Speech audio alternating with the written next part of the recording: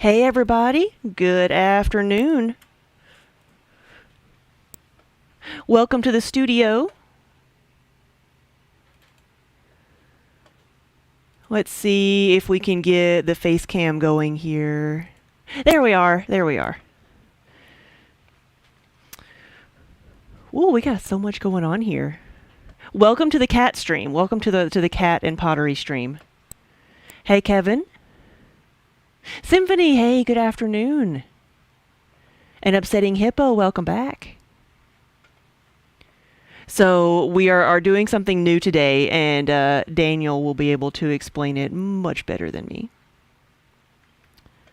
Making sure I'm not missing anything here. We are now able to stream on whatever platform we want to, not just Twitch. So we are experimenting with streaming live on Twitch, Facebook, Instagram, and Twitter. Did I miss any? Looks like we've got Facebook and Twitch going on right now in chat. So welcome everybody. Good afternoon. I gave Kiba his cat bowl of water, but he prefers my clay water, which is actually not, it's not clay yet, it's water, so it's clean, but he prefers drinking out of the clay bucket. There we go. Then make sure his rear end is front and center, because, you know, cat butt.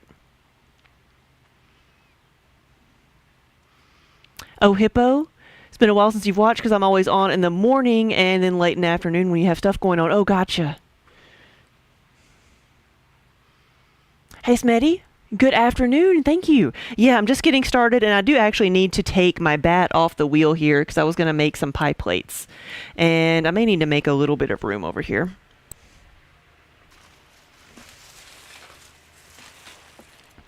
That is what we're starting off with today, is pie plates.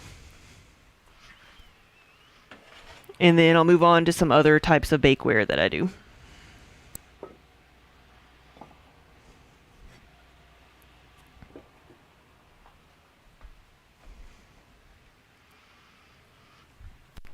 And I actually have a pie plate here that I can show you what it's going to look like. Oof. Since Kiba is thirsty apparently.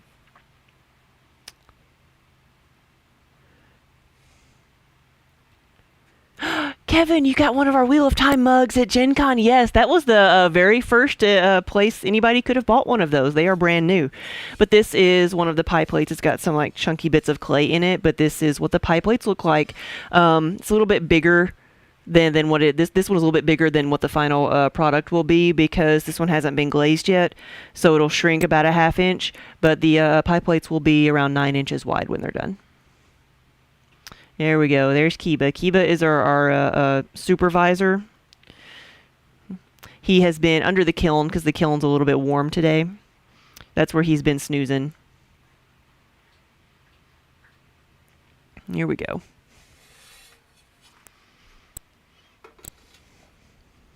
Oh, he's done. He's done with me. And this is Minnie, or Minerva.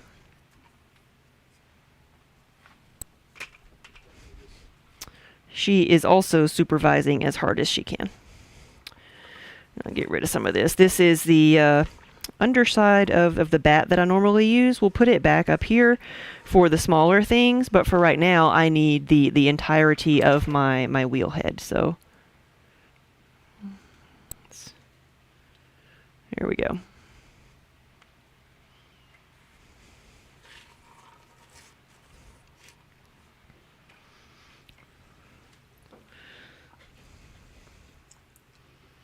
Let's get some water on here. Clean this off a little bit. You got one of the matte mugs and a Slytherin mug.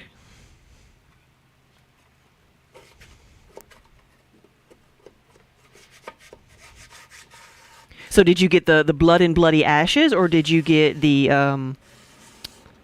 it's time to toss the dice? Because we sold out of both of them. I was very happy. Putting some water on the wheel makes it a little bit easier to clean because it dissolves the clay that's there. And so we're not stirring up as much dust. Toss the dice. Yeah, I guess the Blood and Bloody Ashes one is not like entirely Matt, but I always associate it with him.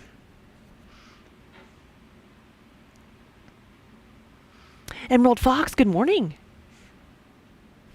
All right, so now we have a clean, naked wheelhead.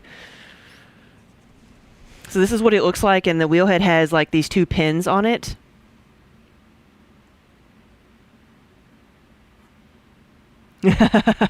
Play in the Mud is a free elf. Twitch has given Amanda a sock. Haha. So these bat pins are what holds obviously the bats in. Not every wheel has them always attached. These, I think, like they've been there for like 15 years. They're not moving. So these wooden bats have holes in them so that it can fit on the wheel. There's that. And then for the pie plates, I could throw them directly on the bat and then cut them off of the bat with a wire or a piece of fishing line, which is what I like to use. But it's really, really hard. You don't think it would be that hard, but it's hard to keep the fishing line like taut enough so that you cut underneath it. You end up half the time cutting through the piece. So I came up with a solution, which is this canvas piece. I'm going to put this canvas piece on the bat, throw the pie plate on top of that, and then release the canvas from the bat and just peel it off of the pie plate. So the bottoms are going to be flat. I don't have to worry about cutting through the piece. I've just got to get it on here. Looks like we're working everywhere. Good.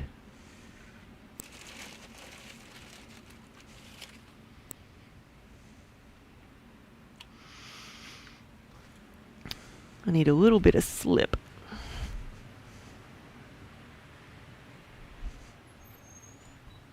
Or just some goopy clay.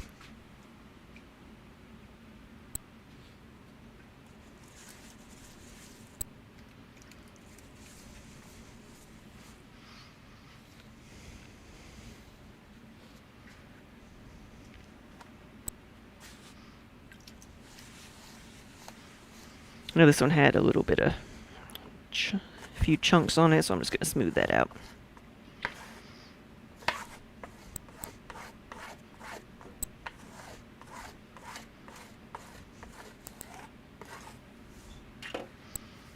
Maybe do the same thing on the other side. Because the point is to have a flat bottom on the pie plate.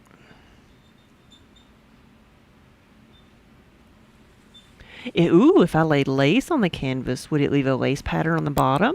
It might. It might. That's a good idea. Yeah, you could have any kind of pattern there. And I wonder, like, you can get those little, like, the paper lace doilies that you can put under, like, cakes and stuff. You wonder if you got those and you could peel them off. Or even just leave them on and let them burn off in the kiln. Wonder what type of impression that would make.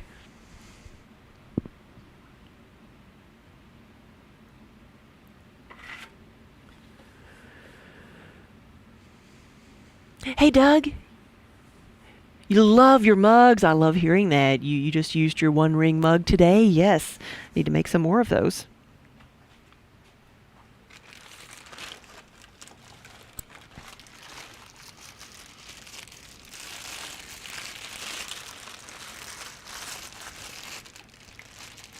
So the clay that I'm using here is 3 pounds. And I think I can make like 10 to 12 of these today with the amount of canvas pieces and the bats that I have. So we'll see.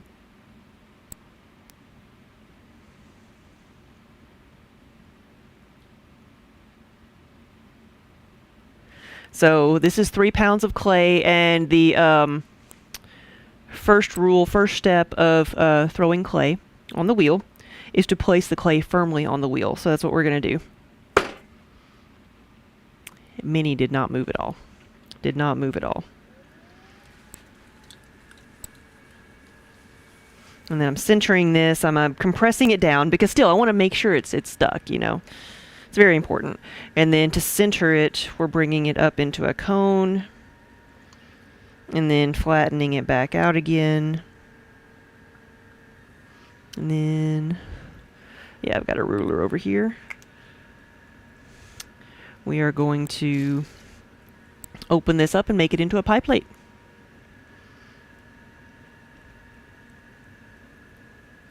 Slow it down just slightly.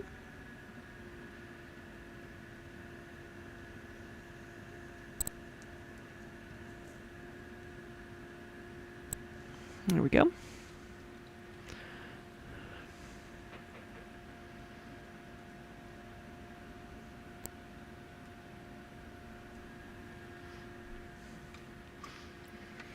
Gotta get out all my tools. I'm gonna see if I need to push this back a bit so you can see what I'm doing.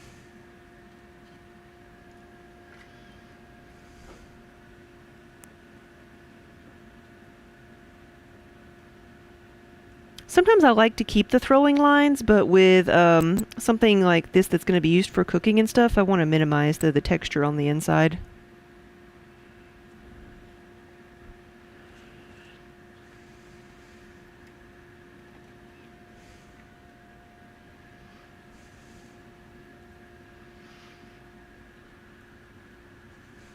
Hey, Tech! Eventually you want to get one of the Wheel of Time mugs. Yeah, I don't know if we have them on the website yet. So I don't know if I could send you over there to see what they look like, but might actually have one back here that needs to be refired. So this one is you know, the base is really more important than the sides. There's more of the base than there are the sides. It's a shallow dish. And I need to slow down because, like, the slower or the wider or the taller something gets, the slower the wheel needs to go. Okay, and then I need to measure this.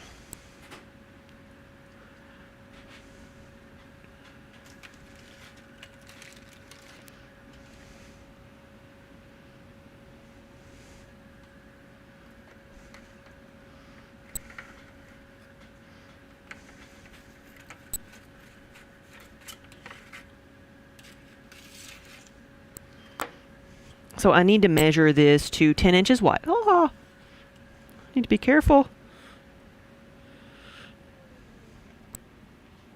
Yeah, I cut through it. I'm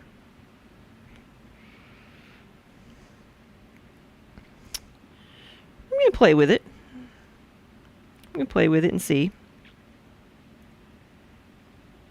Because it's already mostly stretched out. I don't need to do too much more stretching, but I need to be careful with my ruler, don't I?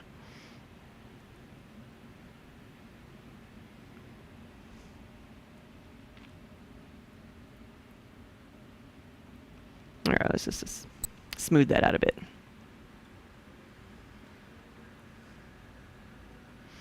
Let's compress this down again. Haunted Doug, you're playing around in multiple windows. Looks like Facebook is about 6 seconds ahead. Wow.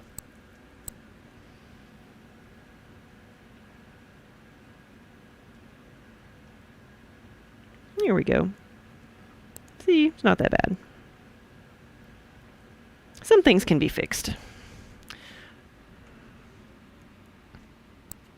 Not everything is a claytality. Now, I need to measure it to 10 inches now and see how far off I am, which that's actually right at 10, so that's good.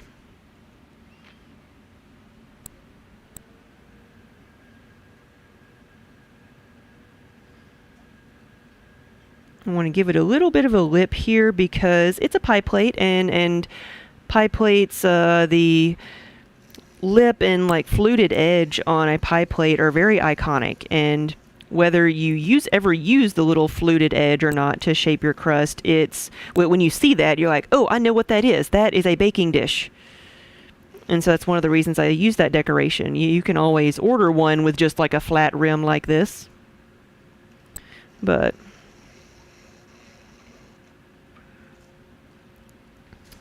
I add that decoration just as a kind of descriptor. Yeah. Mistakes doesn't mean the end of the world. Yeah, you don't, not everything can be fixed, but you don't know until you try. So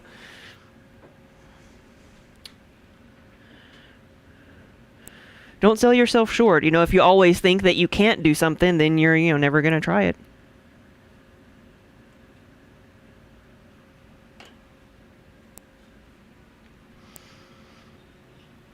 All right, I'm going to undercut that a little bit. And we're going to flute the edges of this.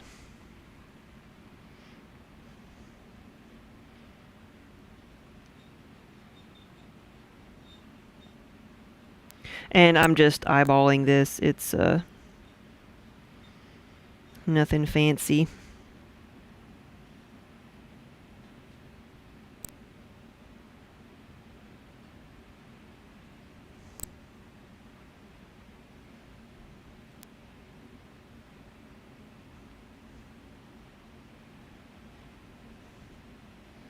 I think I did more little ridges on the other side, but it'll be all right.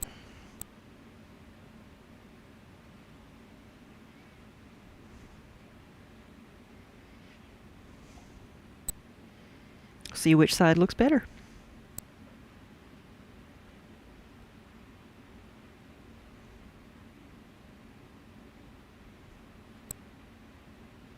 Okay. And then reinforce that wall a little bit.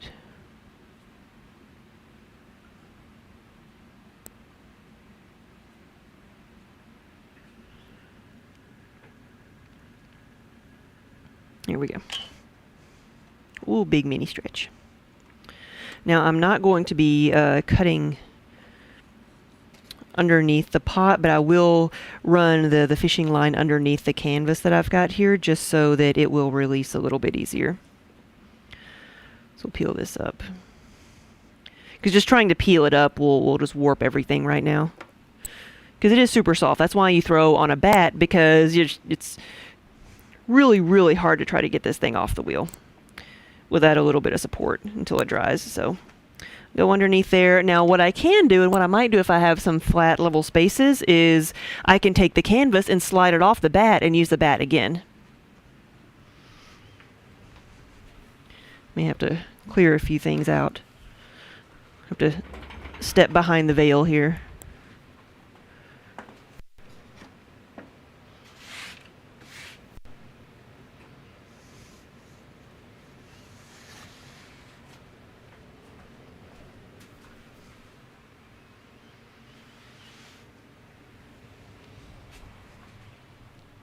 All right, and so I can use the bat again.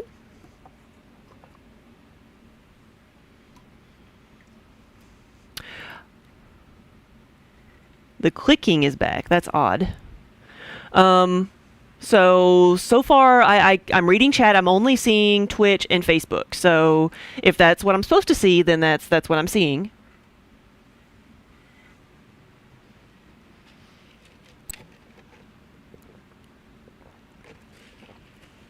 Hey, Shadow, good afternoon.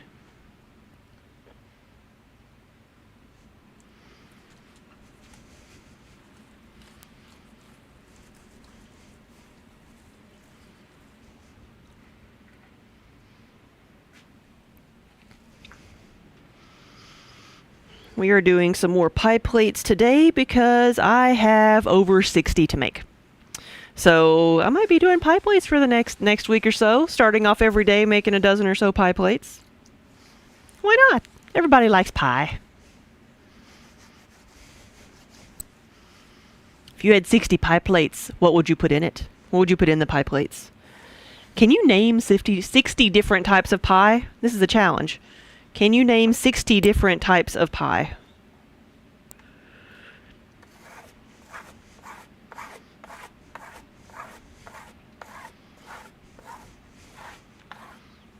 Apple, peach, rhubarb, coconut cream, peanut butter, chicken pot pie. Here we go, 3 pounds.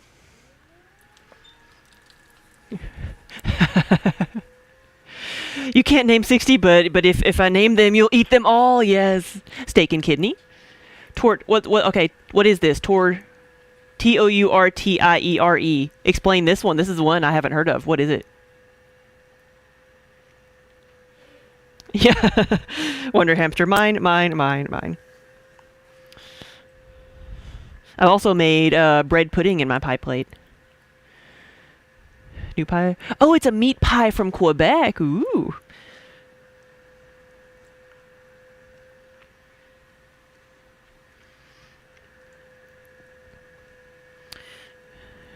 See, my mother likes key lime pie. Does cheesecake count as a pie?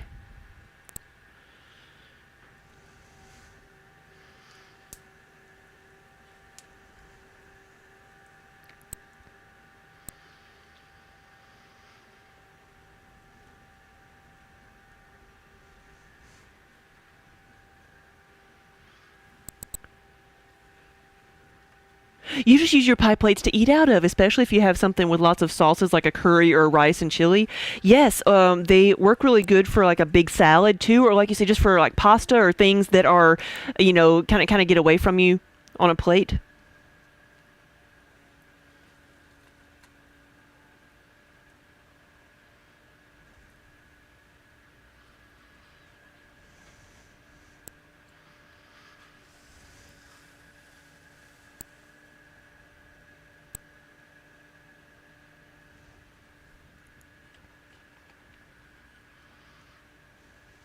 Tonight they're going to be used for the salads.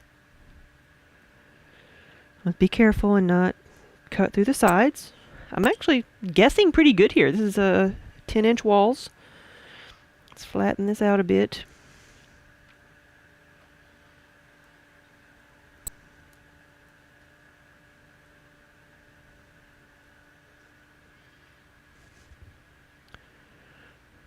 That's right, your orange pie plate. I thought you were like suggesting an orange pie. I'm like, I've never had an orange pie.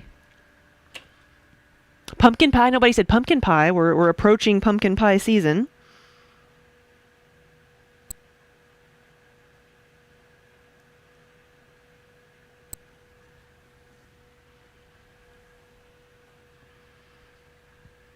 You've also baked a round loaf of bread. Yeah, it's really good for cornbread. We have the mini pie plates, which are in the kiln right now, that was making last week. That are they're going to a restaurant that are going to. They use them for their signature apple dumpling dessert.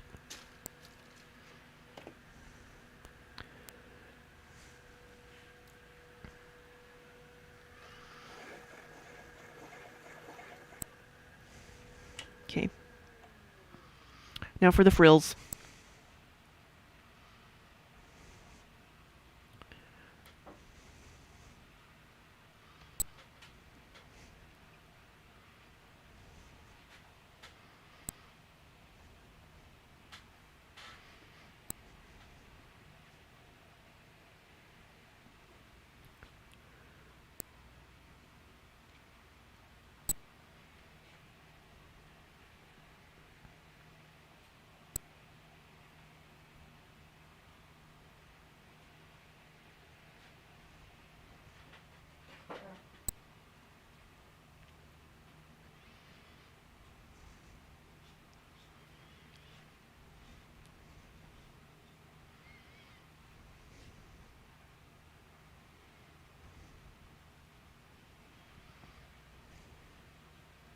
Let's see, let's look at the side here.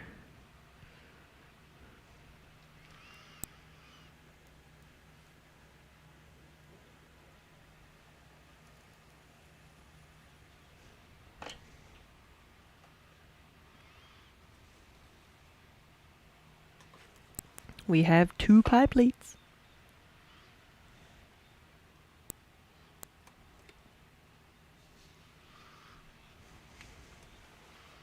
Yeah, the canvas pieces I'm using here, it's a waxed canvas, and it's actually an old tarp that we cut up.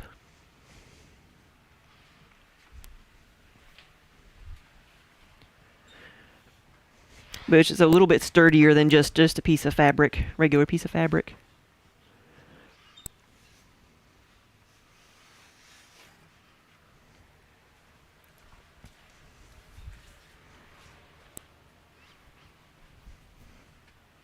And I guess this way, if you had enough of the pieces of fabric and flat surfaces, which is, sometimes hard to come by, you could just use one bat over and over again.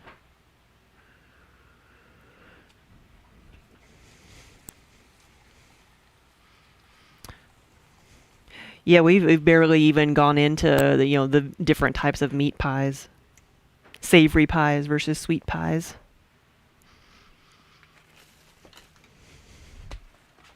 Oh, that one's too big.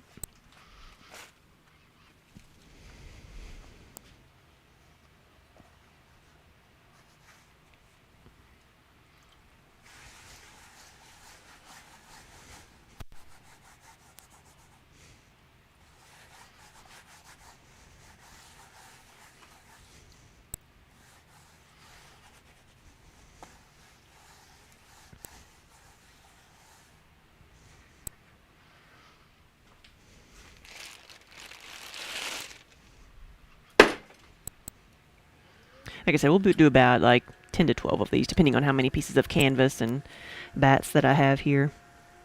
So we are on number 3.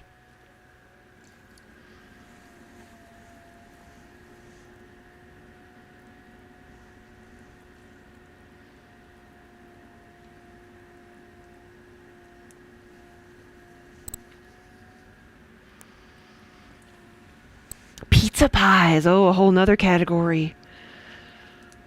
Deep dish pizza pies.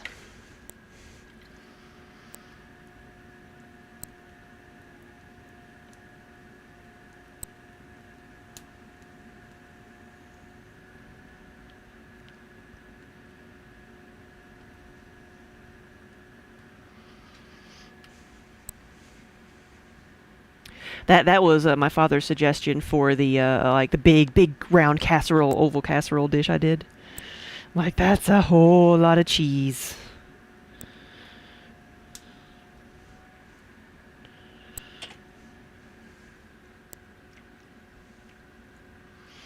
We found a good place in Nashville that does a deep dish Chicago style pizza. Really, really good.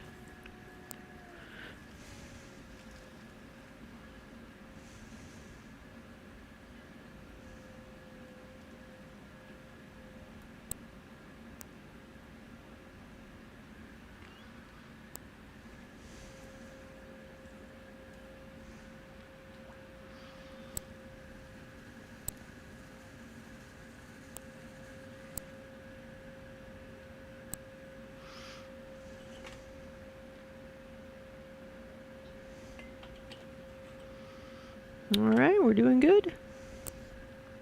Slow it down a little bit.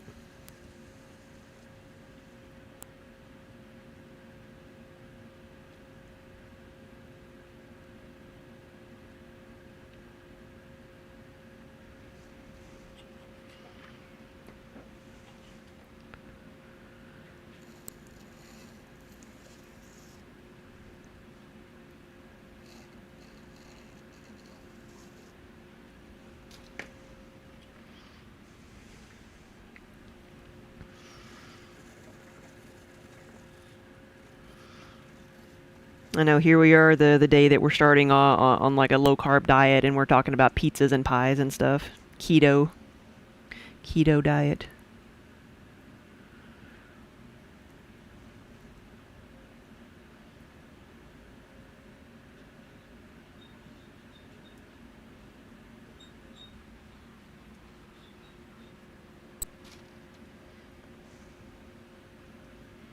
That's good for our sanity, isn't it?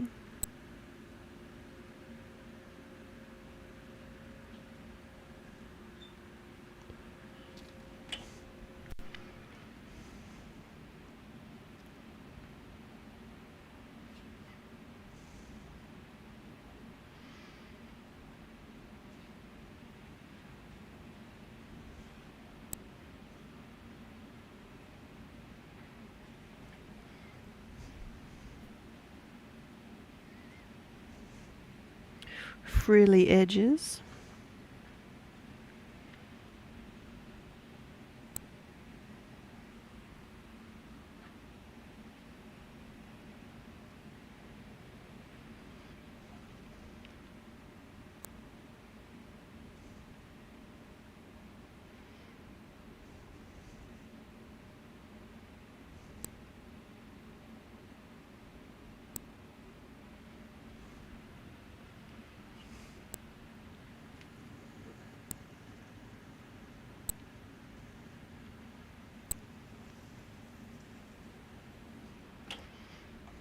All right, we have 3 pie plates.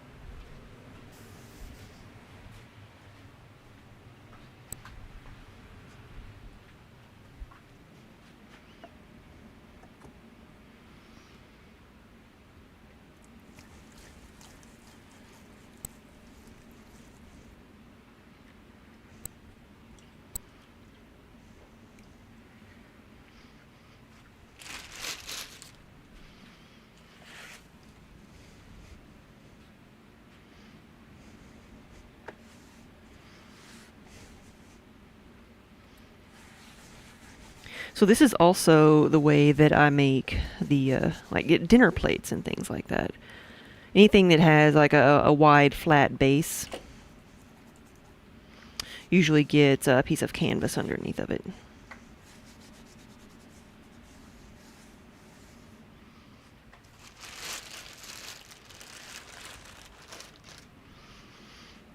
The only downside at all there is to it is it leaves a little bit of a texture on the bottom.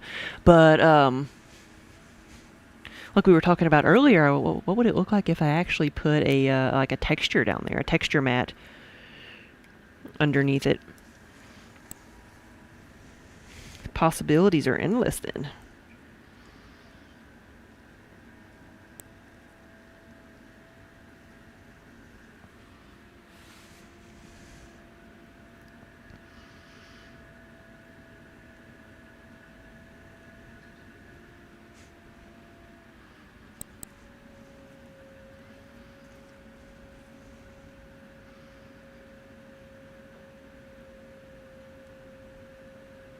So I'm throwing these like fairly thin on the bottom compared to what some people might do, because another thing the canvas allows me to do is, the bottoms of these are going to be flat. I don't have to trim them.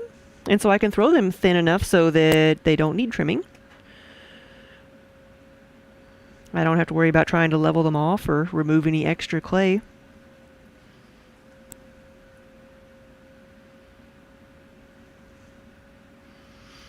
I do have to let these dry out a little bit slower because if the rim dries out too fast, it's going to cause cracks in the piece. You got to try to dry it out more evenly. Wider pieces are less forgiving than like the mugs and stuff.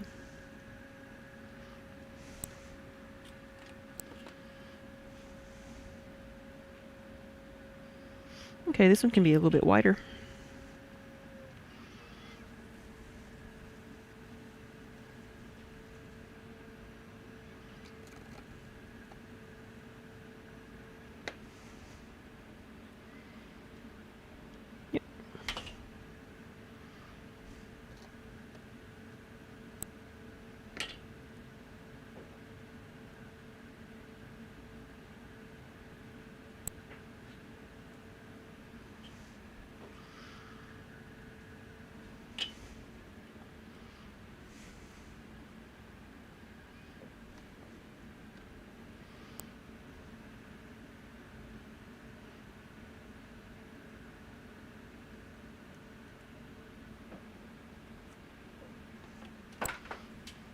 Whoops, I just dropped something. Where did it go? Oh no.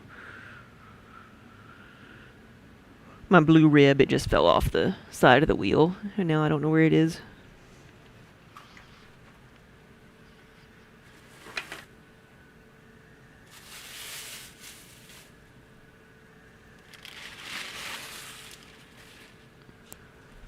It fell into the void.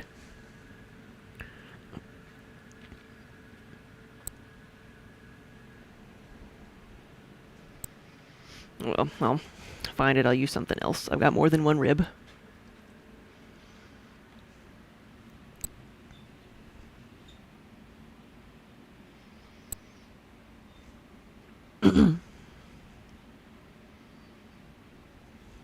And I know it's blue, but it's really brown, right? It's the same color as clay, so I can't just see it because everything is clay colored around here.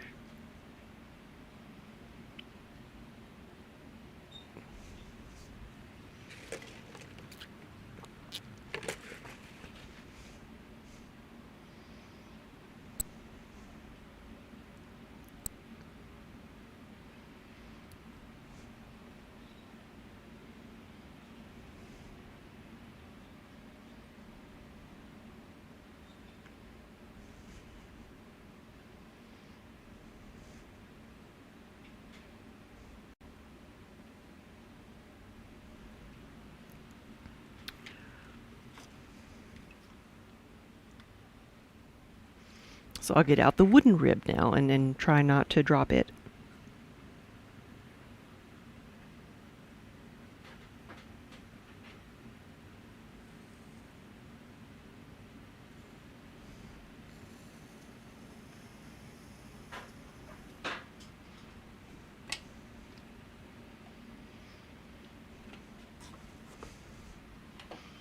And just like that, we have a pie plate, 4 pie plates. Wort Twix, hello, hello. Is this a plate? It is a pie plate, but you can use it for whatever you want. Sid was just saying earlier that it works really well for things that have sauces, or like for salads, things that are bulkier, that are, maybe aren't the best things to eat off of a plate with.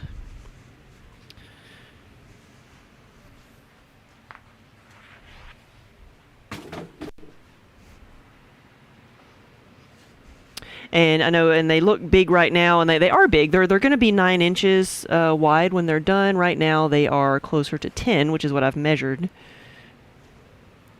Because they do shrink an entire inch in the kiln.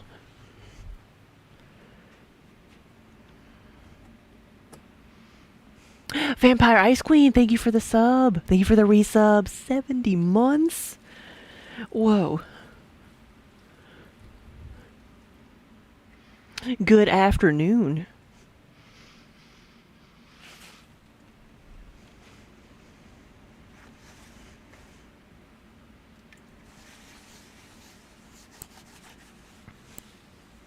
You can barely see her, but we do have Minnie over here supervising. Oh, there she is. She heard her name.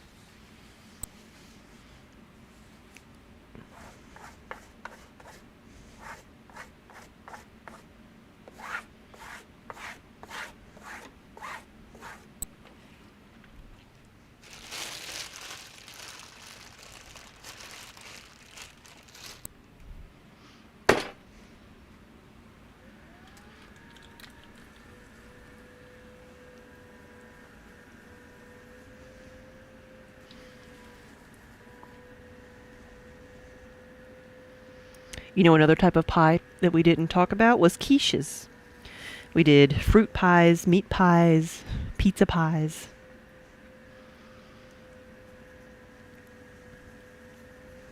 Egg pies.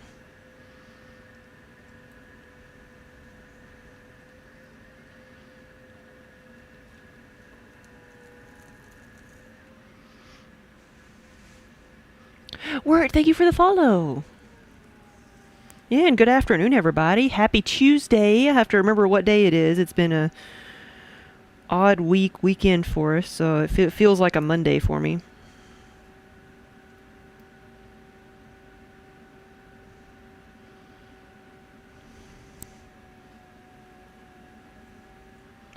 I need to slow this down just a little bit and get some more water.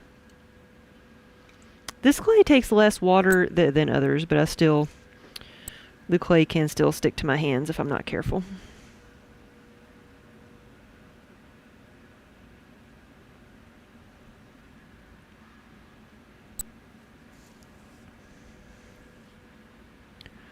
Anani, hello, how are you?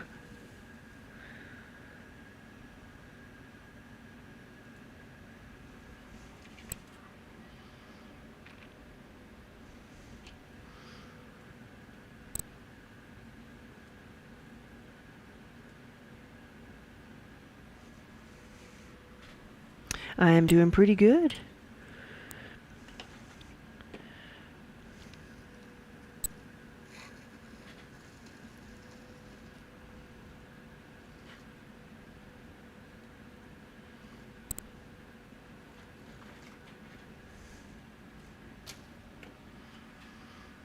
Yeah, we had taken a part of yesterday off to hang out with some friends and do a game day because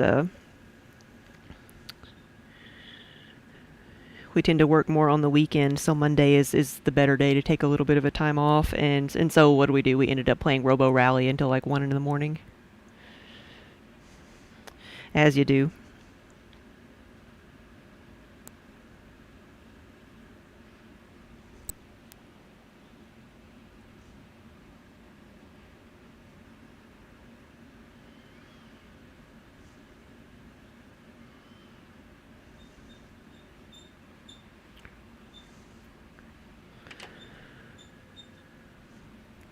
All right. Let's make this one frilly.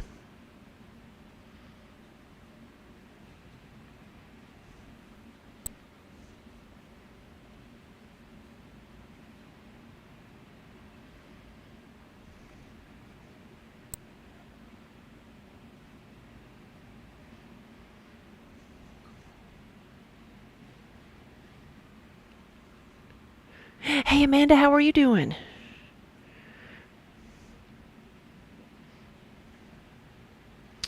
Here we go.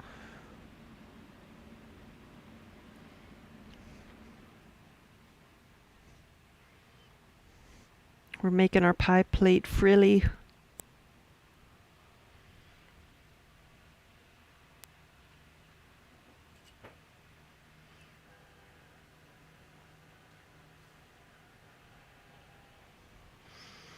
And we'll undercut it just a little bit.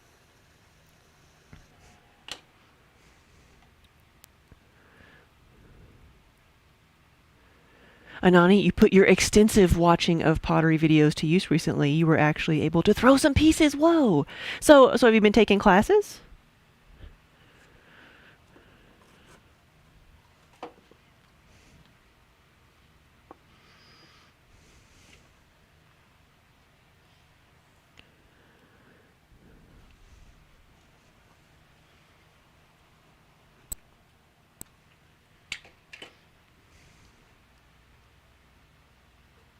Fairy Wings, thank you for the raid.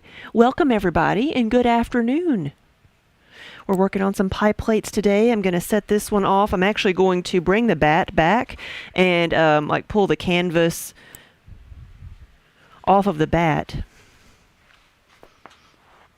onto one of my shelves over here.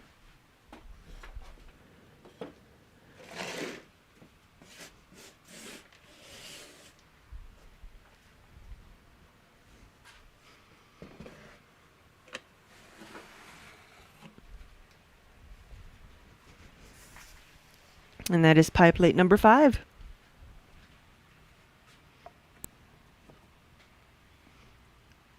Hey, Fairy Wings, how are you?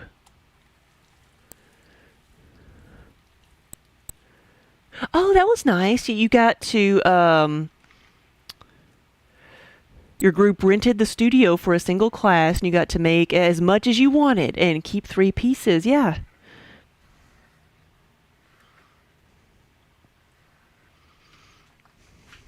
Well, that sounds like fun. So did you have anybody teaching or guiding, or did they just like let you all just go in the studio and play around?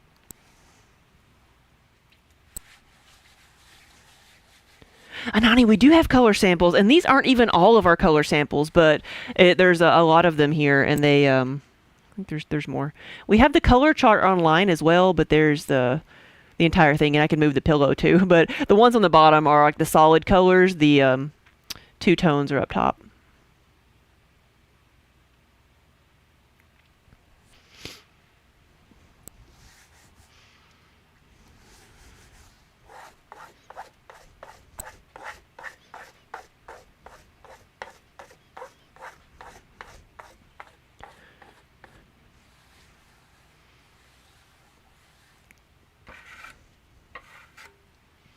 Fairy Wings, are you thinking about going to TwitchCon this year?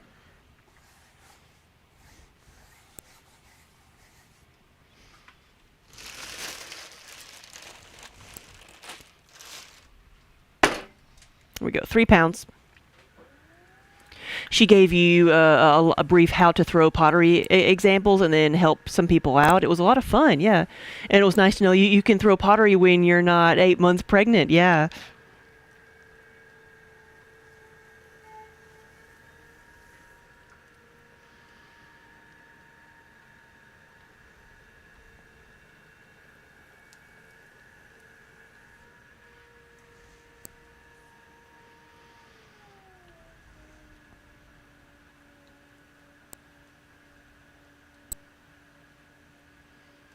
Kind of even this out here. Whew.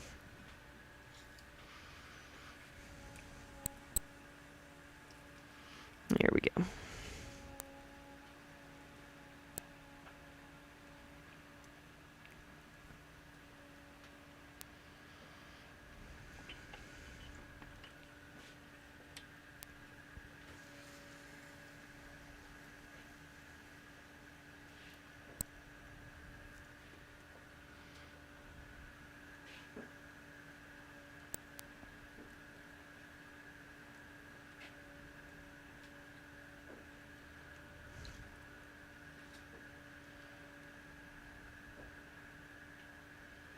There we go.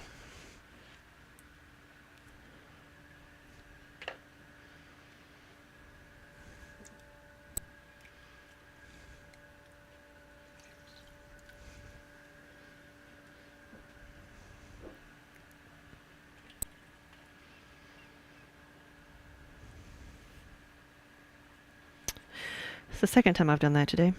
Let's see what the damage is. That's not as bad. The last one I actually like sliced through the piece. I need to be more careful with my ruler. This one is a little bit wider than it needs to be, so I'm going to try to bring it in a little bit.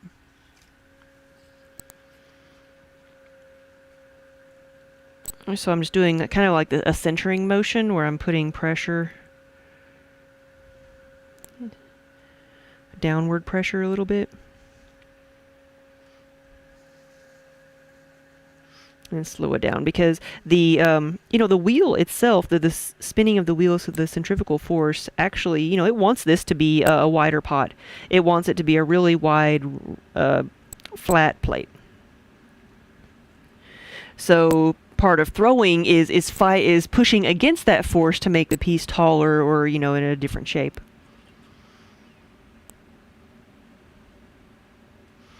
Okay, we can move this out a little bit.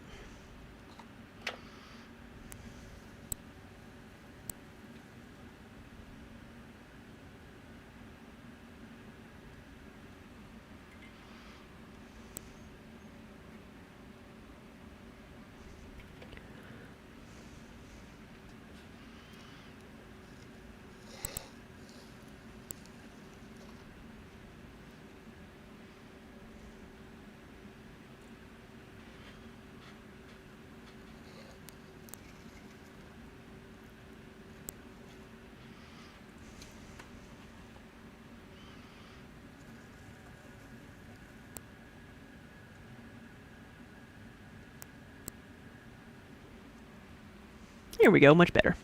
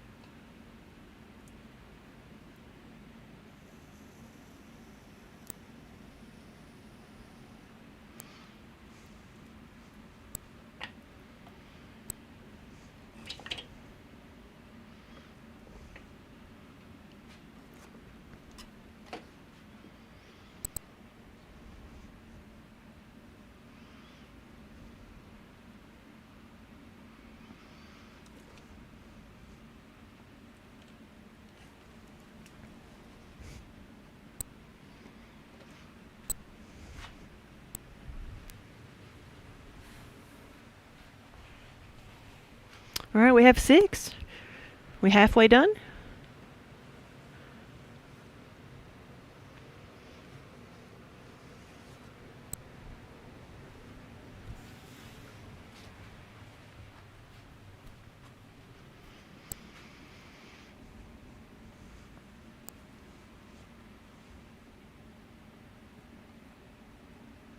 Oh, Amanda said it's a very nice shape and size. Why, thank you. And remember, it will shrink a little bit, so it'll be 9 inches wide when it's done. And it'll be a bit taller than your average pie plate.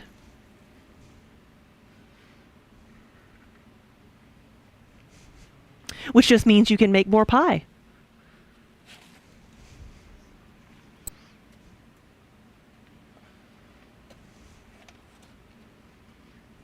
Oops, sorry, Minnie.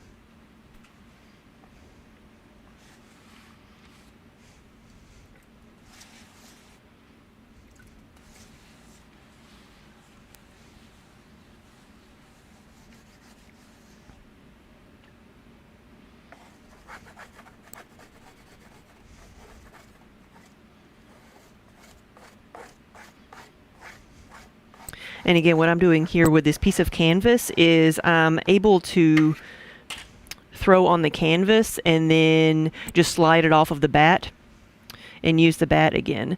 But it also helps me because that way I don't have to cut underneath the actual piece with my wire cutter or my piece of fishing line, because almost every piece I'll end up cutting through, a chunk of the bottom, and then you have either have something that's uneven, or you cut through the entire piece and ruin it, or you then have to go back and maybe trim a little bit off.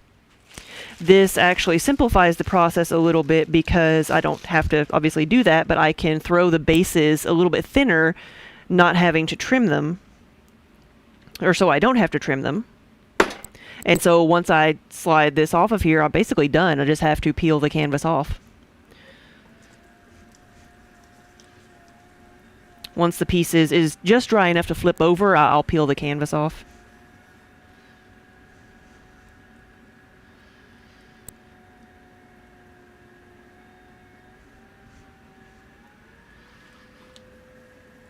And this is 3 pounds of clay that I'm using for my pie plates.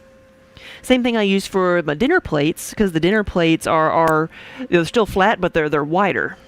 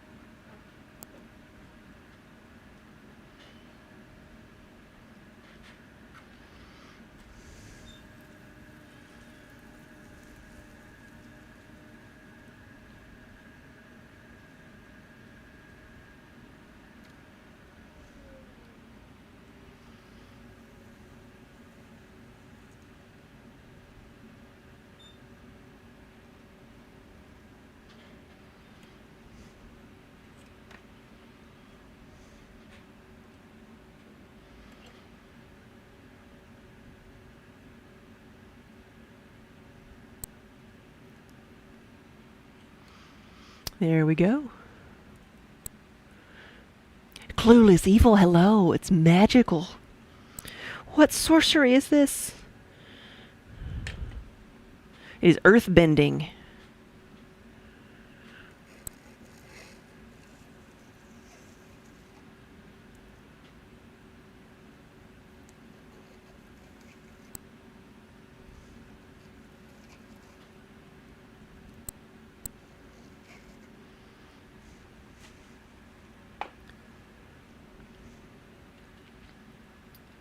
Hey, Clueless Evil, say how goes? It's going pretty good. Just getting started. We've made 6 pie plates so far. This will be number 7. So we will flute the edges to give it that iconic scalloped rim. Like I said before, whether or not you actually use the ridged rim to shape your pie crust or whatever you're using it for, it just kind of, it's iconic. It's descriptive. It tells you, oh, I know what that is. That is a pie plate. That is not necessarily a dog dish. It is a pie plate. You can use it as a doggy dish or cat dish, depending on how many cats you have. Though my cats don't really like to eat together. They prefer their own little small dishes. I think I missed one there.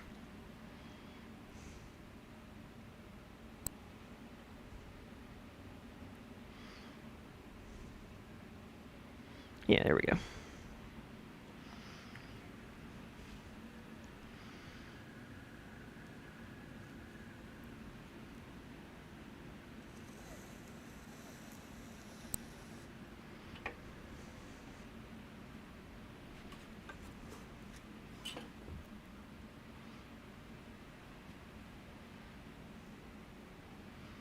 Peel that up a little bit. We'll go underneath this just to help it release.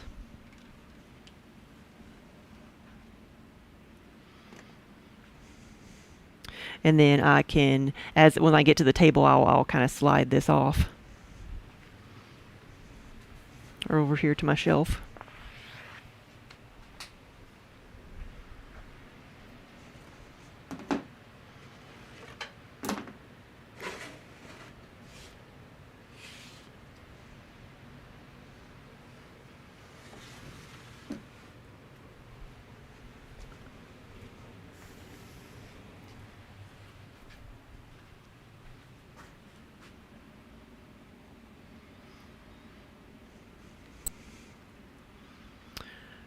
Oh, your cat will just sit inside the dish given the chance. Yes, if it was big enough.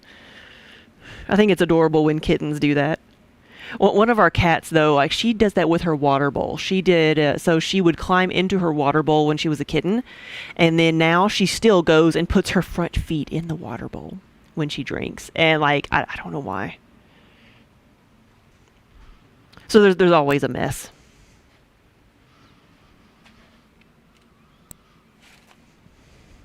Thought about getting one of those like floor mats that to put under it that changes color. Like sometimes when they get wet, like if it's a white one and it gets wet, it looks like it's splattered blood. Like I think that would be funny. It would be also like probably give me a heart attack every time I walked in the kitchen, but you know, it would still be funny. Maybe they've made some that aren't so violent now.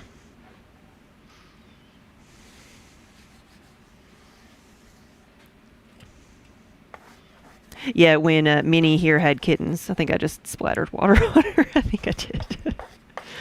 But when she had her kittens here in the studio and they were itty bitty, so they had to be younger than 8 weeks because that's when we had, gave one of them away. Was it 6 weeks? Rehomed them, or at 8 weeks. But like, once they were introduced to Kiba and like we're just let them start running around in the studio, like one of the girl kittens would just go and sit in his food bowl and eat.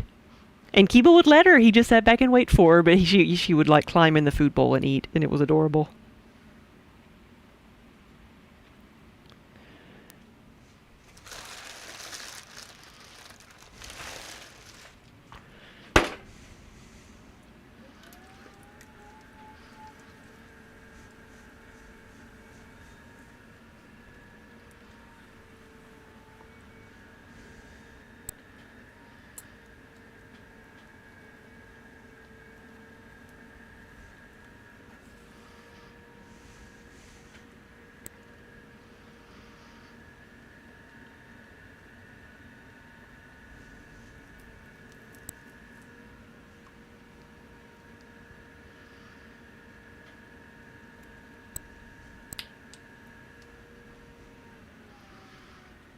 We've got a stray dog that's been hanging out in our front yard.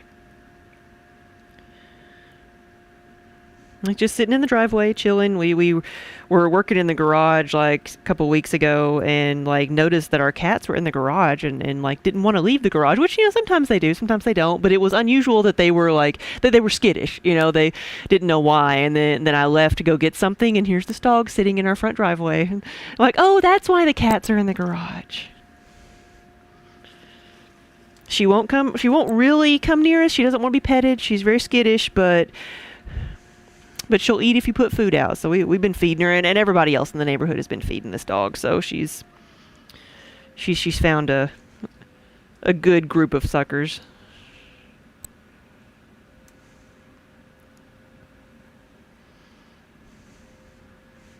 But nobody's been able to kind of catch her and take care of her yet.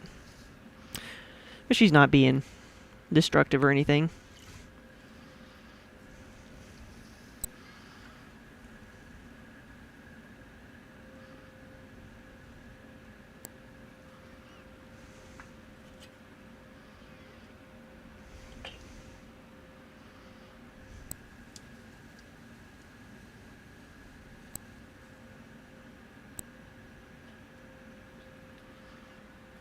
Of course, us being the suckers that we are, we've given her cans of wet food, trying to make sure make sure she's not starving, because that's what we do. We feed all the stray animals.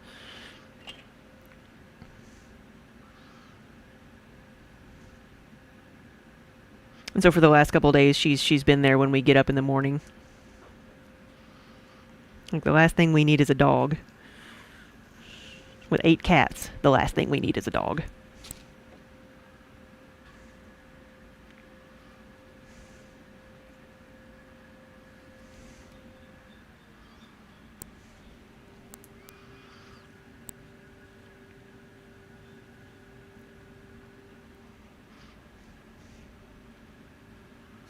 Oop.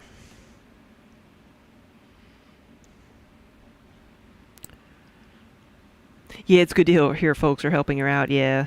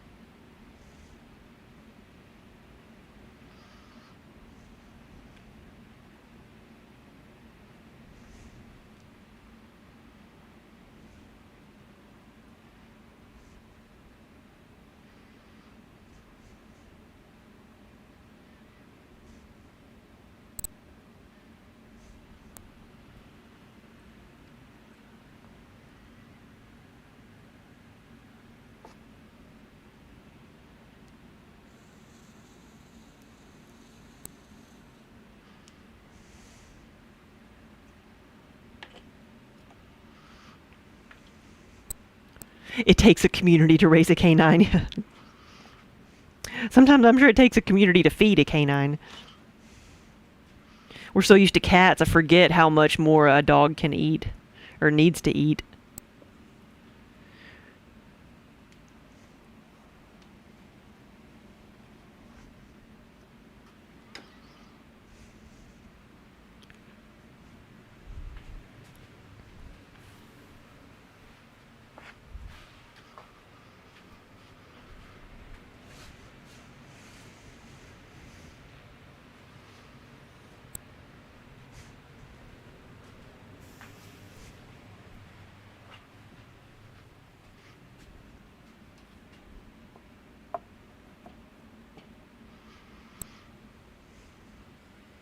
Oh, Clueless Evil, thank you for the follow.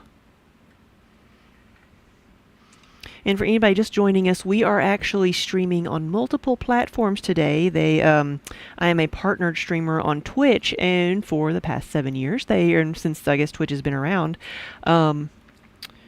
they required a partnered streamer to only stream on Twitch. So today, they actually took that requirement away, took that restriction away. So we are streaming on Twitch and on Facebook and Reddit and Twitter and Instagram, everything. We're streaming everywhere we can.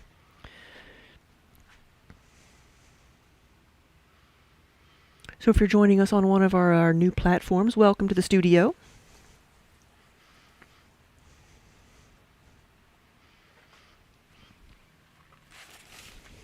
My name is Amanda, so we are our Play in the Mud on Twitch. So that's maybe why you see people calling me Play in the Mud, Muddy, anything like that.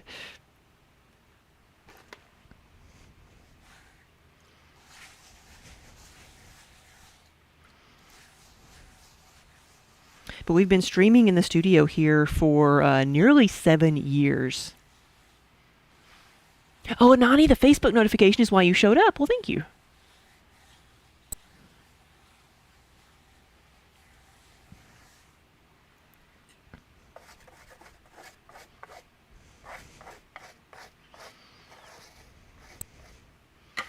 But yeah, like we've been doing this for nearly 7 years now, so almost all of the pieces I've made in the past 7 years have been made live on stream.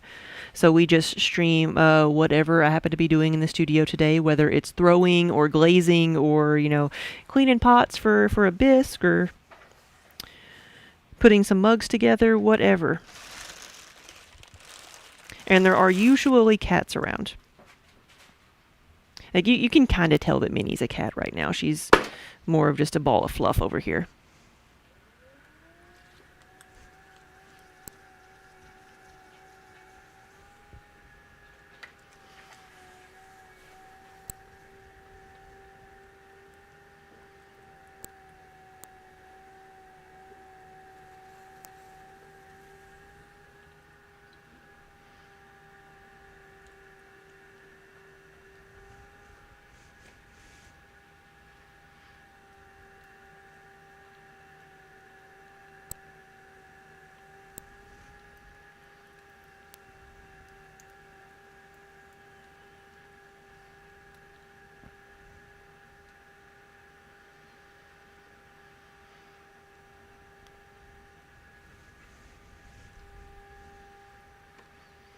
Just turn that down a little bit. It's a nice spiral. I think we're going to hypnotize everybody.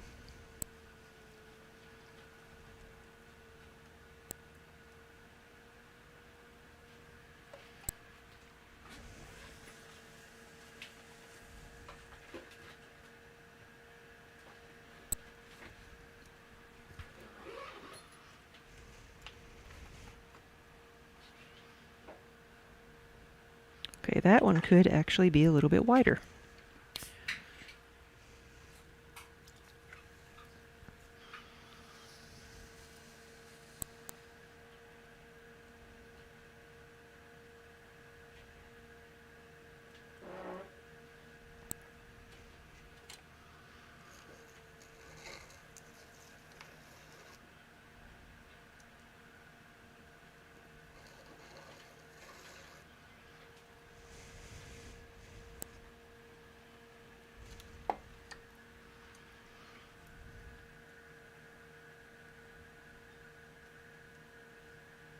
Whoops.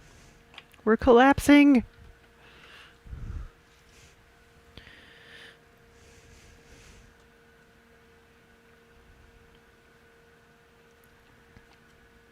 Yeah, Nani said, you're surprised Twitch lifted their restrictions, but you're very glad for it. I don't know, I don't know all the reasons behind it. I'm sure it's been discussed in a lot of places, but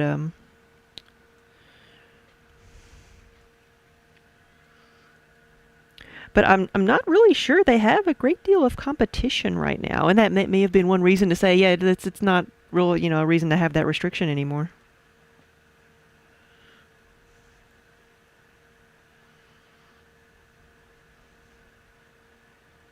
Ooh, I'm just making another spiral. Let's smooth that out.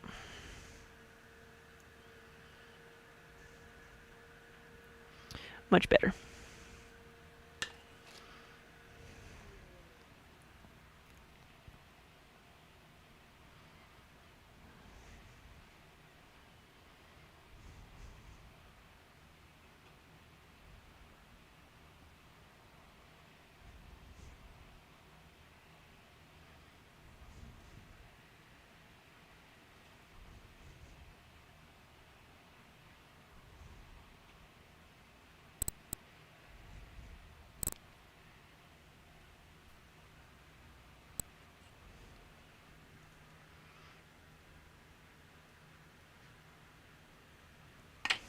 There we go.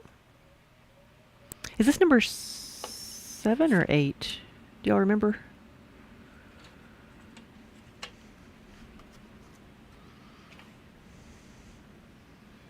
I think it's 8.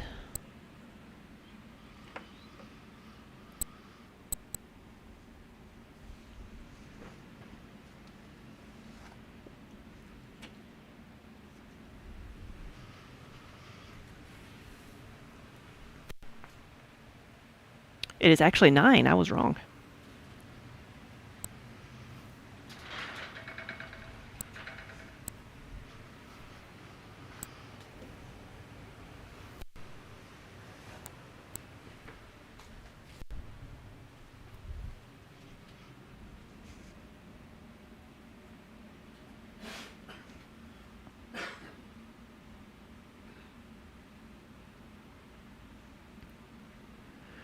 Anani, thank you for the resub.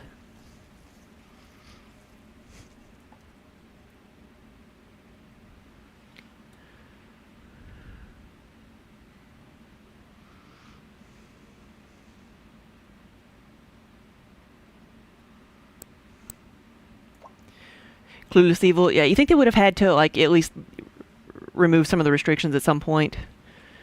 Doing all or nothing can backfire when it becomes too limiting. Yeah. Well, see, and when we first were partnered, they were like, you must have a YouTube, you must have these other like social media, outlets where you do things as well. And then at some point they decided it's like, oh no, we're not gonna, don't go to YouTube, do everything on Twitch. And then now they've gone back to it. So they're always trying to change things.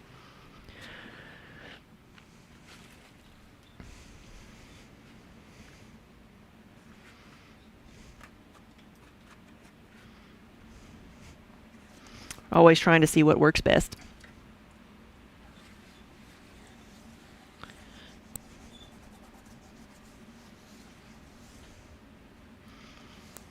Looks like the base of a different pie plate.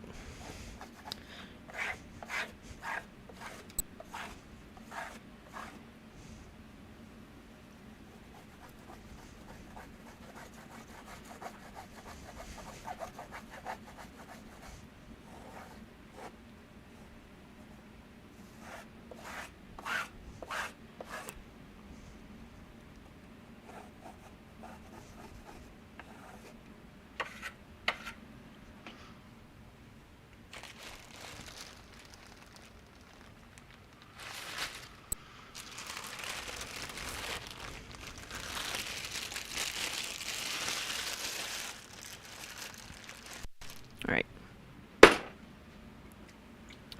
10.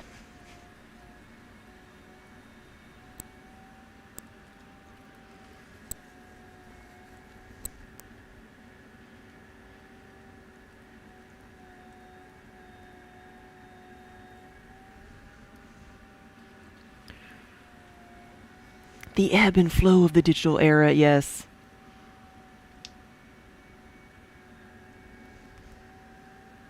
Yeah, right. Ever changing like the tide, but with fine print.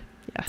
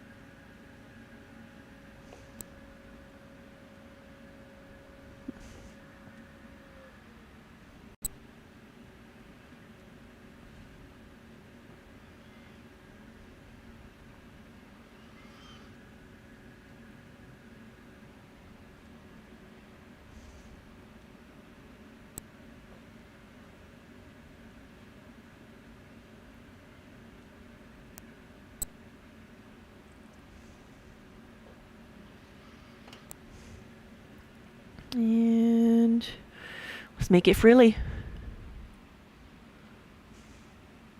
Hey, Kendall. Good afternoon. What's been thrown today? What's being thrown today? Pie plates. Pie plates. We're getting ready for all those fall pies and breads. Or anything you want to put in it, you know.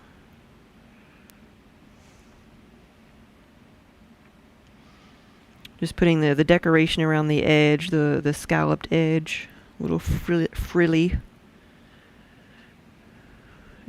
edge. It's too fast. I don't know if I can keep up. Nope.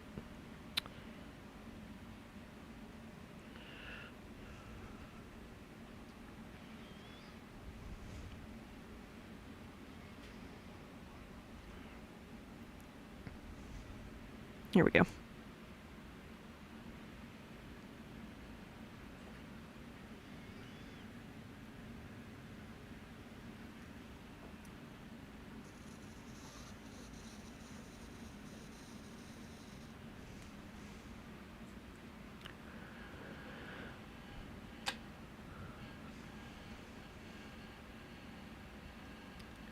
Clueless, yeah. You're also an Amanda. Yeah, the 80s produced so many Amandas. Yes. There were always at least 2 or 3 in every class I was in. Yes. There were like two different songs in the late 70s that featured someone named Amanda, which is why there's so many. One of them was a Waylon Jennings song, which is what I'm named after. And the other one was a rock song. I can hear the song in my head, but I don't remember who played it. Would be considered a classic rock song now.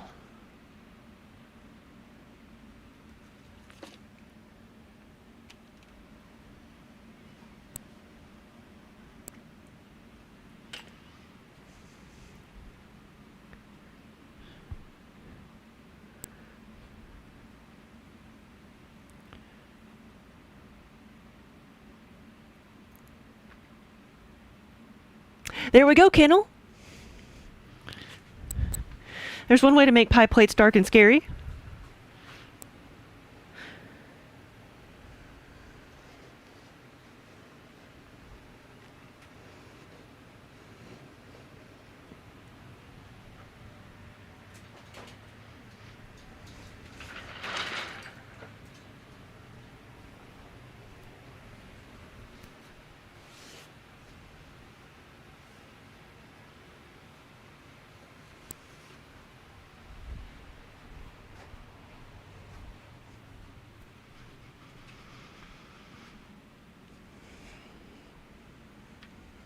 I actually, though, know somebody who makes like pie plate bread baker lids. He makes them round and makes the domed lid on the top and sculpts it into a creepy face. So that is a thing. Yes, by Boston. That's it. Yeah, that's the song.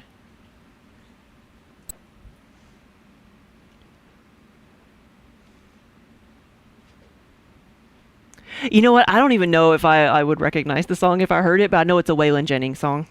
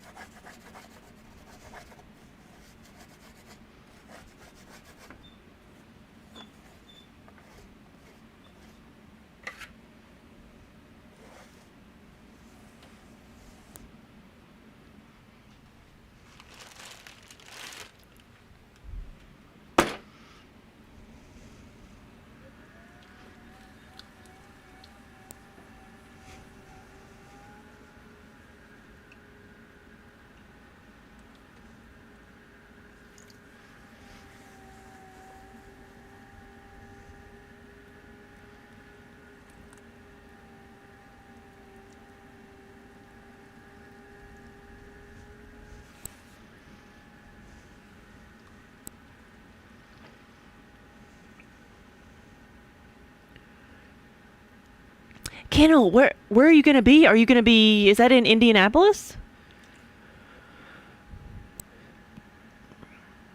No, wait. That's the show that came through Nashville last month. Def Leppard, Motley Crue, Poison, and Joan Jett. Yes.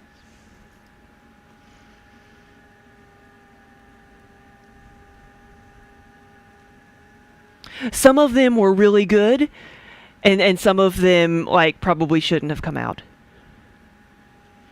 Actually, Poison had to cancel the weekend they were in Nashville because my husband Daniel went to see them.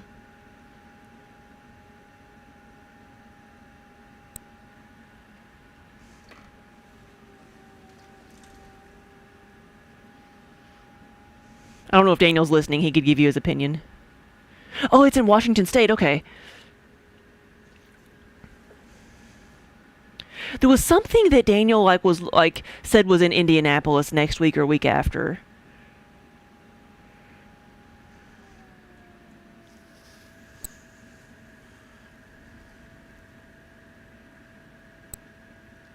Because that's not like a huge drive for us. It's just a couple hours.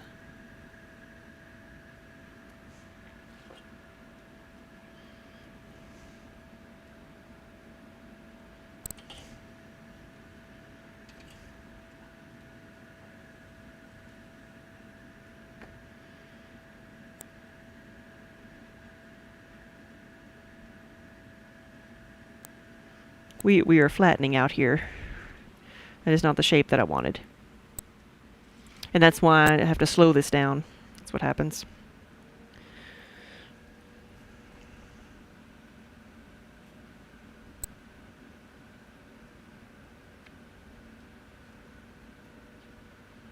There we go.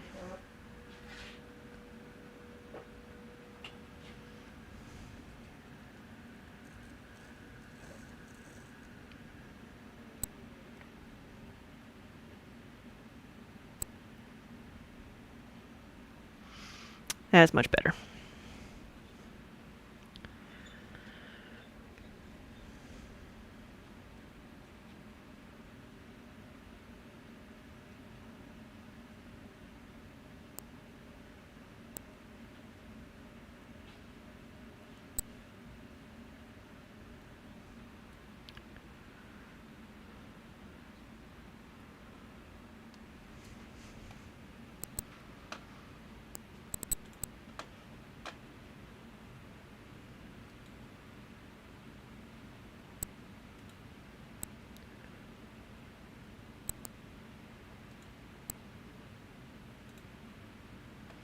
Here we go. Cartoon Man, hello.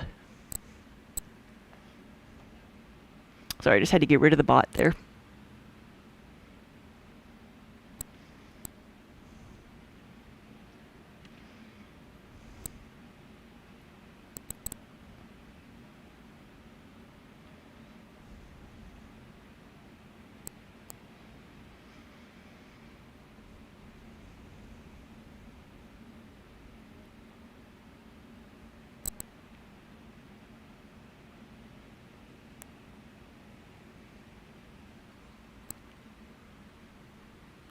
Wonder Hamster, you missed banning a bot.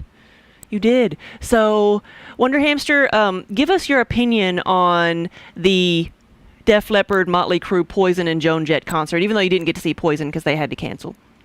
Kennel Dogwood is going to see them in Washington State. What, next week, you said?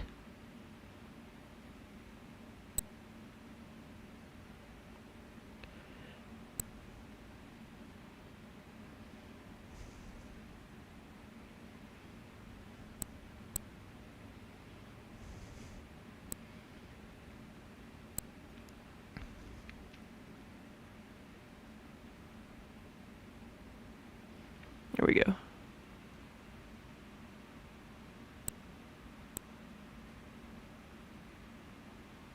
Oh, Kennel, welcome back.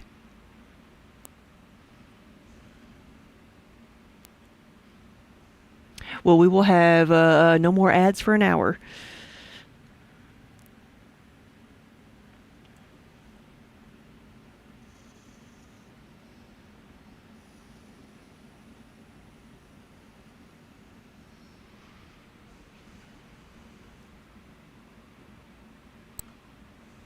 Def Leppard is the one that stole the show.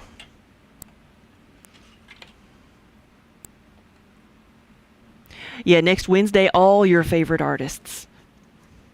It was a good show.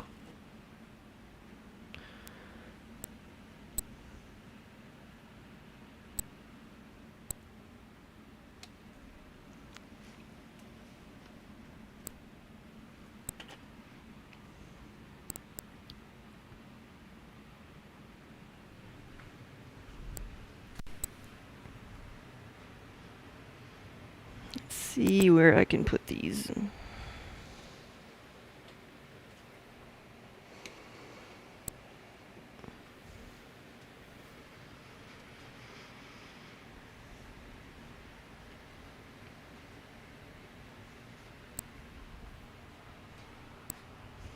It's 11.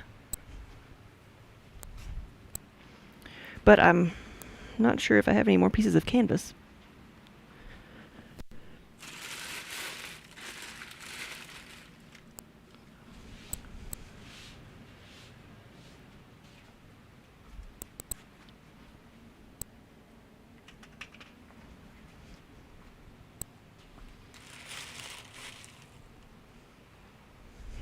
May have to cut up some more canvas, or I think I have more somewhere. I've just misplaced them.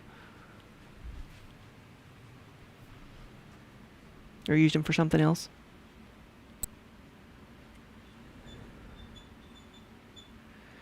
Yeah, Kendall, you'll be taking your headphones. Yeah, earplugs. Earplugs would probably be advisable too.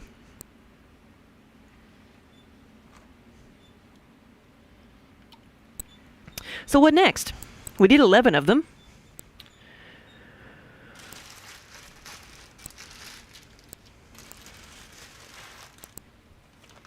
I have 1 pound pieces and I have 3/4 pound pieces that I can do.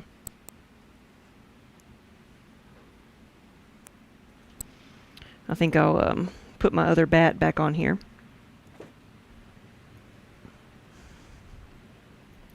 And see what I need to do next.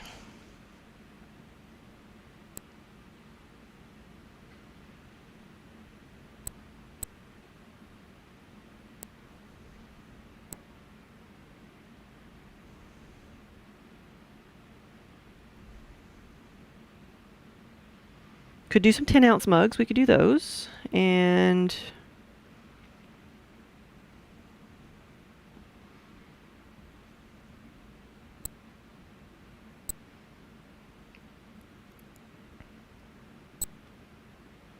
small ikebanas. I haven't made those in a long time. I'm going to do some butter bells. That's what I'll do. Or one of the things that I'll do.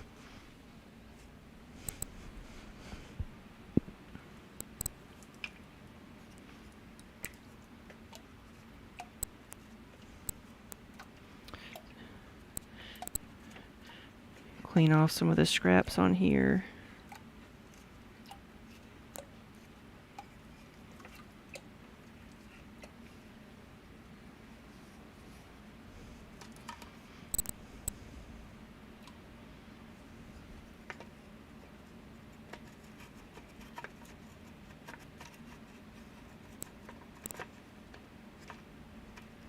There we go.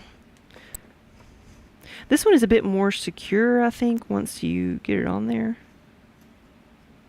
It's just hard to kind of click it into place.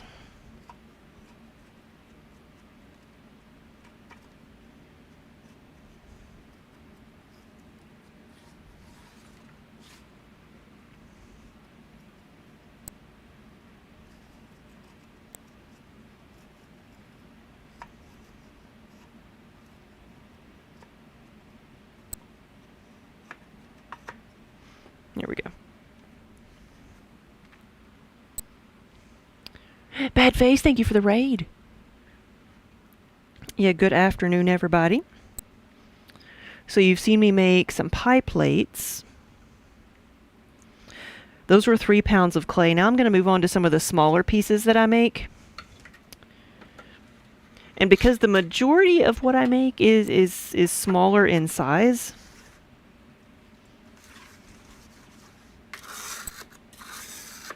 I use these 6-inch tiles, and this is a system that I've kind of made myself.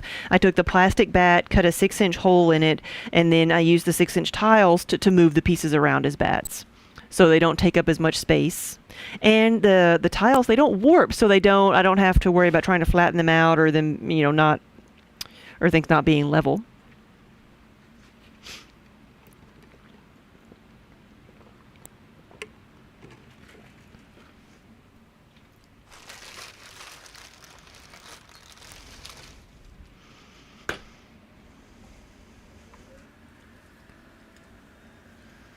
So this is 3/4 of a pound of clay, so not even 1 pound. So it feels like I'm barely having to put any pressure on it compared to like the 3 pounds of clay. But it starts out the same way. I'm centering it.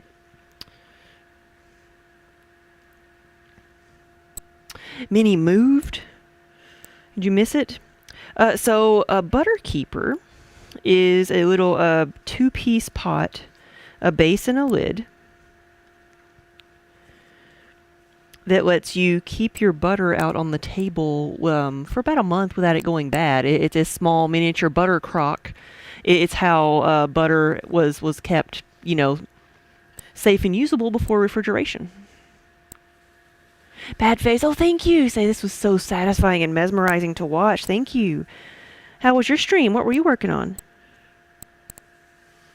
So there will be a little bit of measuring here. And this will be the base.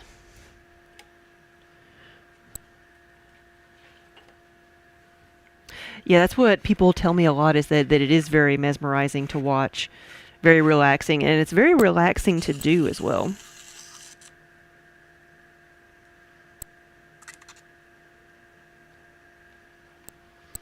I guess it's the best compliment I could have, is that people say that the stream relaxes them so much that they can sleep. All right, now let's see how wide this is.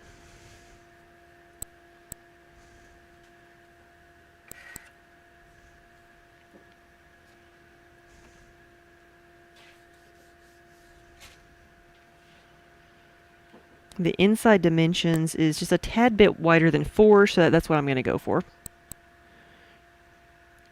Oh, you were playing some Phasmophobia? Is that what it's called?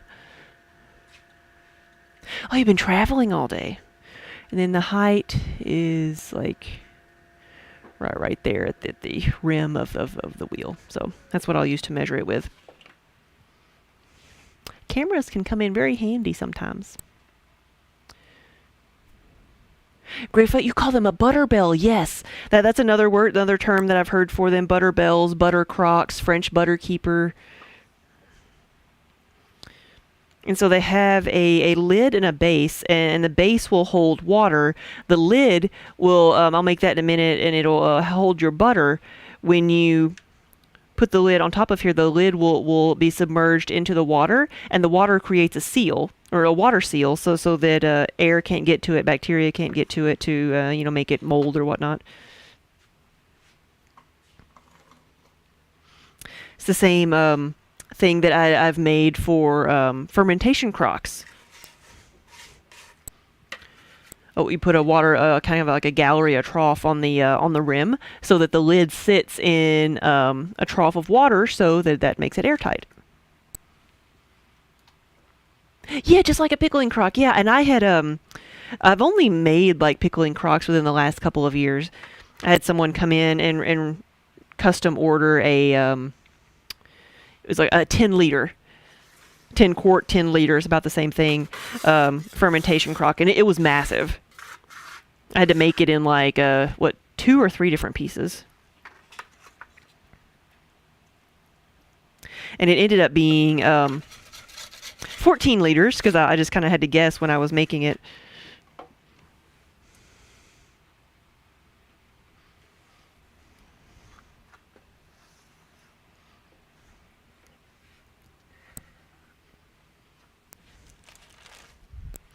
I'm going to make the, I think this, all the bases first.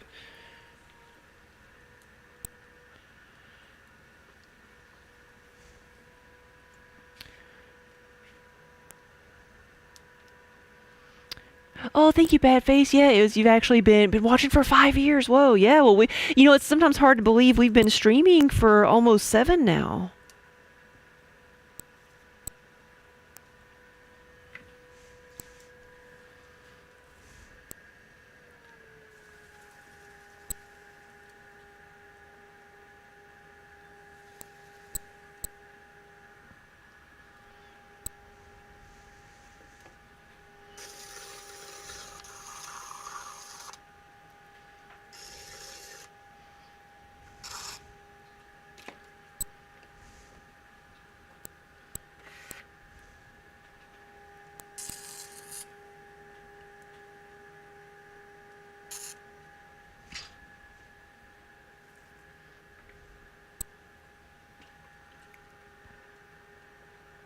There we go.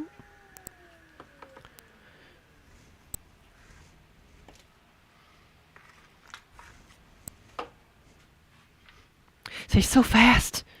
Yeah, well, these are very simple pots, and it's not very much clay. Like the pie plates took a little bit longer because it was more clay and a bit more decoration on them.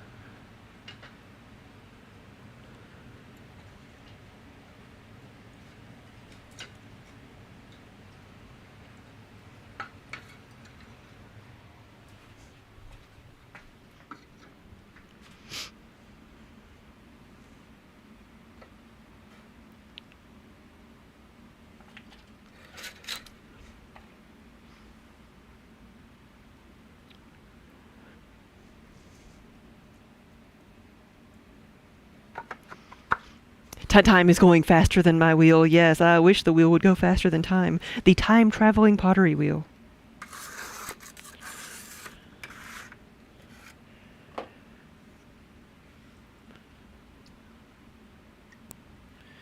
What were they trying to pickle? Like an entire pumpkin or something? They were pickling sauerkraut.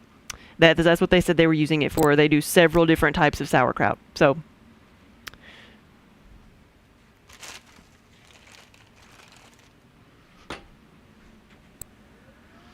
specifically a spicy sauerkraut.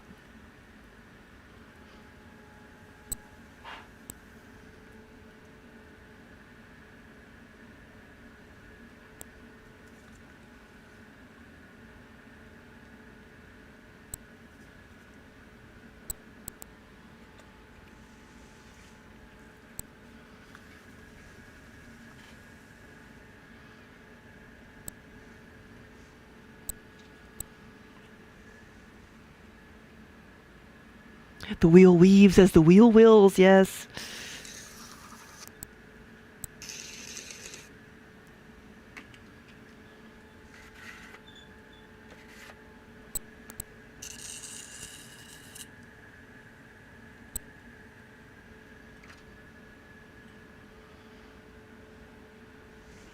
That one's too wide.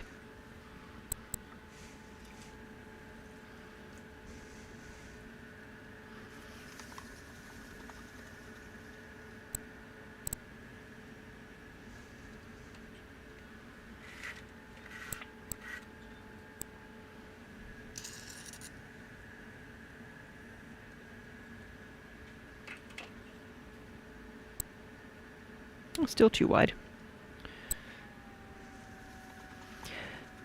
If I finish this one, I'll show you the mug that I made that has that on it. The wheel weaves as the wheel wills. There we go.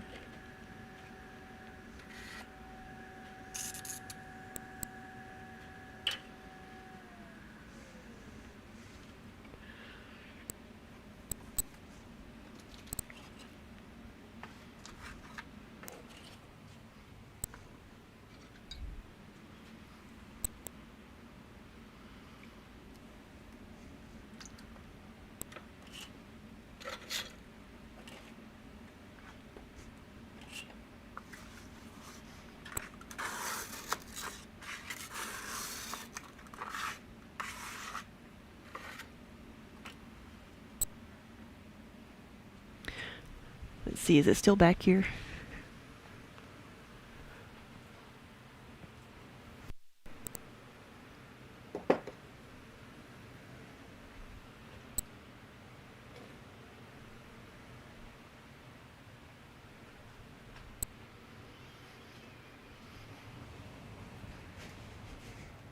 Yeah, so this is one of the new graphics you can get on the website. We made a couple different graphics for the Wheel of Time, and this is the the main symbol of the series, the snake eating its tail with the wheel. Alan the Trap, thank you for the follow.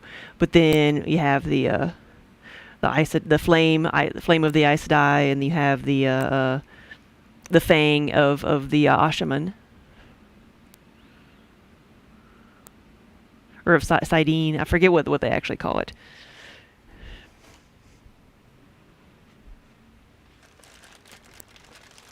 Always get Sidene and Sidar confused.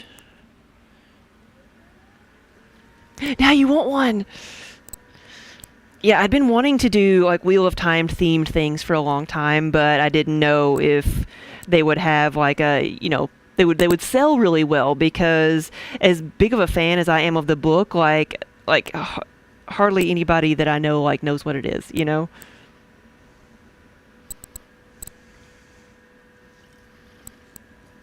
So I didn't know how much mass appeal that it had. Whoop, wait, what am I doing? I'm making a mug. Can I make this into anything else now? I didn't give it enough of a base. Let's squish this back down. There we go. I just started making what I always make.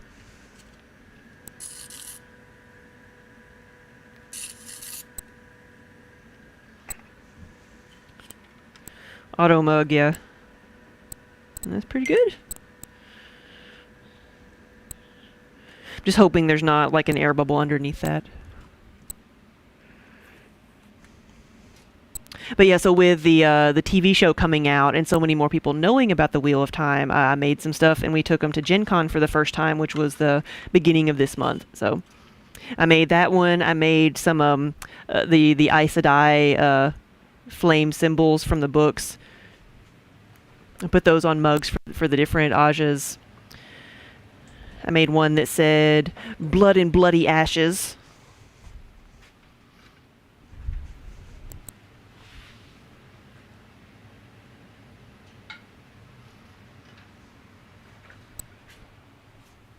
And one that said, "It's time to toss the dice." So a lot of things that had nothing to do with the TV show, more of just book things.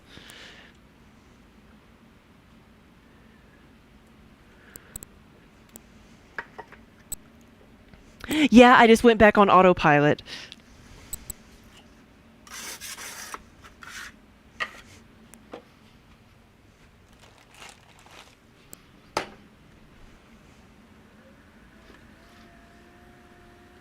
Yeah, Bad Face, get some rest. Have a good evening. Thanks for stopping by.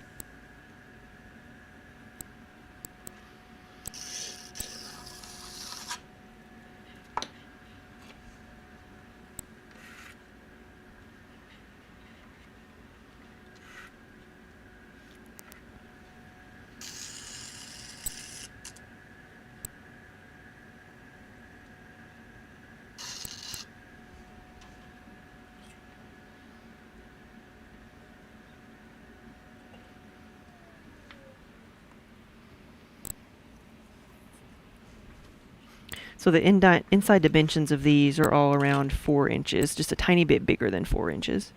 So when I measure the tops the other way around, I'll can all make them about the same size.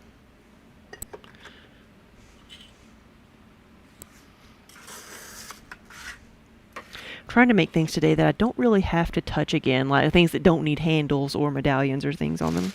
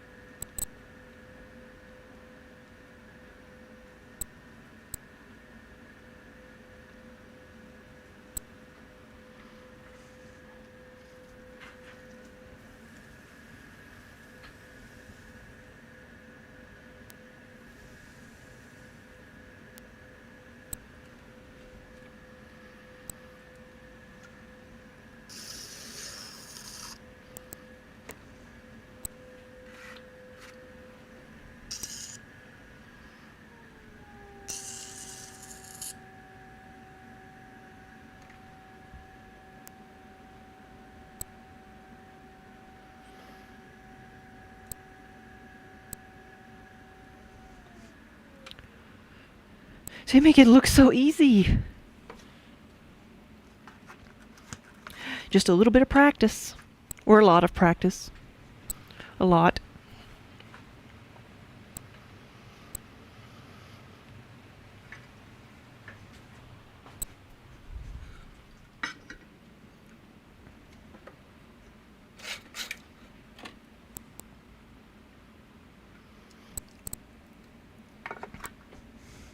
Yes, you will. You'll get there someday.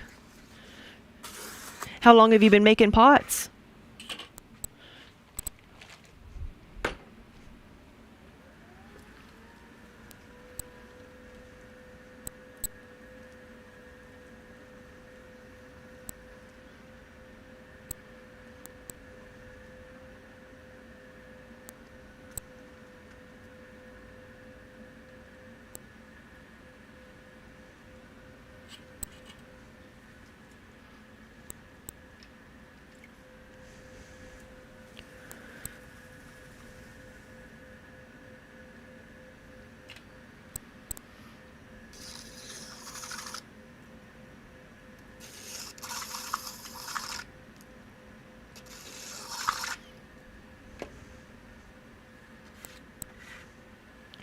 Oh yeah, you started doing it a couple months ago, but only doing it for therapy for your bad hands. How does it help?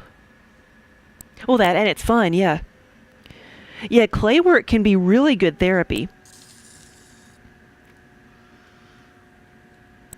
Several years ago, when I was just getting my pottery studio up and running, it was still considered, I guess at that point, just a hobby because I was working full time.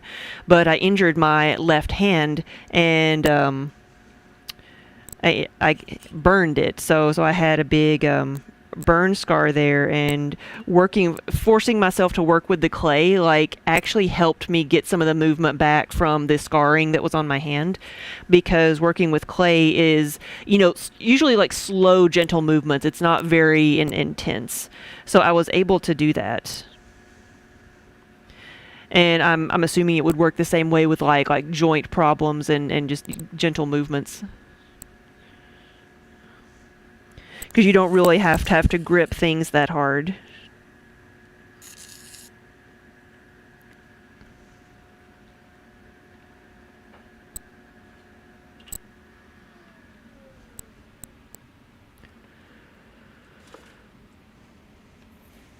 Nerve damage and a tremor, so it helps build strength.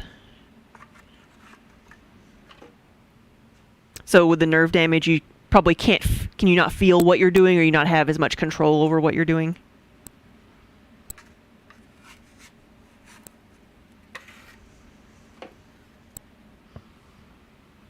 It hurts. Even worse.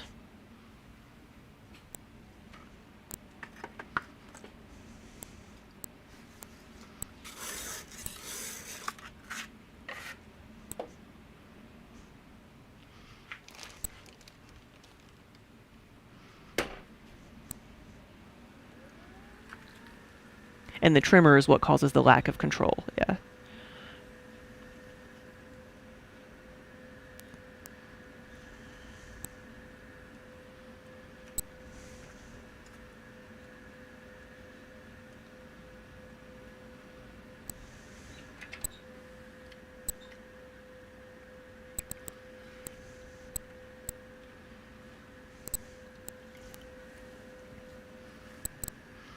Yeah, and working with clay, like, it does involve a rhythm of, like, you do things, either you do steps in a certain order, or you're doing the repetitive motions of pushing the clay, pressing into the clay with certain motions. It's very easy to get into a rhythm and to get in a groove of things. So, I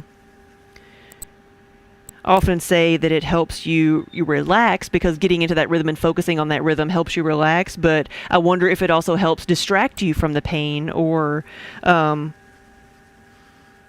if that is how it helps.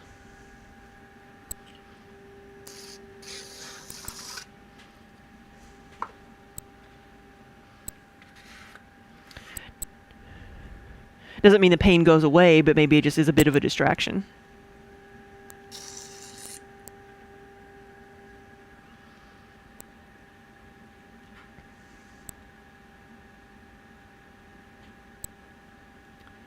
You do okay with centering, but you break it a lot when you're pulling up because of the hand trimmers. Yeah, it is soothing.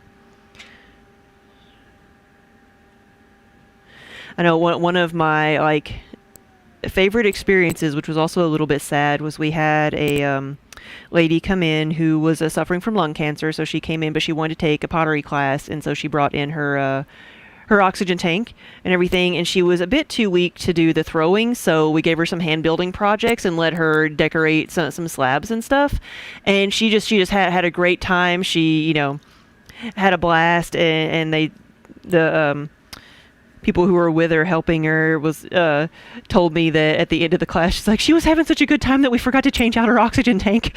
And so I always love that. Like it was such a good distraction that she forgot what she needed to do, which could be good or bad thing, but she forgot about everything else, which was good. It's what we intended to do.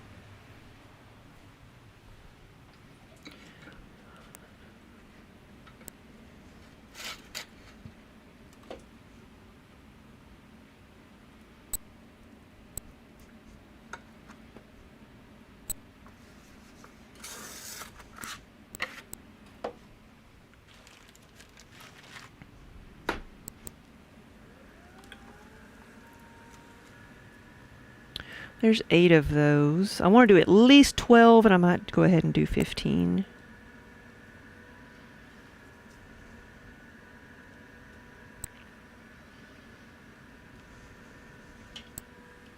Because while I've got orders for some things, I want to make like 10 extra, so I can have them for stock. That's one way I approach trying to build up stock for inventory is if I have an order, make extras.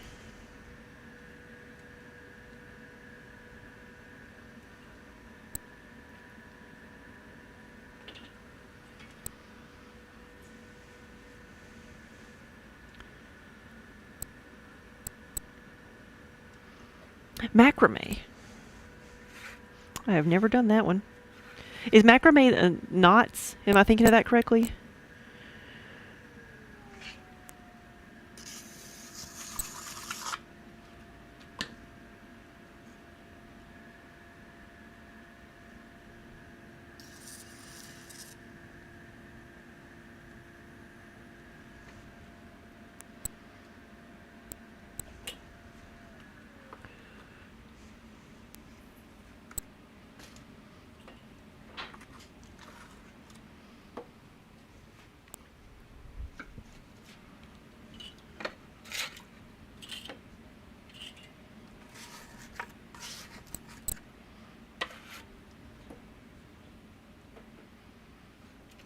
We are building up inventory for our retail shop in Nashville, and then our next show is going to be in October. And that's going to be a local show. It's going to be the St. James Art Festival. So if anybody is in the Kentucky or I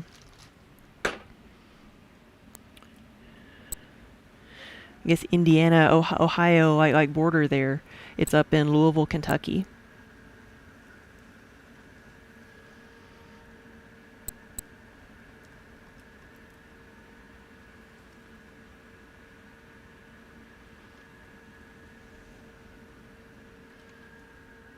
Oh, you've been doing it since you were a kid? Yeah, so that's probably something you don't even have to think about anymore. You just do it on instinct.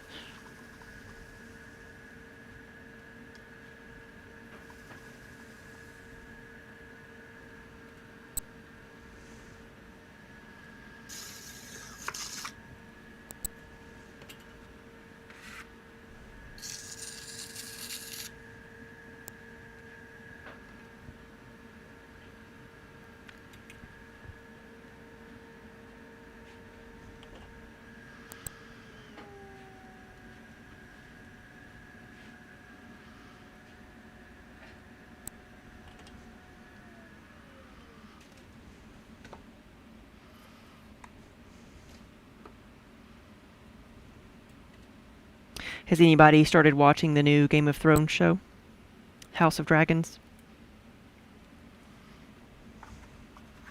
And then the Lord of the Rings one comes out in a couple weeks, I think.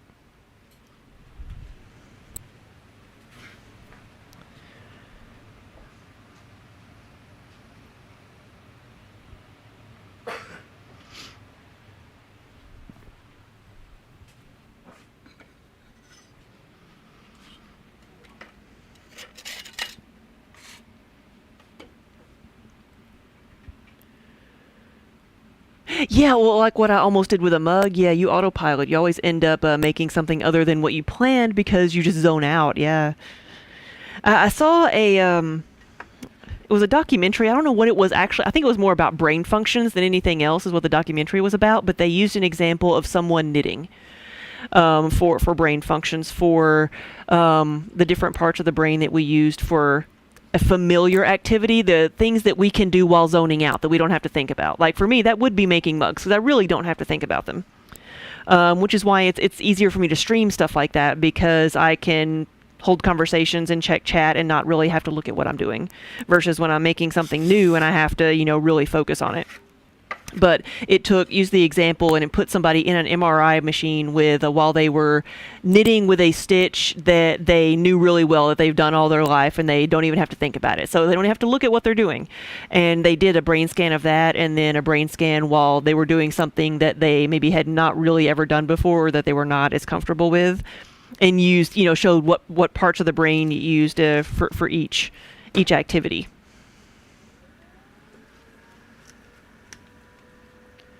And now I don't know what that was. I probably will never be able to find that reference again. But it was very interesting.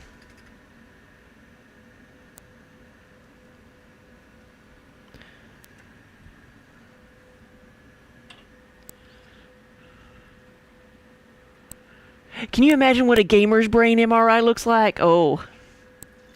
Well, it would be interesting if it was not that much different, What if we're using the same parts of our brain to do crafts as to do things like strategy games?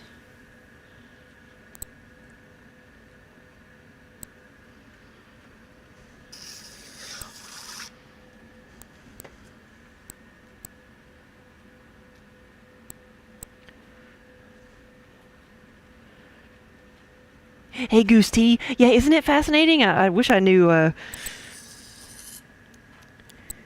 what the actual documentary was about now. Wish I paid more attention.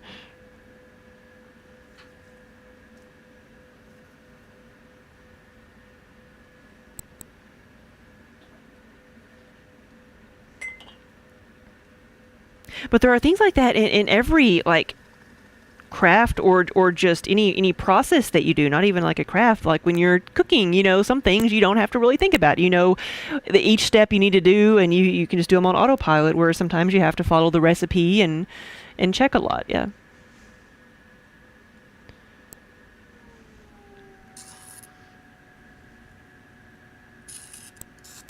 You do a lot of a lot of the artwork in the builder games. Yeah, so see, it may not be that different.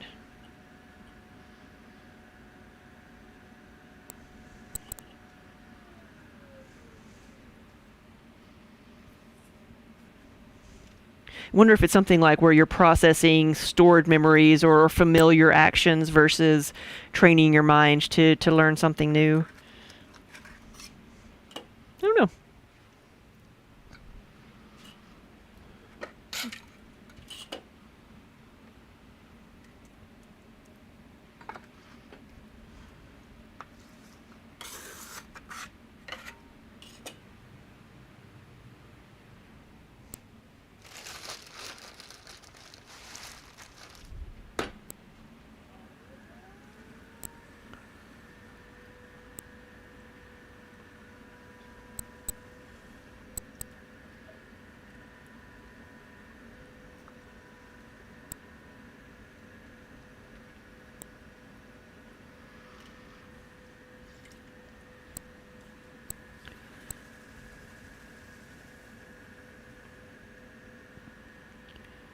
You need to get your hands busy, so you're gonna go watch and be quiet. Yeah, thanks for stopping by.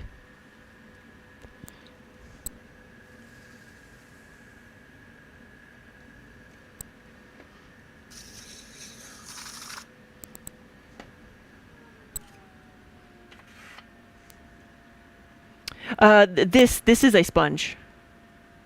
This is that's one of the mud tool sponges. Underneath all the clay, it's blue-ish.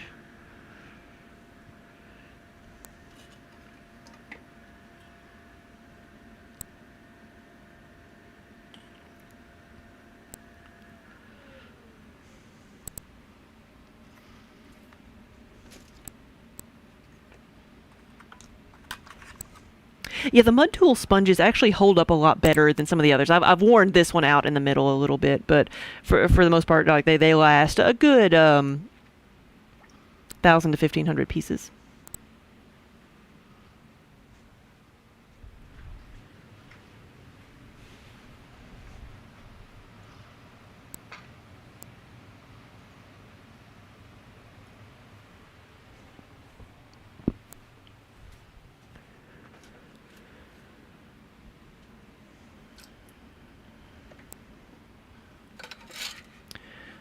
You don't know why, but you always assumed that the clay was dyed before molding. You can do that. This clay is going to fire white, so it's a little bit off white now. But yeah, that's the what the clay looks like once it's fully fired. So maybe a little bit off white, but. You can add dyes to the clay, and some people might do that if you need a certain color of clay.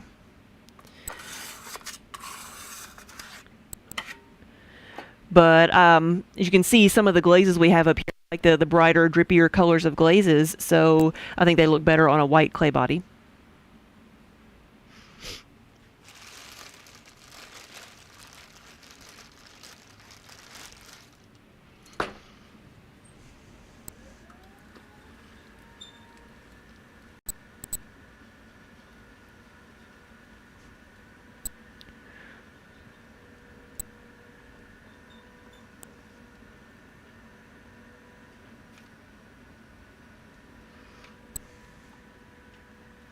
Like painted on, yes. You've been discussing a quilt layout with a friend via images getting sent back and forth. Oh, you say thank you for being something very relaxing to have on while you pull your hair out over to play how to place the colors. Oh. Yeah, things you don't think about being stressful, but yeah, you can like stress over anything, and like making the decisions on what colors to pick is just as hard sometimes as trying to decide like where to start, what to make first. I always say that's the hardest part of starting any project is figuring out what to do first. And I guess in the case of a quilt, it's what colors to use. Yeah. So tell us about it. What are your options? You couldn't show us like how you're placing it, but what is the color scheme?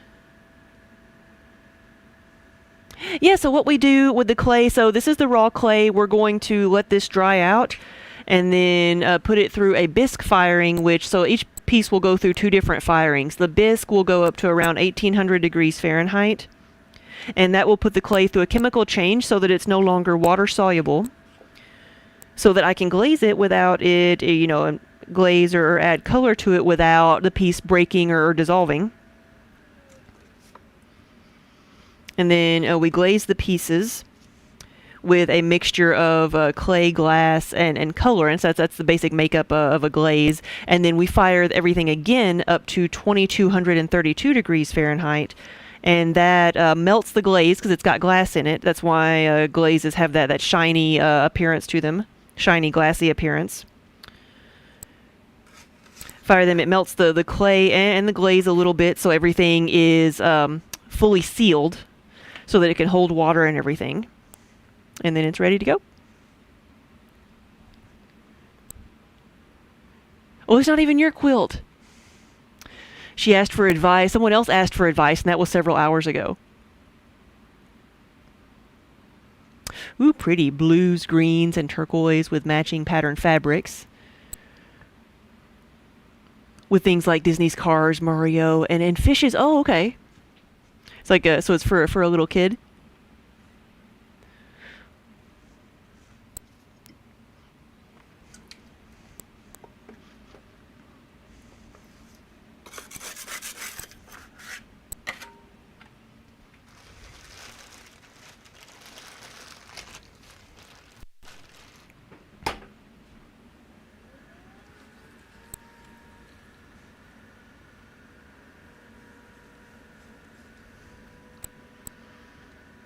Yeah, so the process from start to finish takes at least 2 weeks of just time, and that's not, doesn't count having to make enough pieces to fill the kilns and...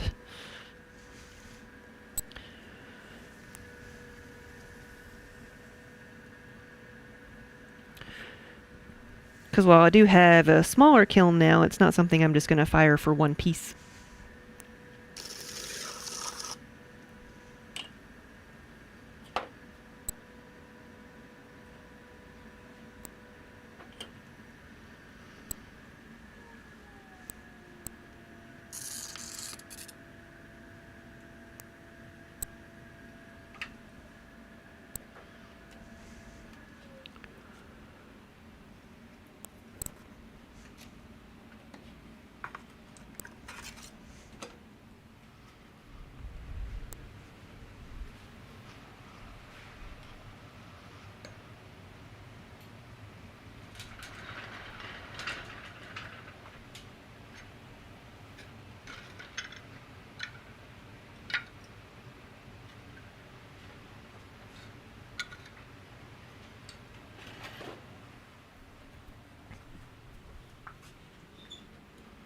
Got 14 so far.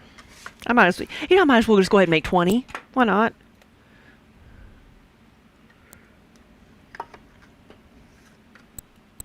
That way I'll have them.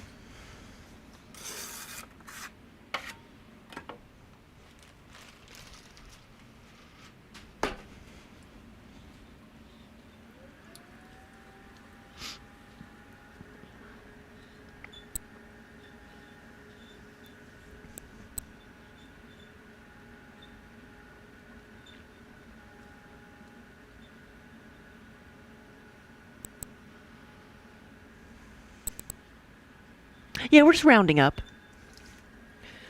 Because there's, some of these are going to crack. Some of them aren't going to make it. I might drop one or two. You never know. The cats might squish one or two of them. So you always make extras. Though I can't say the cats don't really bother things all that much. It's usually me. People ask me how we can possibly have studio cats, but I break more things than the cats do.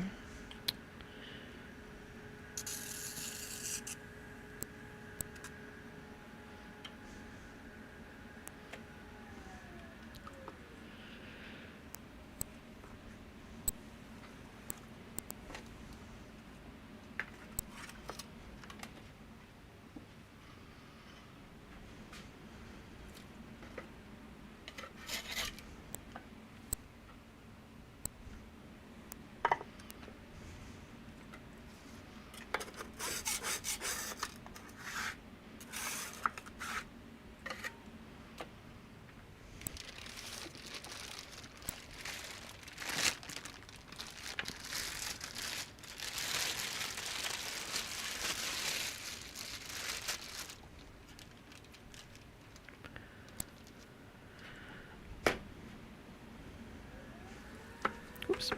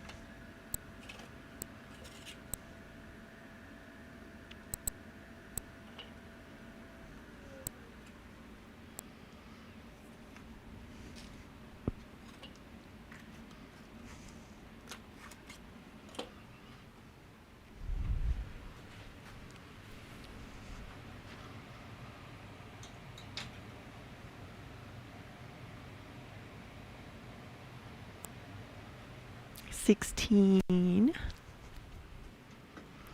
then once I do 20 of these, I'll make 20 of the lids.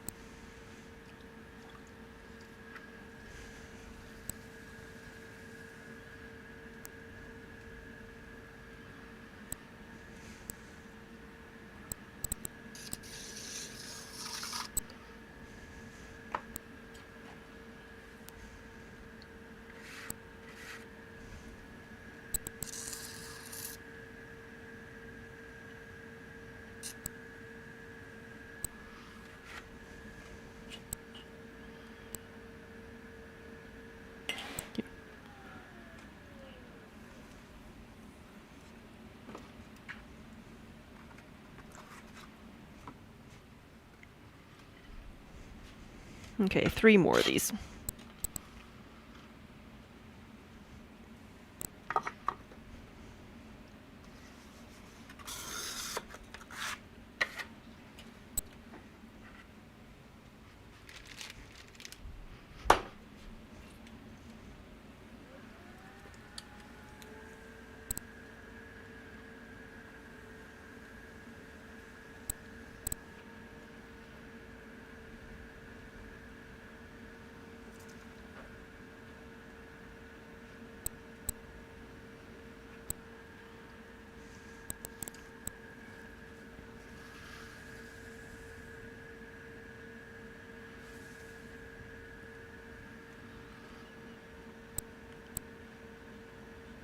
All right.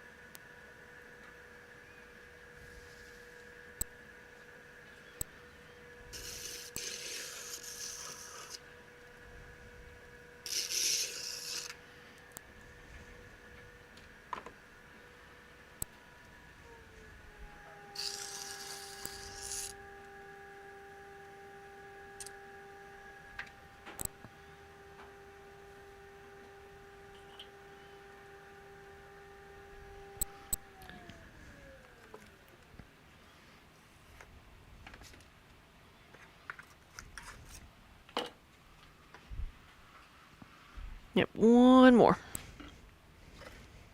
I'll need to round up some more tiles.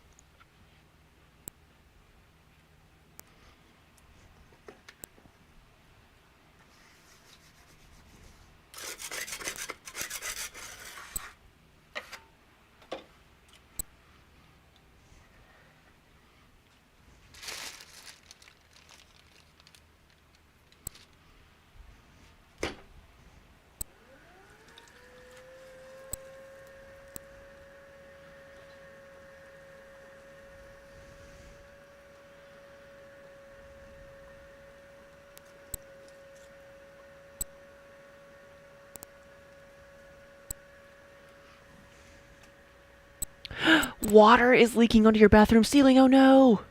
Gotta go. Yeah, take care. Good luck.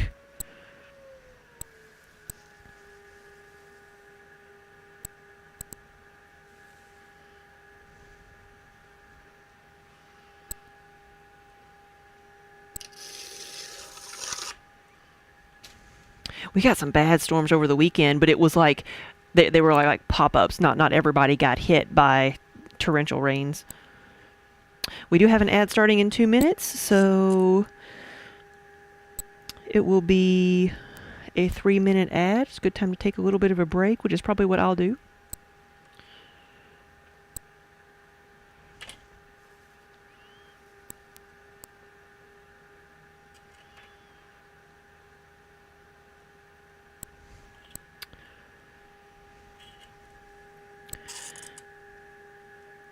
And that is if you're on Twitch. I don't think if you're watching on Facebook, you'll get ads at all.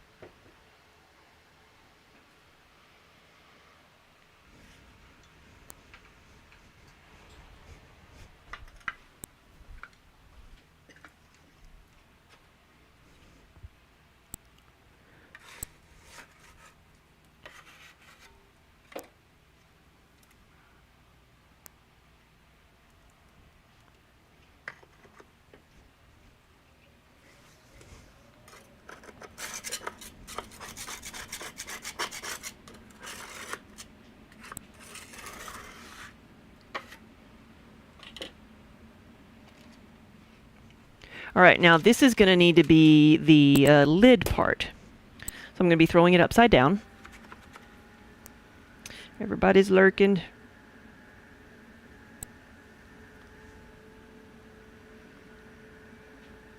Start off the same way. Open this up a little bit. And I'm going to pull the sides up a little bit taller. Hey, Lassa, good afternoon.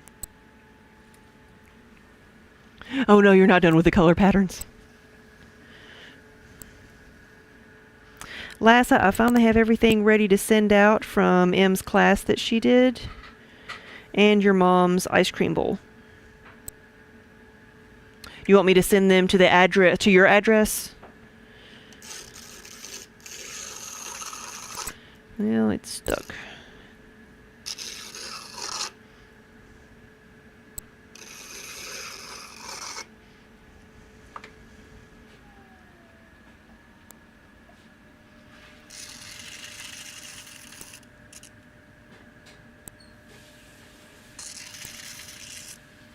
Trying to make this as rounded as I can. And then have that part kind of look like a little mushroom.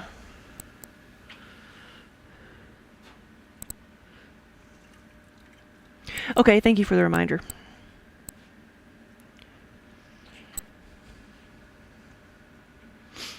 And let's measure it.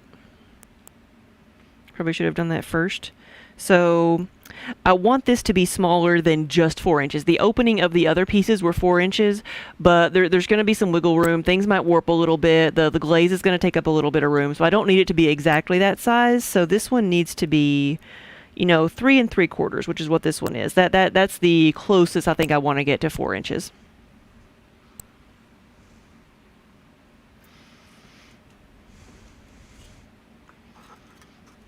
But this is where the butter goes.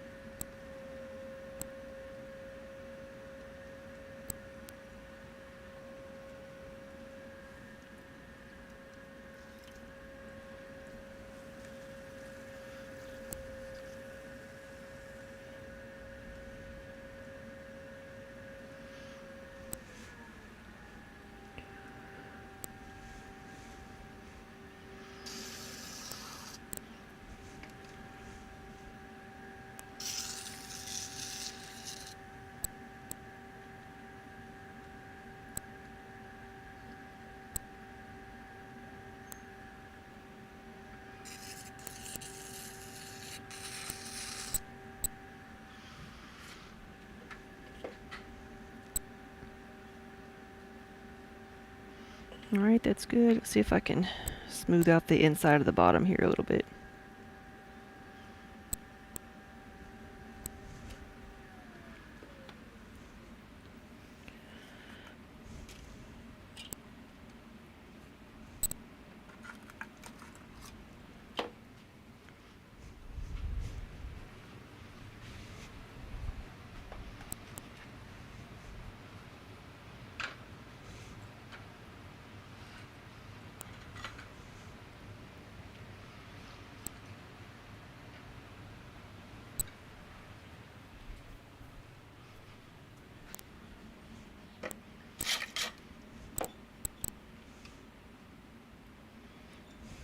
So, Lassa, how was the first week of school, or has it only been like one day?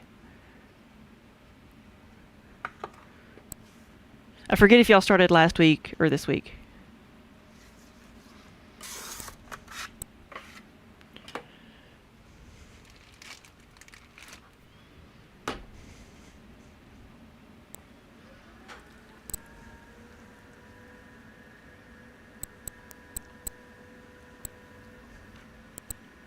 Last Wednesday. Yeah, I feel like I remember you coming in and saying like a certain day was the last day of summer break. Almost a week.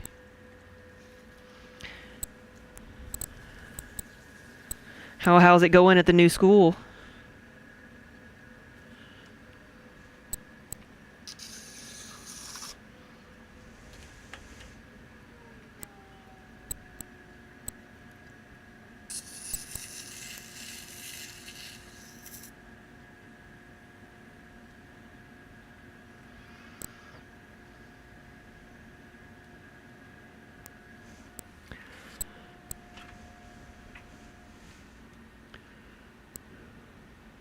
Oh, good.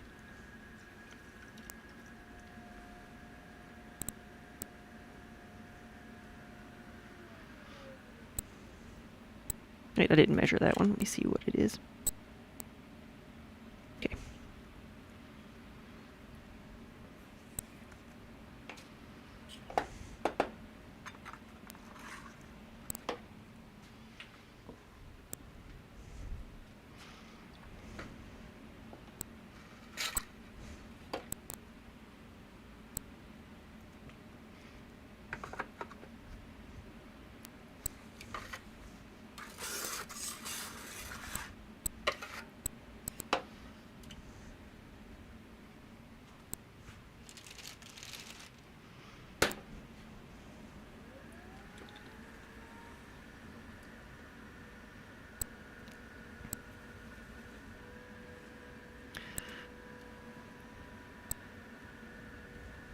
Are there different rules for her in middle school now? Like I remember one of the biggest things that I remember about middle school was it was a kind of an outdoor campus, so it was kind of like laid out like a motel where like the classrooms were all the hallways were just outside in different buildings. So you walked around outside, so that meant that you could they let us chew gum. Okay, so there was like, gum on the sidewalks everywhere because people just, spit it out, but they let you chew gum. And that I remember being like the biggest luxury.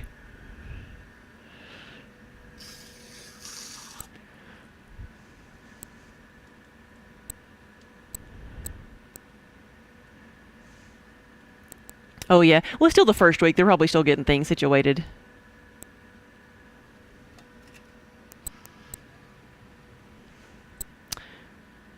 So Diomedes, Daniel said something about it. How, like, what are you hearing? There is pizza for lunch every day.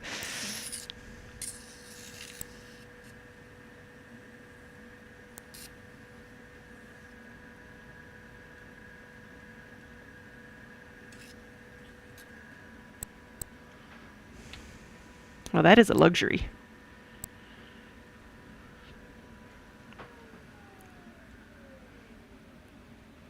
Okay.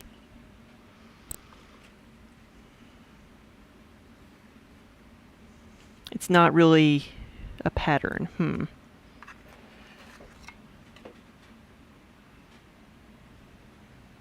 Interference. We don't have any music playing. And we don't have... I don't think we have any fans on back here. Well, Minnie's awake.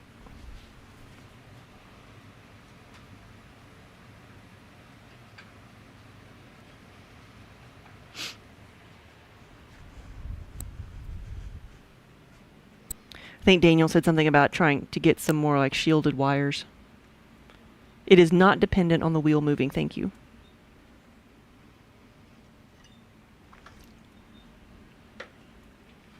Does it happen when I'm moving more? Like if when I'm walking away?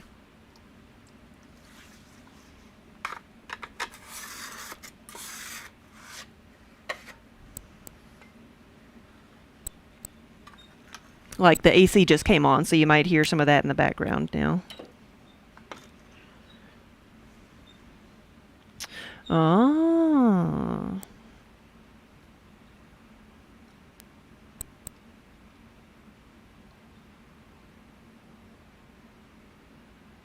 Like Maybe moving it further away. Wonder how far away it would have to be to work better.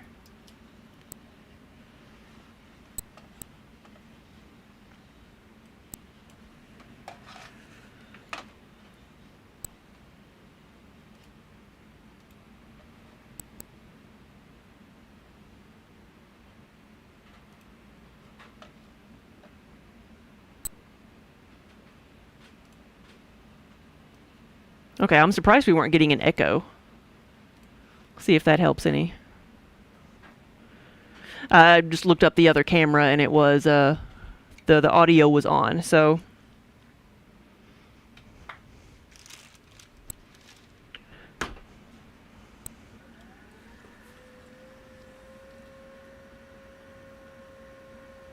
kind of like the click of a mouse, huh?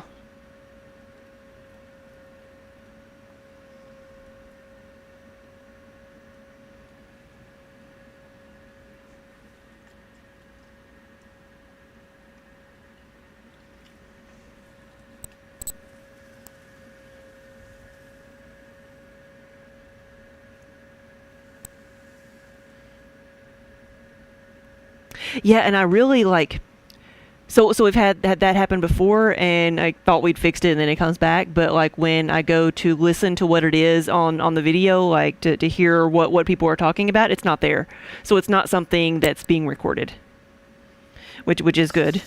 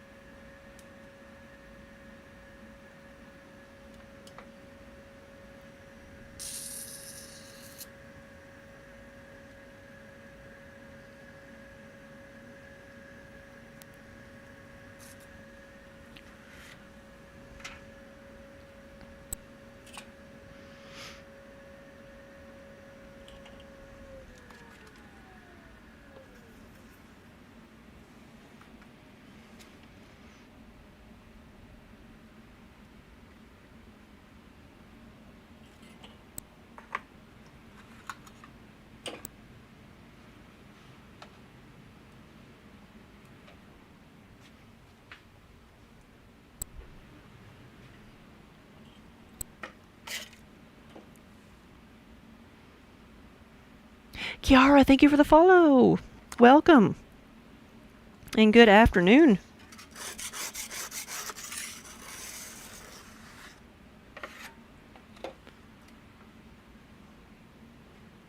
Forgot to take a stretch break while ago, so I'll go ahead and do that now. Whew. Because while throwing pots, especially the small pieces like this, are not very, like, it's not intense. It's not something that causes my hand to cramp up or that is painful, but, you know, all the repetitive motions do take a toll over time, so. Try to stretch out when I remember to, when I think about it.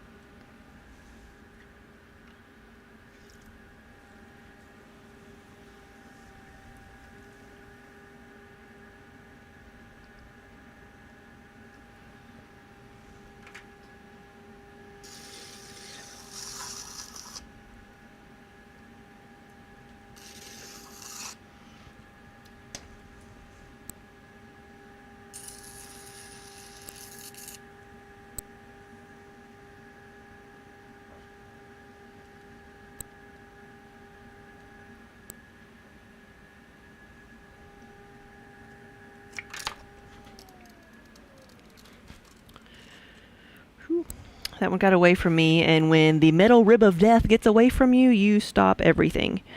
Because it is nothing but a piece of sheet metal, and it will cut you.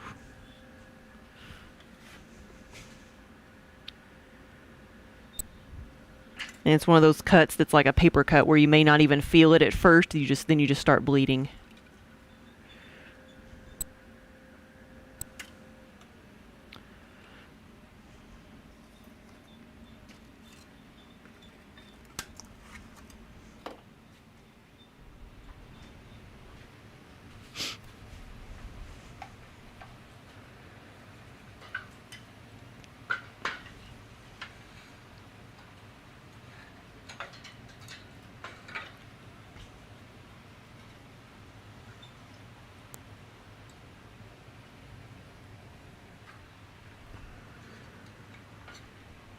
Yeah, that is definitely not one of the tools I would recommend to a beginner. Although it's what they give you in the beginner's toolkit.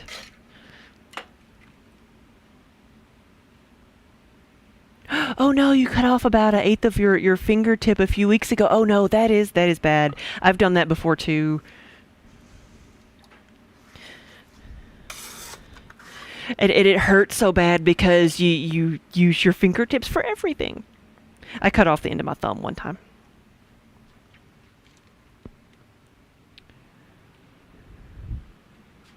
Were you cooking at the time? Were you preparing food?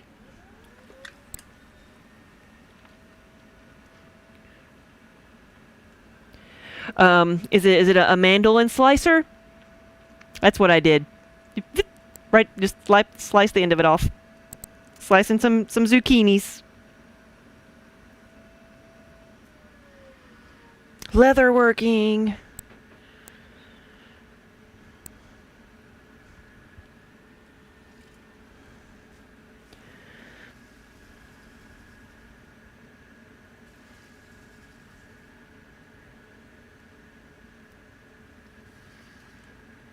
I just thought cooking because that's how I cut mine, yeah.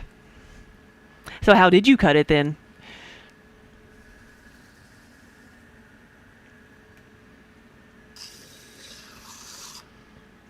I forget why I needed to make stuff, but I came in, I had my thumb all wrapped up in bandages and came in and started throwing and then realized how much I used my left thumb when I was doing things.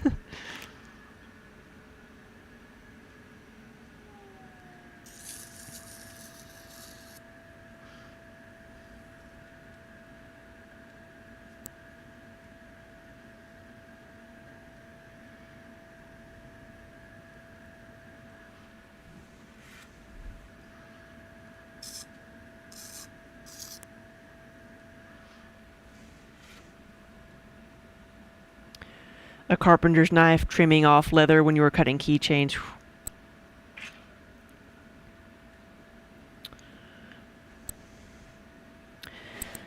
Yeah, for me, I found that the waterproof band-aids work really well.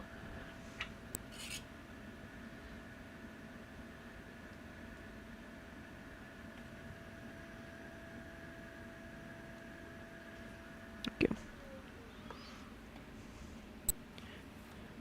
And I've used the new skin or liquid bandage stuff before too. That works, though that stuff burns.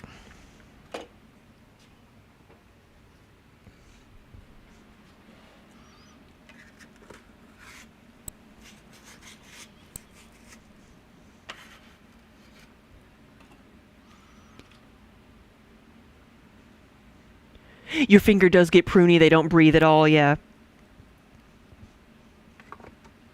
But I guess when the rest of my hands are getting pruny anyway from being in water, I don't notice as much.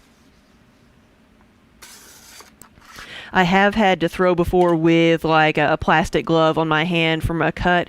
And you can get those little like plastic glove like finger sleeves that you can put over a digit that's got a cut on it or something. I've used those before instead of the entire glove.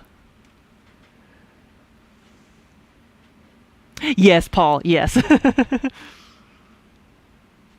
Good afternoon. Let's keep going here. I am making butter keepers.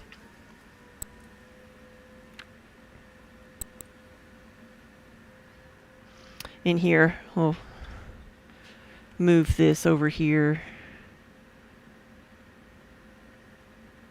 so you can see Minnie. We'll have a cat cam over there and see if that affects the interference on the mic.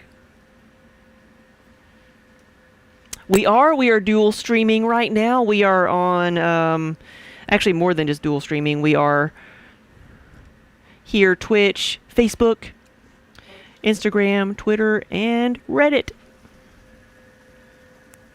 Wonder Hamster was all over that. He saw that, was like, we have to do this now. He's been waiting for it because he'd heard that they were talking about doing it for a while, but he didn't know when it was actually going to be implemented.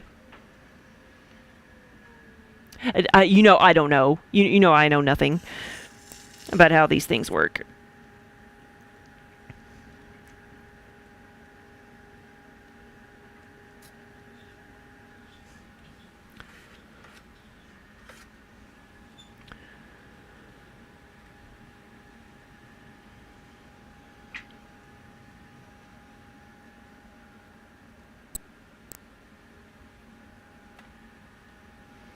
Let's measure this.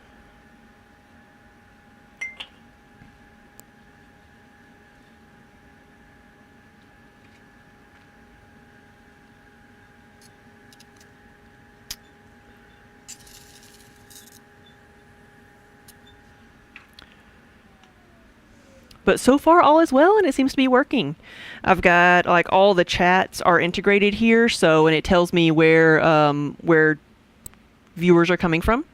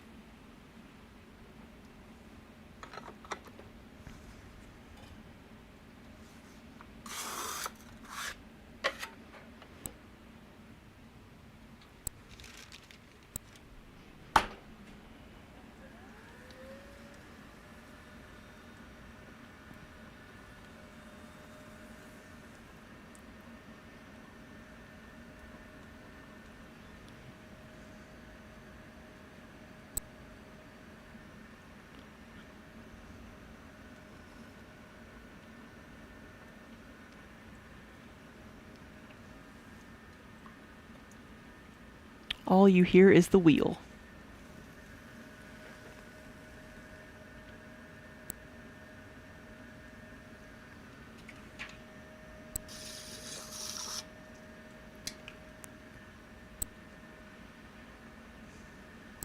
For those of you hearing the clicking sound, are you wearing headphones? I'm wondering if it's just so slight that you're only hearing it through headphones.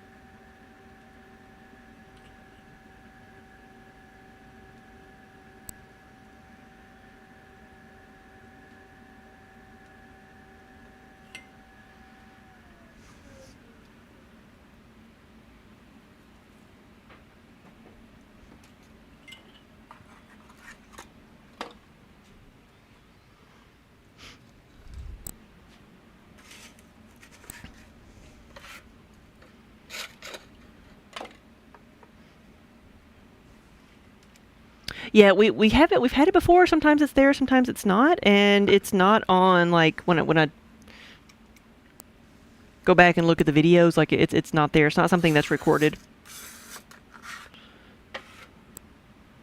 Yeah, it sounds like someone clicking on a mouse.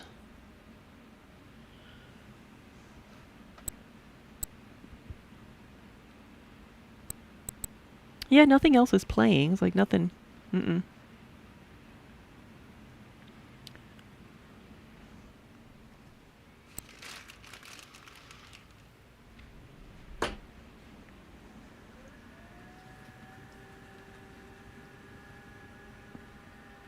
Something else pulling power.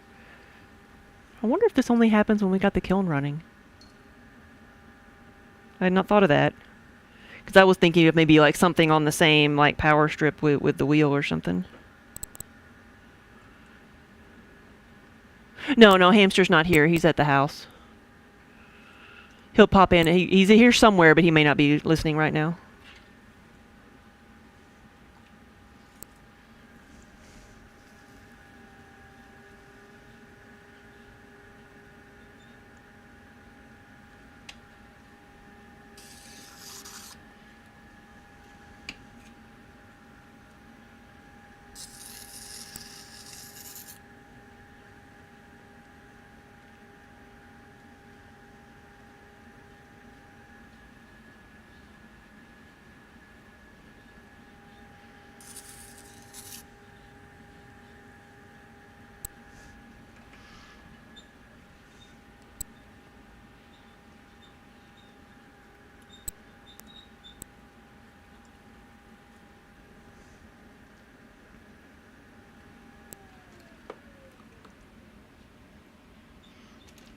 I don't think I measured that one.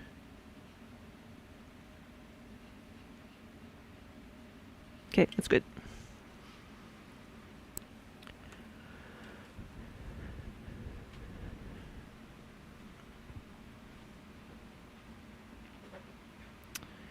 It may be the cycling of the thermostat drawing power. It'll cause a temporary click. Huh. That combined with the AC unit being on too.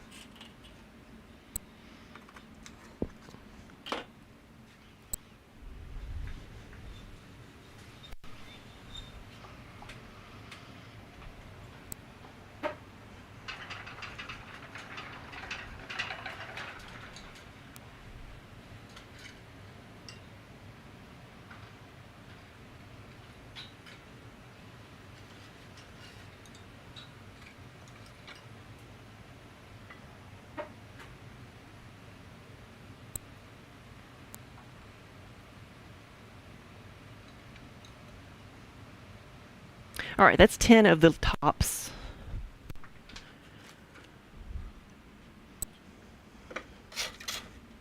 Well, Paul, what would you suggest as a solution then? Or do you think there is one? Like I say, it's not all the time.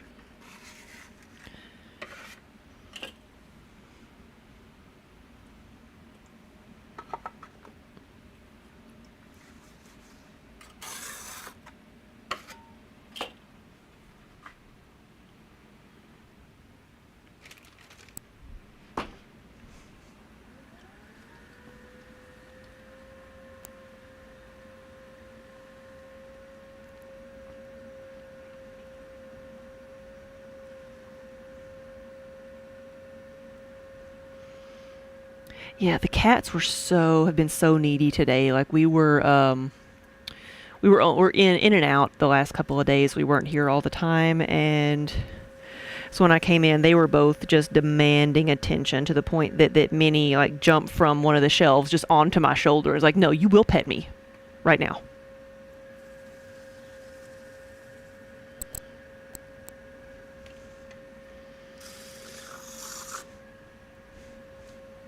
Then as soon as I start streaming, she just passes out.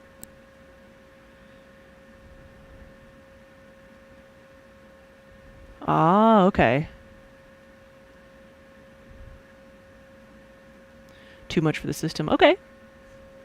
I had not thought about like the kiln doing that, or just the AC doing it. Yeah, just recently I replaced the breaker to my kilns because it was wearing out, and I couldn't figure out what was wrong with my kilns, and read somewhere that it could be the breaker going out, and I'm like, okay, if it's that simple, then I'll try it. But I don't, I didn't know those things went bad, but it is. Well, it's 8 years old, but running the kilns, for the past 8 years is a lot.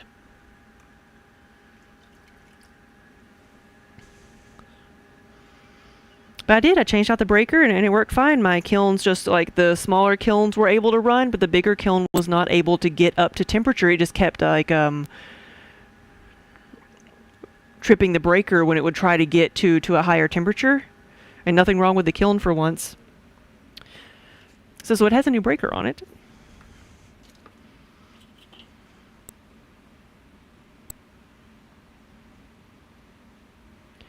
I'm in an industrial area, so it's connected to the other buildings as well. Yeah, so if I'm drawing extra power, it will have an effect. Okay.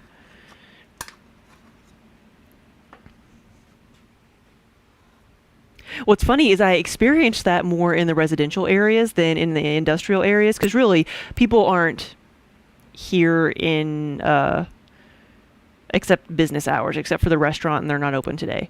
So maybe we don't have that problem here, but in the residential areas, I had the problem of my kilns not being able to get up to temperature. Like if I tried to fire the kiln in at a time when everybody's home and everybody's got their AC on high, and the prime time electrical usage, so I started firing it at night, which is better anyway for not having to deal with all the heat.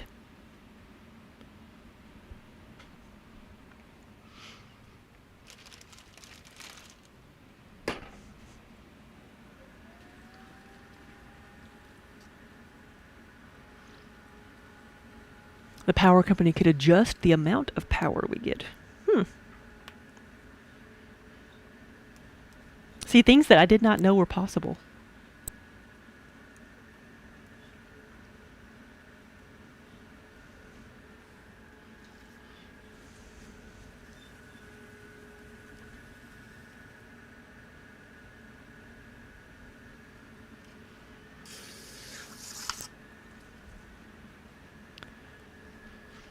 Do I buy the clay like this? Or do I make it myself? So we buy it ready to use. It comes in 25-pound bags. But we also recycle all of our scraps. So I've got a big bag of scraps over here. I'm not trying to take out what I'm making, but that I save. It's the little pieces that I cut off of the what I'm working on. Or if something collapses on the wheel, I can just wad it back up, put it in my scrap pile, and we'll reuse it. So while we don't make our own clay from scratch, we do a lot of recycling. Because if something breaks or is just doesn't turn out right, it's we can just put the dried clay back in the water. It'll dissolve when we can use it again. So when we have our fresh clay, which is underneath the table here next to me, we usually mix it about 50-50 with reclaim and fresh clay, so that we can control our scraps here. The pugs make the rest. We have a pug mill in which no pugs were harmed.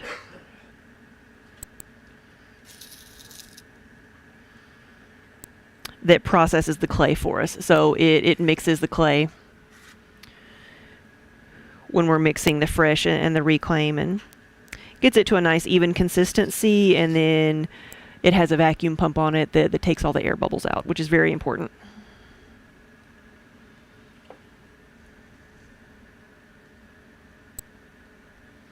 Air bubbles can cause cracks, blemishes, and sometimes even explosions. And we don't want any of those.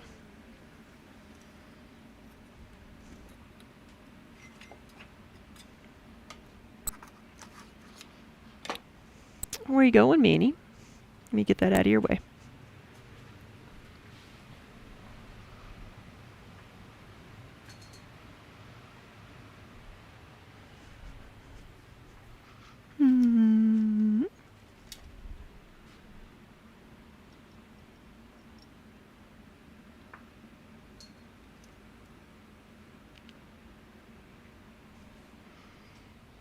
No more cats.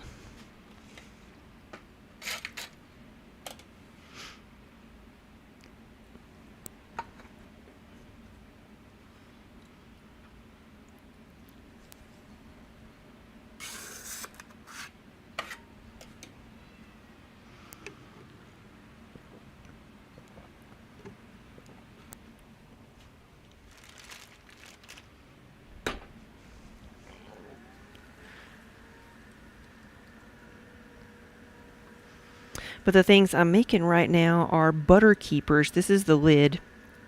So this is where you would put your butter. And the pieces I was making first are the bases where you would fill with water. So it's a butter crock, or like a water seal like you would see on fermentation crocks as well.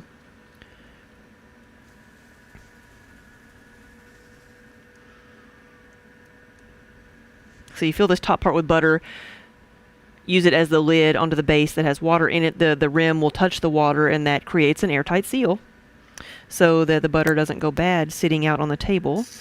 And it was good for about a month. You got to keep putting water in it.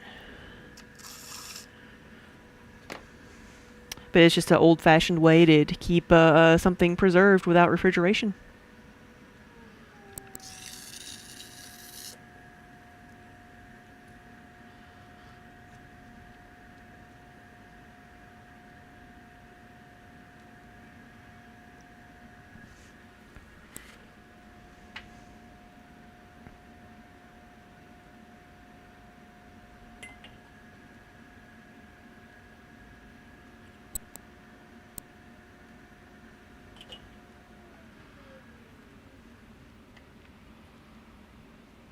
Give me more. Hello. Good afternoon.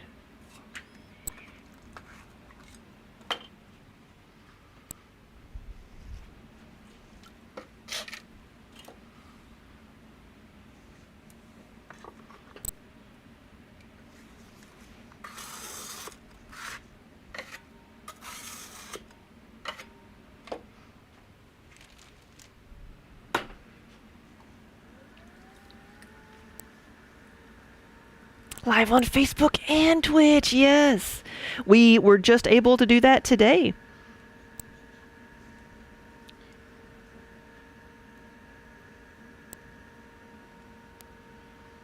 Twitch has released partnered streamers from the limitation of only streaming on Twitch. So for until now, like partnered streamers, that it was in our contract that we cannot stream the same thing we stream on Twitch anywhere else. That's was part of being a partner. So.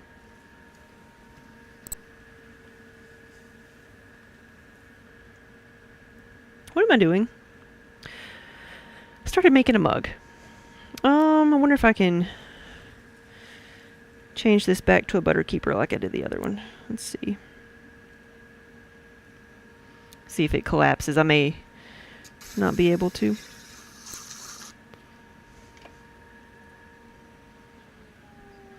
I just make mugs on autopilot.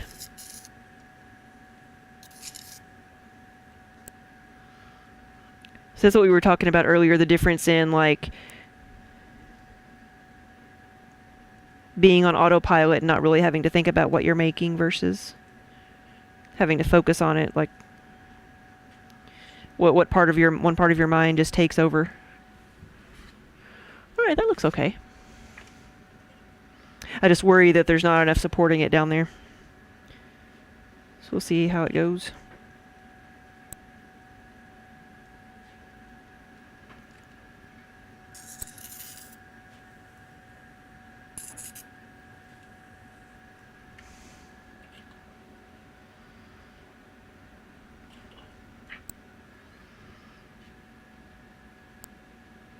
What is that I'm sliding underneath? Do you mean when I cut it off of the wheel?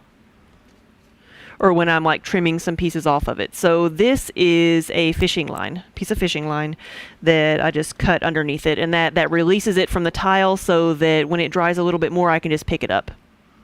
If I wait and just let it dry on its own, it's very likely to crack on the bottom because as it shrinks, or as it dries, it shrinks just a tiny bit. And if it's not cut off of the tile, it'll crack as it shrinks.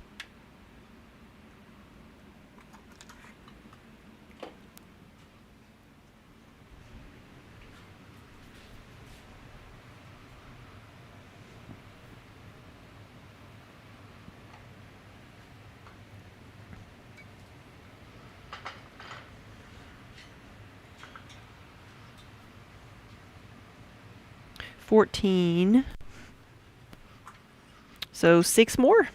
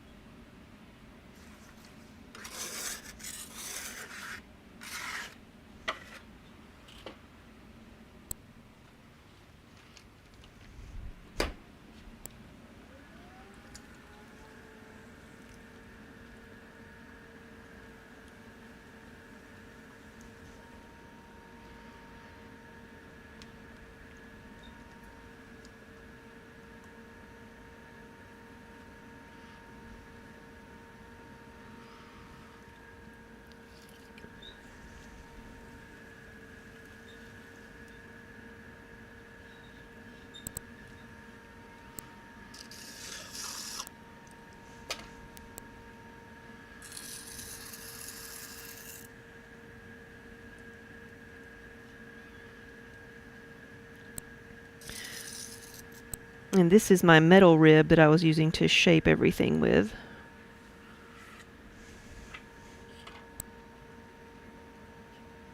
Okay.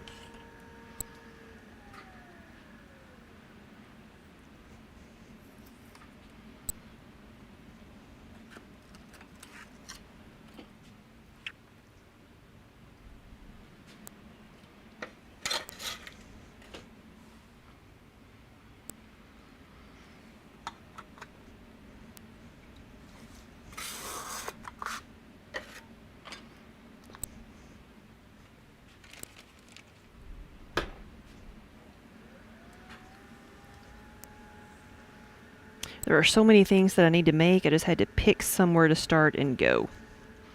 So I've got, what did I make earlier? I made pie plates. So we measured those out into 3-pound pieces, and I've got these, which are these are 12 ounces of clay, making the smaller things. Then I've got some 1-pound pieces made up. So sometimes I can limit myself by just like picking out what, a certain weight of clay and make everything that I can out of that weight.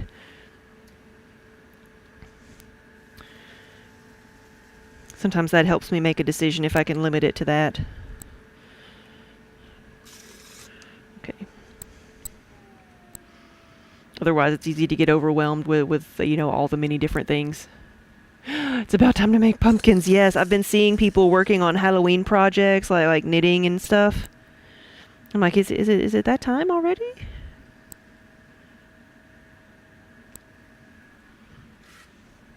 It's time to do some raku.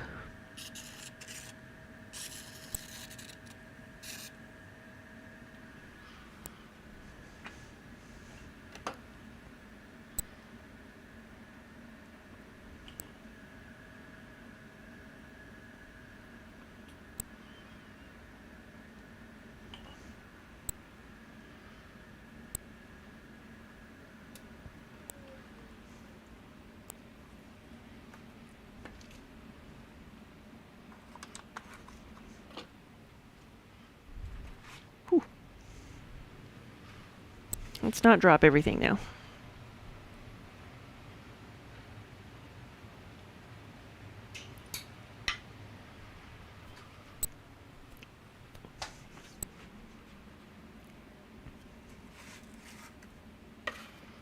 Yeah, and somebody was asking me about the jack-o'-lantern pots the other day.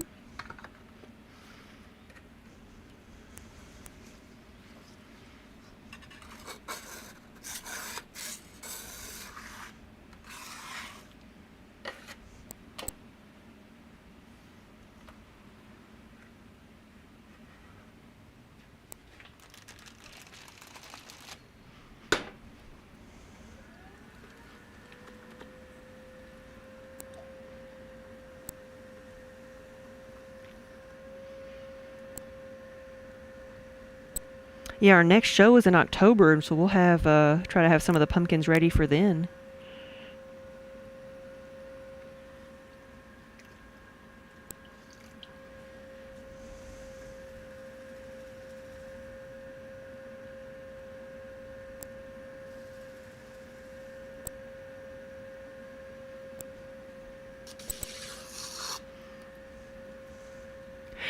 It's more of a show. It's the St. James Fine Art Festival up in Louisville, so it's a local one.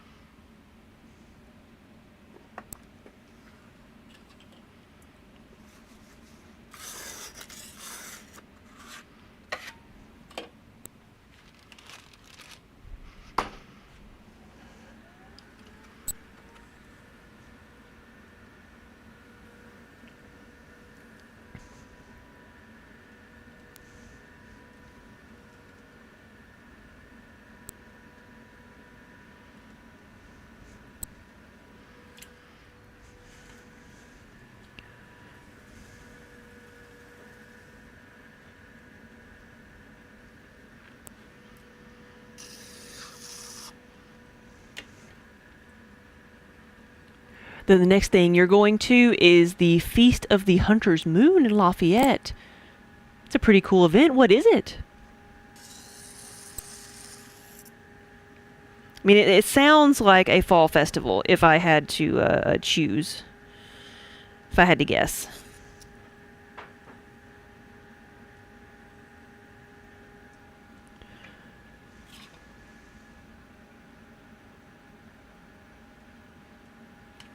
Now, which Lafayette is it? Is it Lafayette? Is it in Kentucky, Tennessee, or somewhere else, or Indiana? Because those are everywhere. Indiana, okay. And do you call it Lafayette? Because in Tennessee, of course, we call it Lafayette.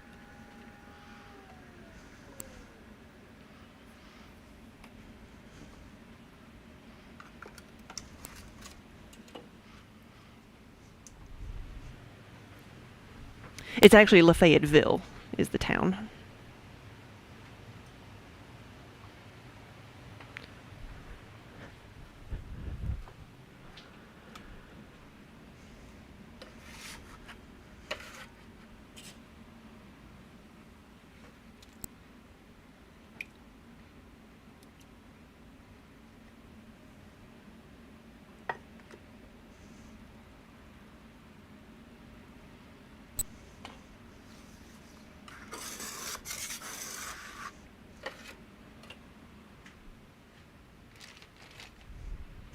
All right, 2 more of these, then I got to decide what I'm doing next. It's a recreation of the annual fall time gathering of the French and Native Americans that happened at Fort, I don't know how to say that, but that's very cool.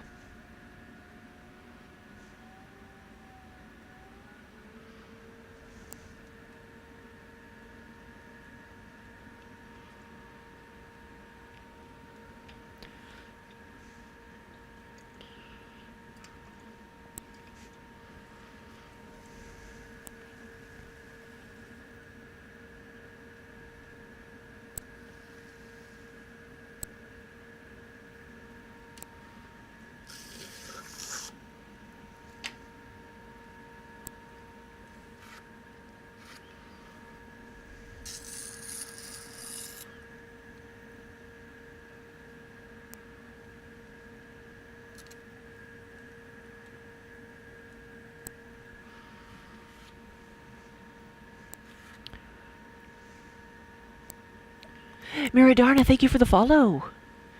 It's a festival, they do lots of vendors, food, and reenactments. Oh, okay.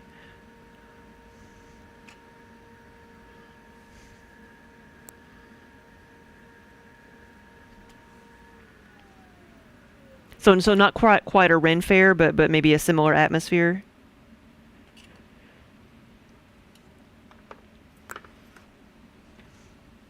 Yeah, we found out that we've gotten into Fan Expo New Orleans in January.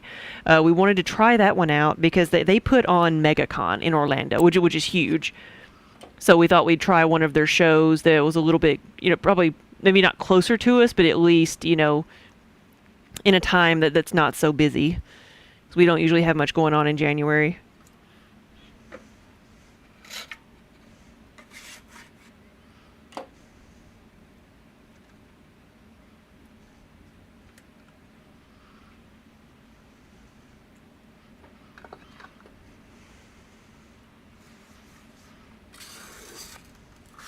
So for the rest of this year, we have Louisville, Kentucky. In October, we have Rhinebeck, New York in October. And TwitchCon in October.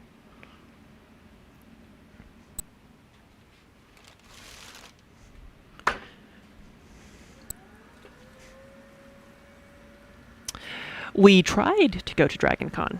We did. We are on the vendor wait list, so we haven't got a call yet, so I really doubt they're going to call, but being on the wait list is better than being rejected altogether.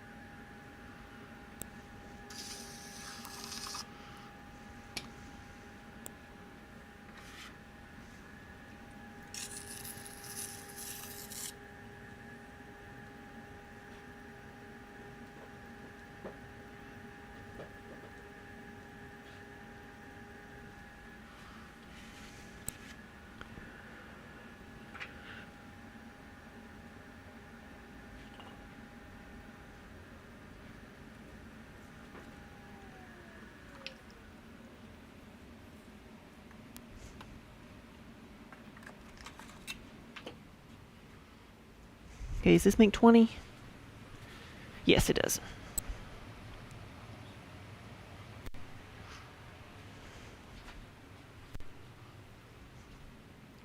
All right, what else do I want to do with these little guys? We can make mugs, we can make air plant pots, we can make bourbon cups.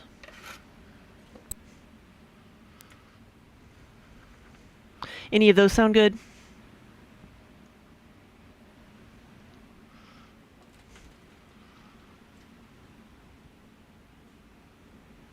Or spoon rests, or potion bottles. We could do potion bottles.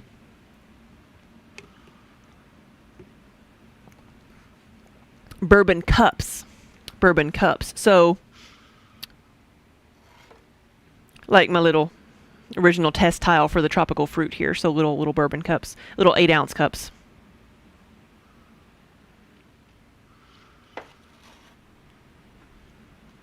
Potion bottles! Alright.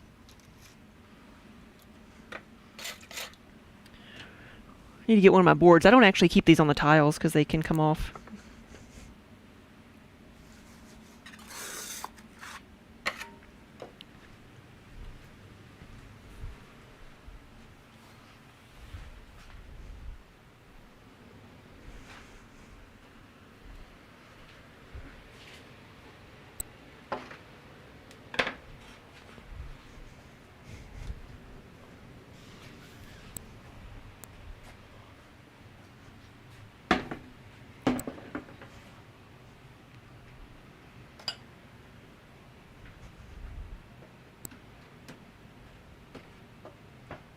Nope.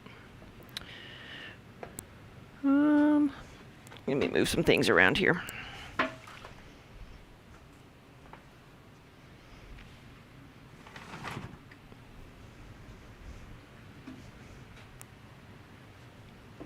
There we go. All right, so potion bottles. These can have, they can be customized to a certain extent, though there's not as much room on here. And usually I just, so we took some to Gen Con that had words on them like polyjuice potion or gummy berry juice.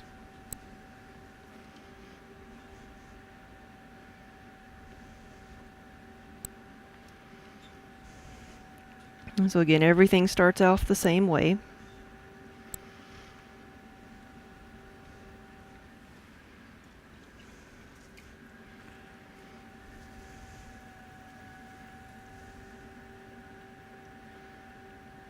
Make a cylinder, and then I think this one might be a bit too big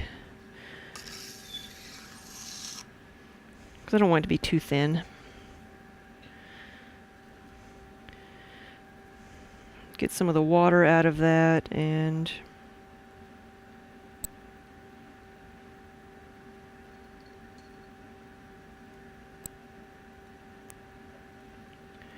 bring that lip in.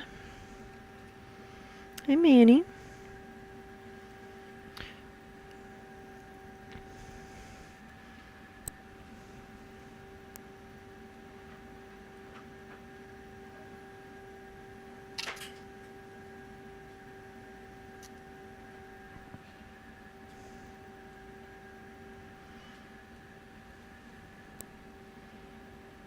There we go. Little potion bottle. The most important part is right now, while Minnie's here. There you go. You can get your feet wet. Come on.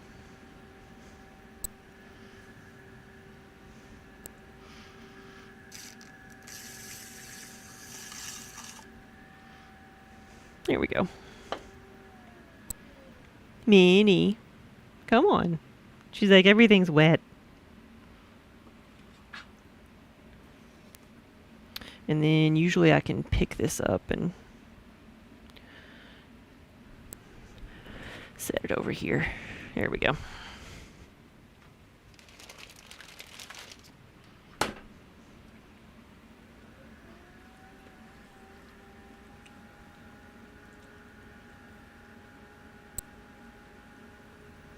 And then I have little leather straps that go around these so you can put them on your belt as well.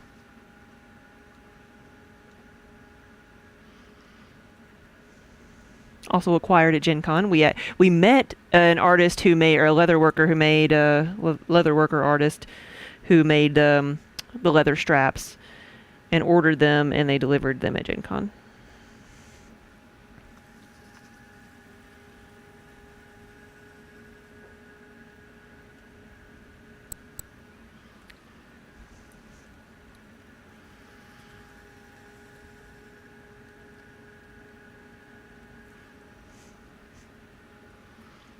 So I stretch out the base of the pot, and then get the water out of the center, and then narrow the neck.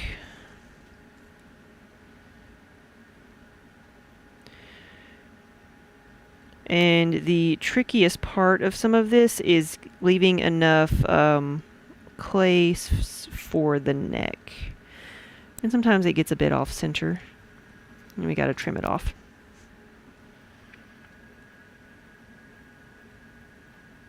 Here we go.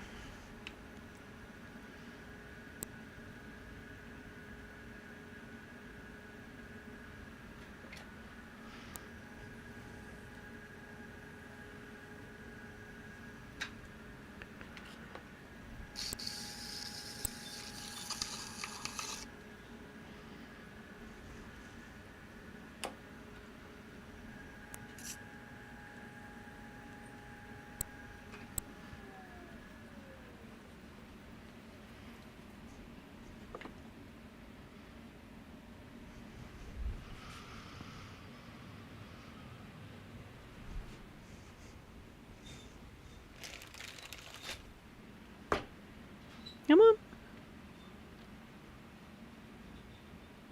Oh, no, you got your feet wet. You see your little paw prints. There we go, right there. Minnie has blessed the wheel.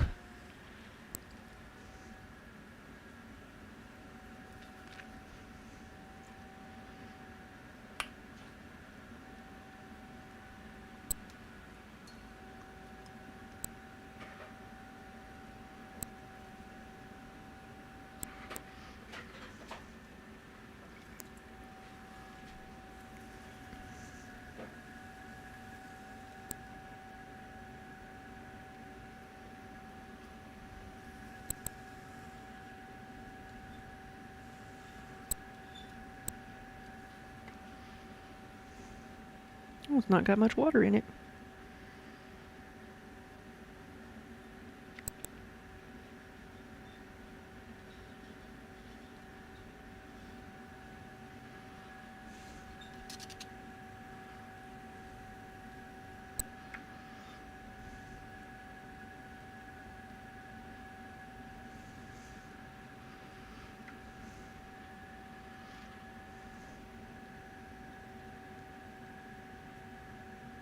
There we go.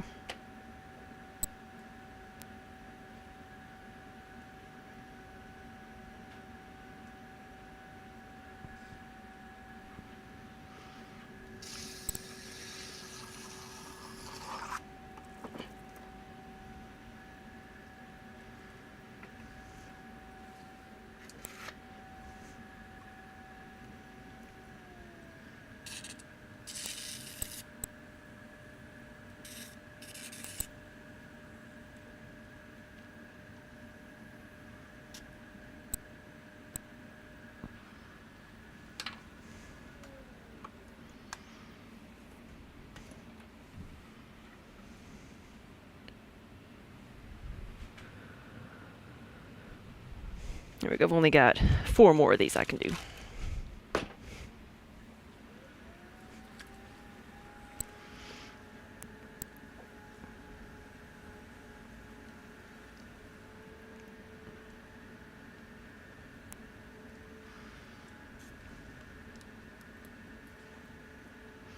And I might make some soap dishes or sponge holders.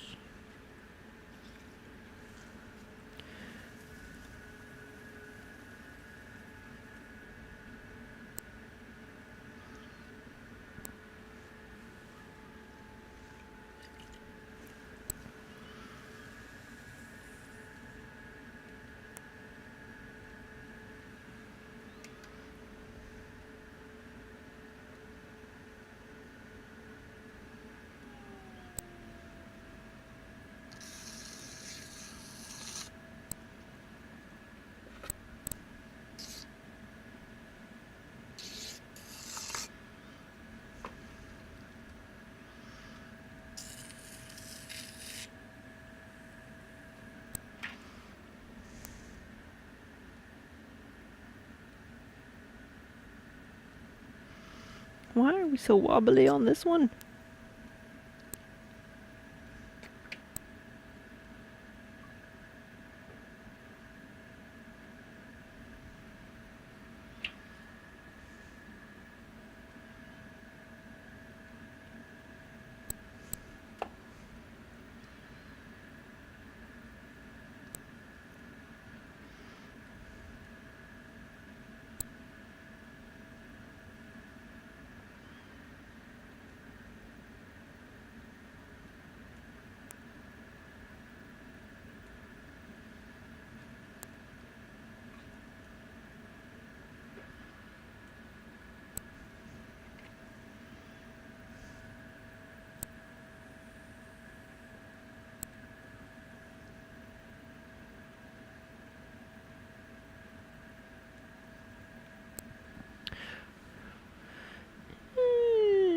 I'll leave it. I'll leave it. We'll flatten it out later.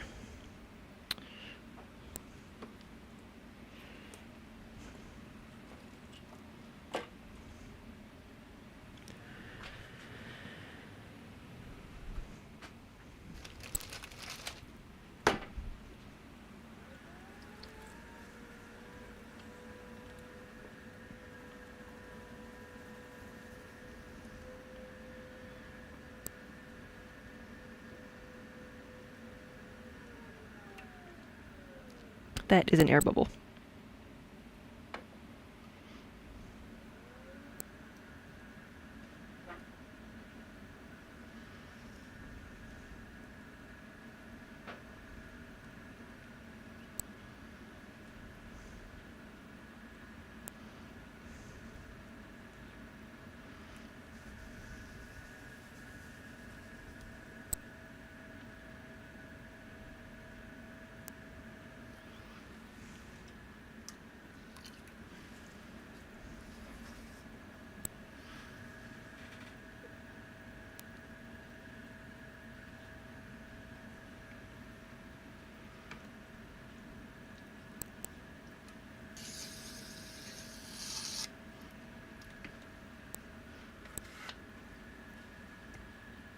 Damn it, Janet. Thank you for the resub. Did you leave your drink at the studio? No, you never brought it in. It was in the car, so you may have left it in the car.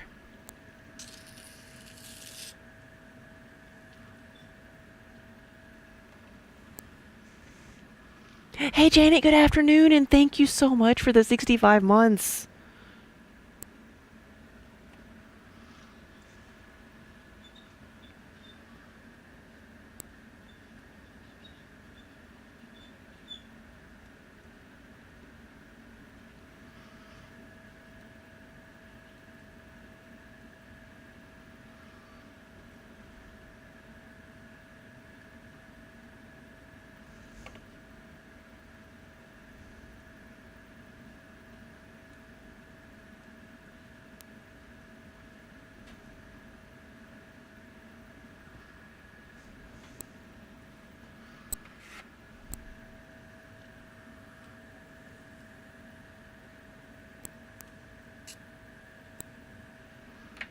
Here we go.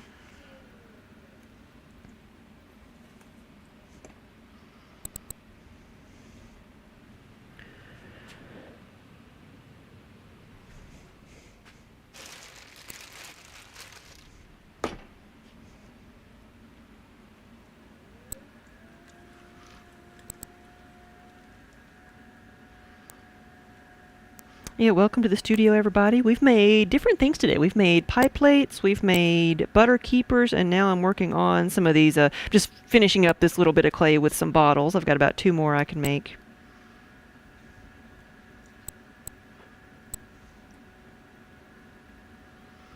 And then I've got to move on to something else. I could make some of the Ikebana flower pots since I need to make those.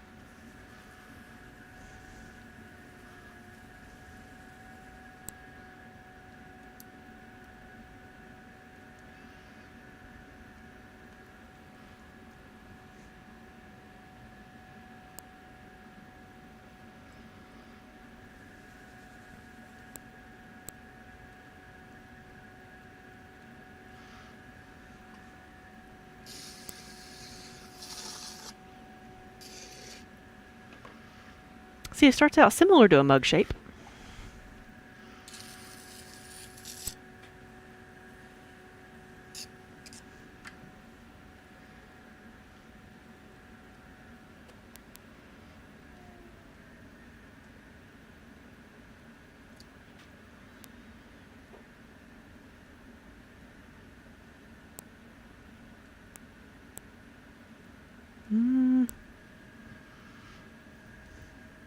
I may not have left enough clay up here at the top.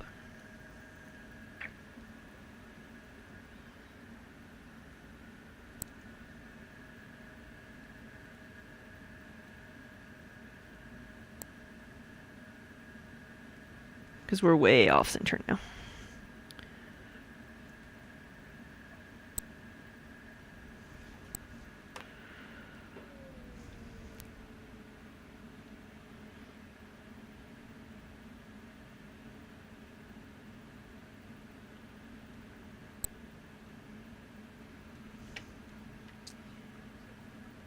But it's not dead yet.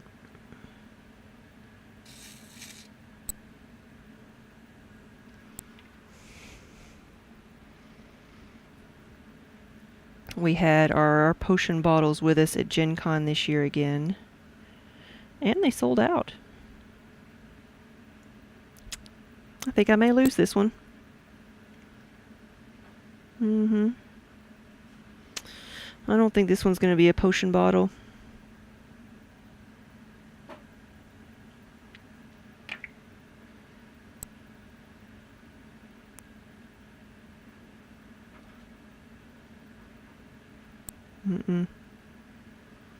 Not with that rim. Nope. Nope. But see, I can take this and just squish it and use it and make it into something else later. So we'll go put it in my scrap pile. I'll try to make one more.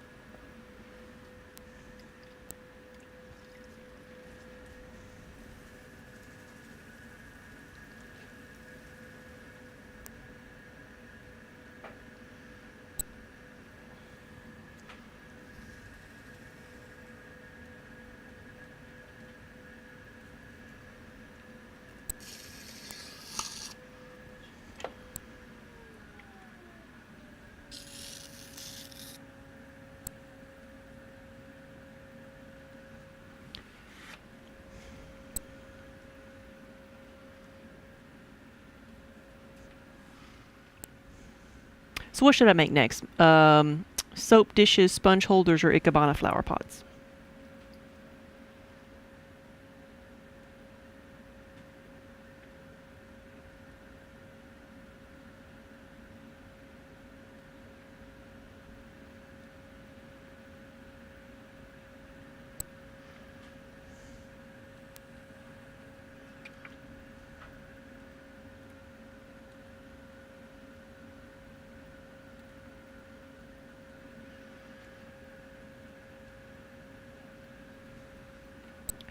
Sponge holders?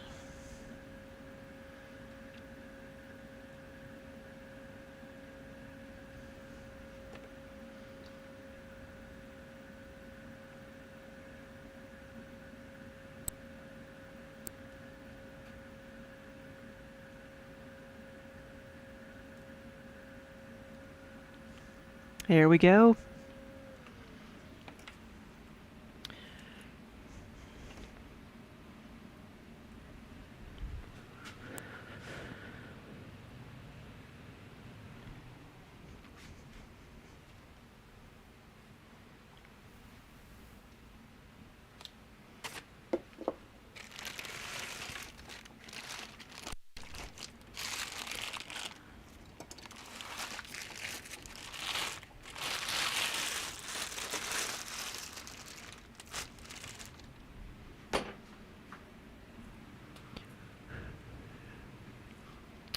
So sponge holders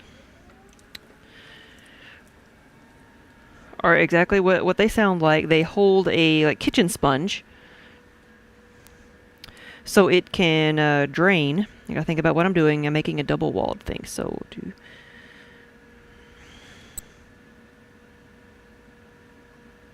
we'll just do that. Do the center.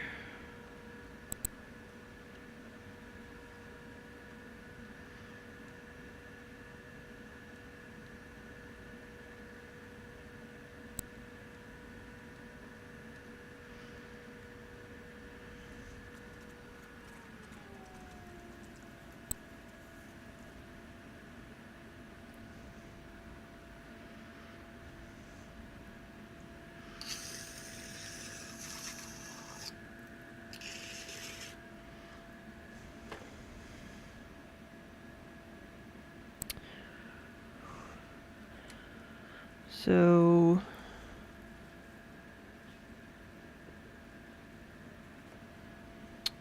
that is basically it. What I will do when this is a little bit drier is we will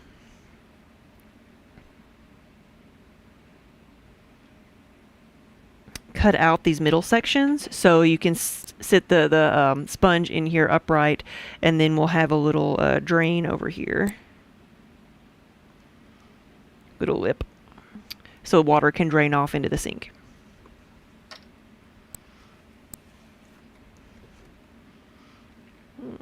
And I usually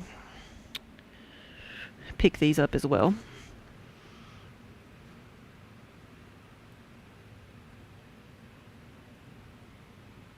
There we go.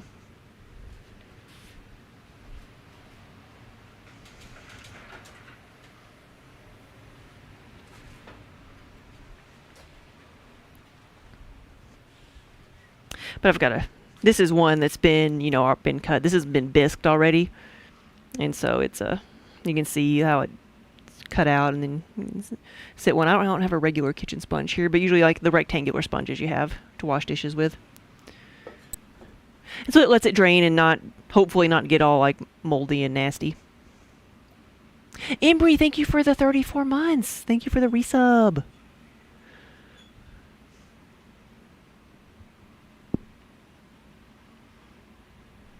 You actually paid Paul $10 an hour to hold your sponges. That sounds like a pretty good gig.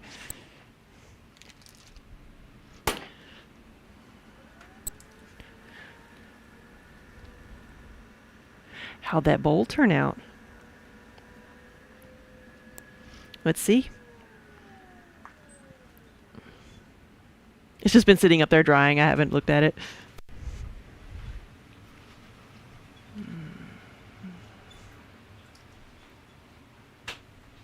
Looks pretty good to me. Yeah. We're nice and good. So we'll do this one in the stormy skies. This was a bowl that started out as a yarn bowl, so it was 2 pounds of clay that it got too big to be a yarn bowl, too wide, so we made it into like a flowery bowl.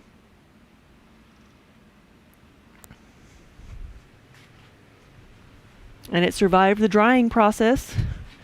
Now just got to go through the kiln twice.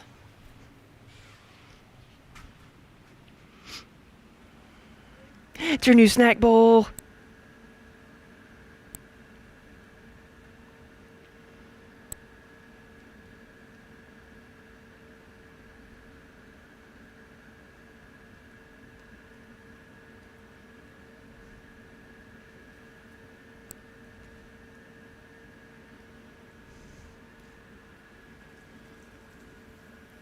I will send you an invoice, probably just when I'm ready to send everything else out. If that's all right.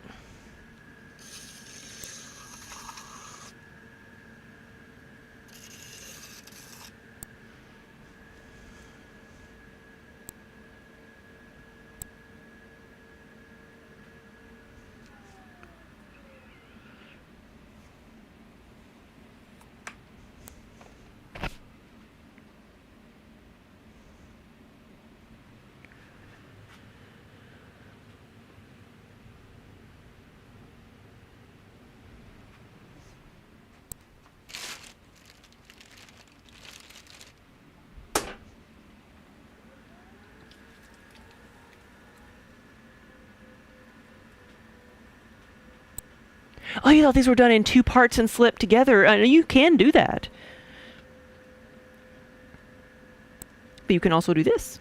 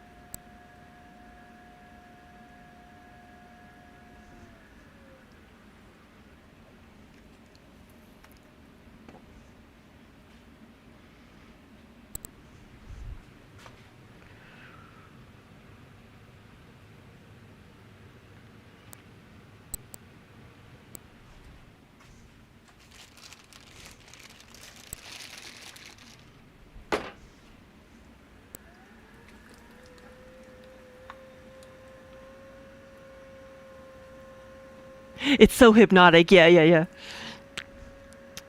You will buy all the things. Whoops, I gotta remember what I'm doing now. You will buy all the things.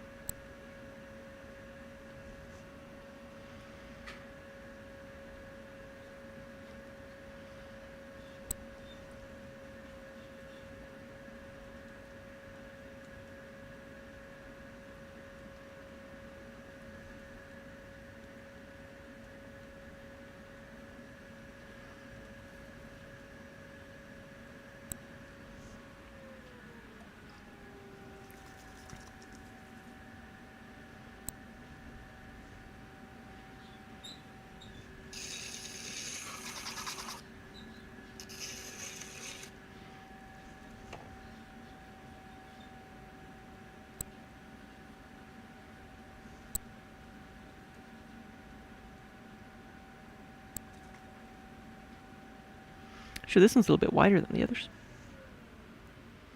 See if it'll come off.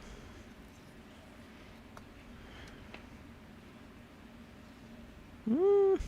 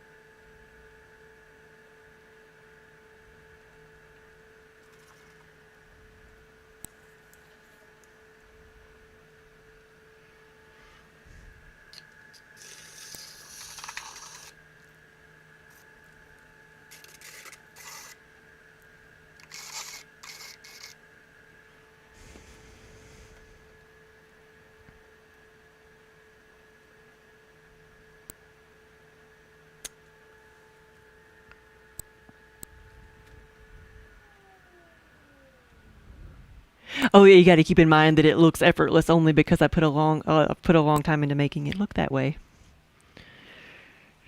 or to practicing.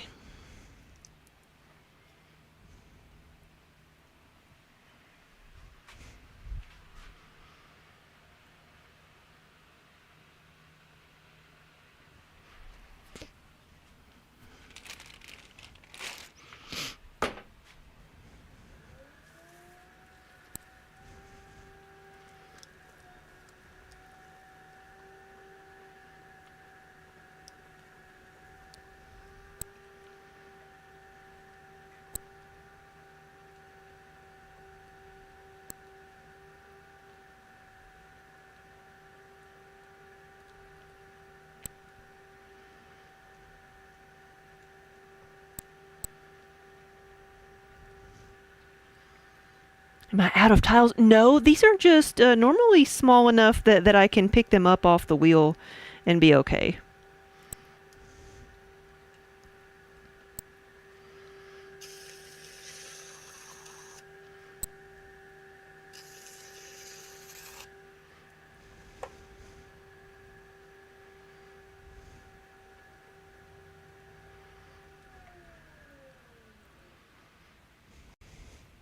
Yeah, you're right. I don't normally move them off the tiles, but they can retain their shape for the most part while being moved around.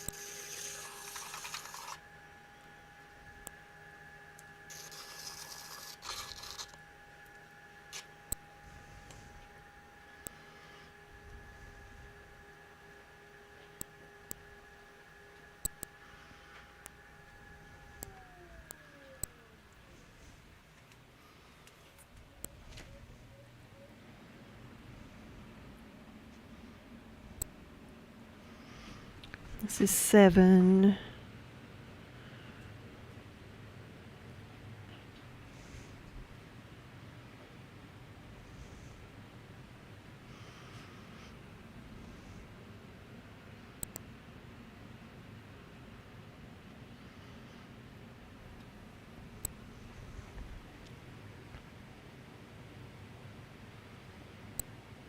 Now I can do 2 more and fit them on here. I might have to get another board to get to 10.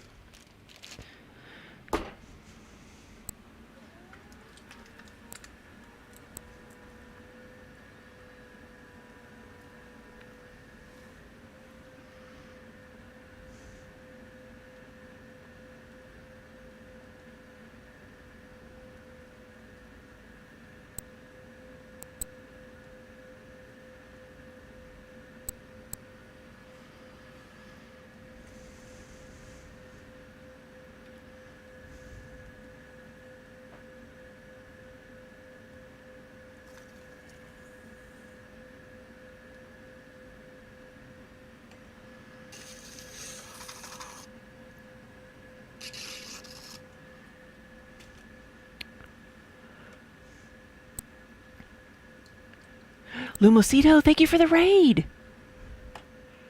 Welcome, everybody. Hey, Apollo.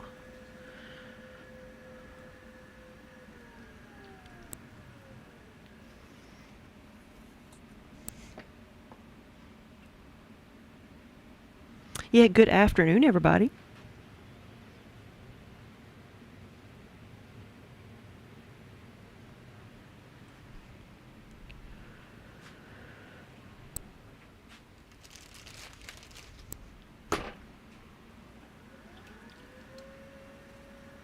So we are making sponge holders. They will look more like this when they're done. This one has been fired once already. So like when you're washing dishes, you can set your sponge in here and let it drain so it doesn't get all like nasty and gunky at the bottom of the sink.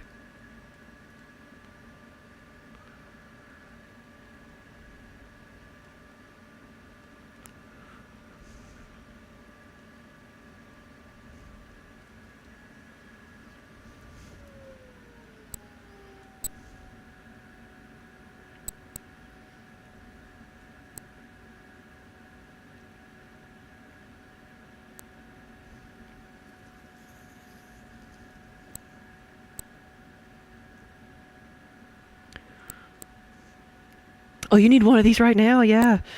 They are very handy.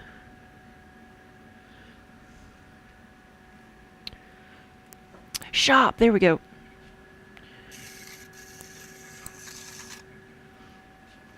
They are under household items, maybe?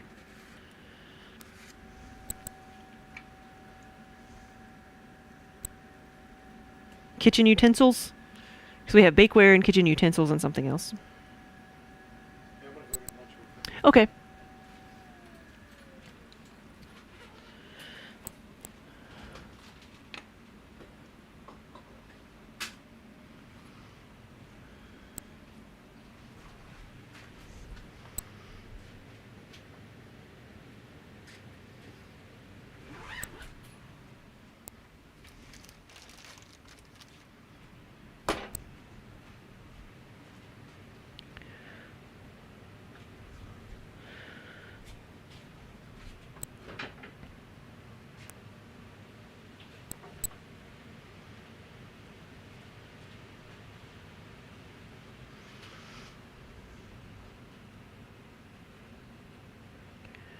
It's moving a few things around.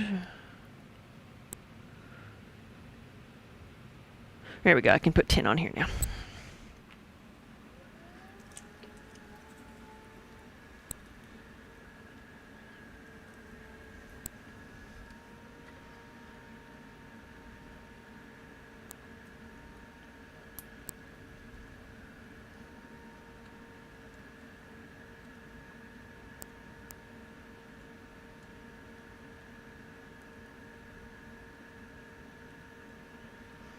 There we go.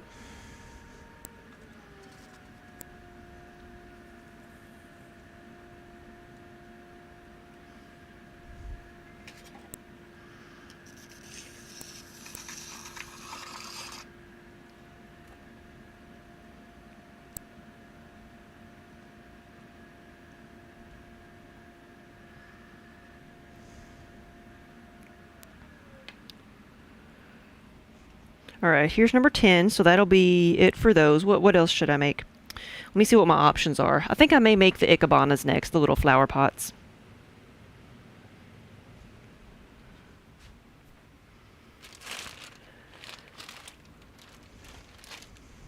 But let's see what my options are.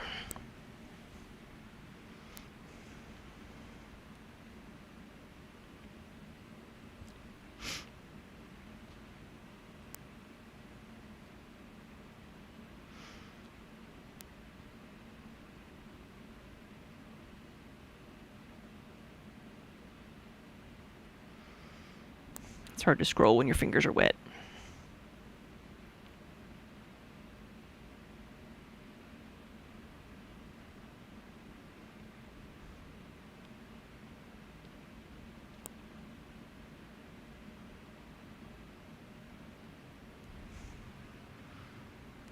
Okay, besides that, it looks like it might be mugs.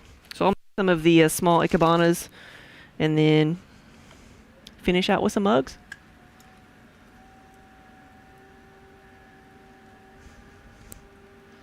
Need a little bit more water for that one. So with these, they're not going to be very tall, but they're going to be as wide as the tile.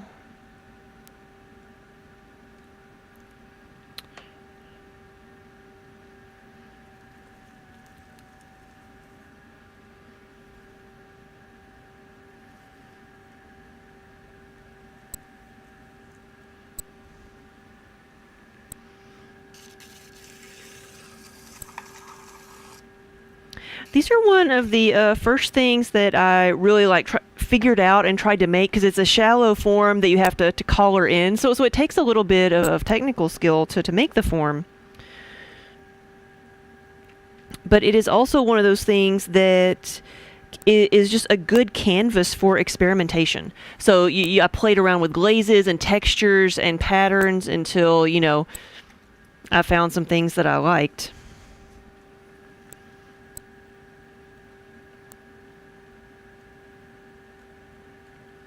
Because you want it to have a small opening in the center, but also be raised up off the base a little bit.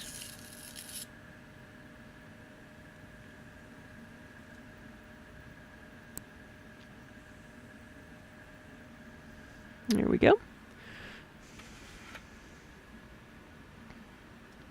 Have I tried doing anything creative? Here we go. There's the trolls. Internet trolls are nothing to real life trolls. Especially when they don't realize what they're saying. I had somebody come in here and ask me, amongst all the things we have in the studio, do you ever do anything creative, like put a butterfly on it? Somebody that doesn't know what the word creative means.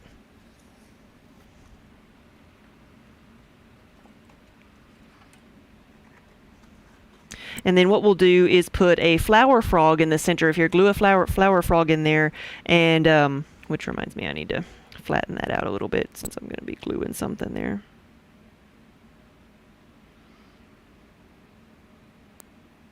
There we go. We'll glue that in there, and then you can have a tall or a short arrangement. You could have any type of flower arrangement you want, because the flowers will stick into the flower frog spikes.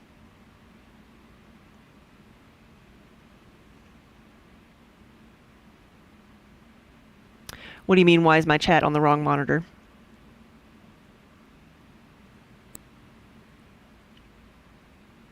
It's at the monitor closest to the camera.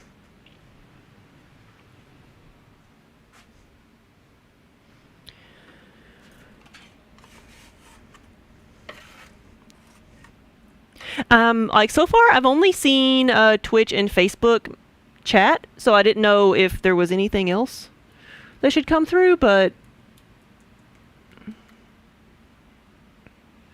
it is not an actual frog. It is a little metal disc with spikes coming out of it.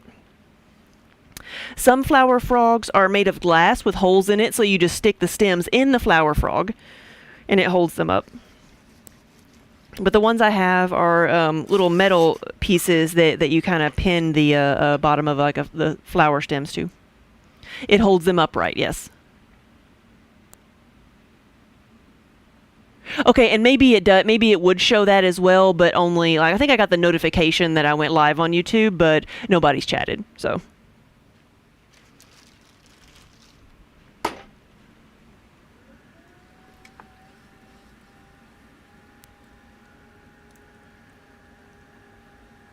And so you can have more control over the shape of your flower arrangement.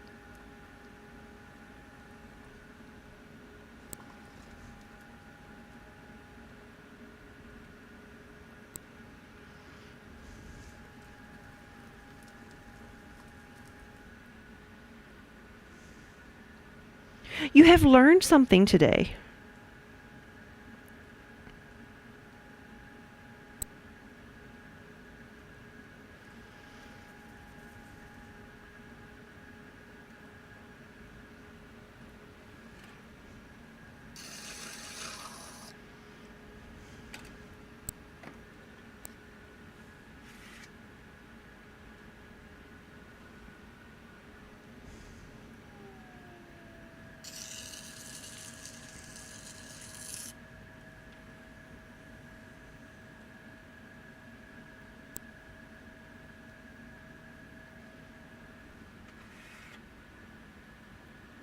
What's the purpose of the square base I have at the bottom? It will let me move this around without having to physically pick it up like I was doing with the other pieces. So I will cut this off.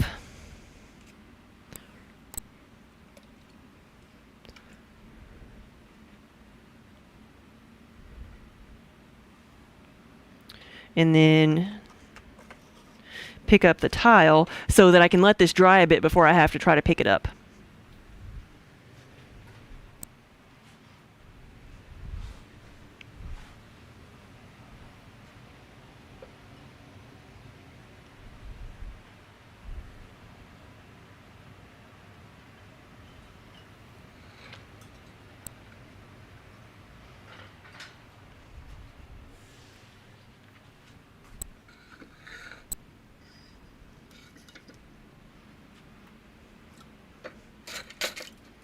Yeah, most of the pieces that I make have a base that is smaller than 6 inches, so we took one of the plastic bats and cut a hole in it, and these are just floor tiles that I use to throw on.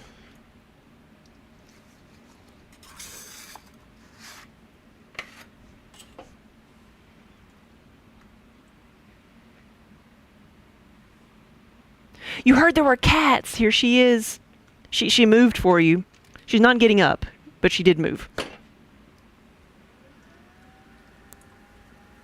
Right now, she is just like a pile of fur.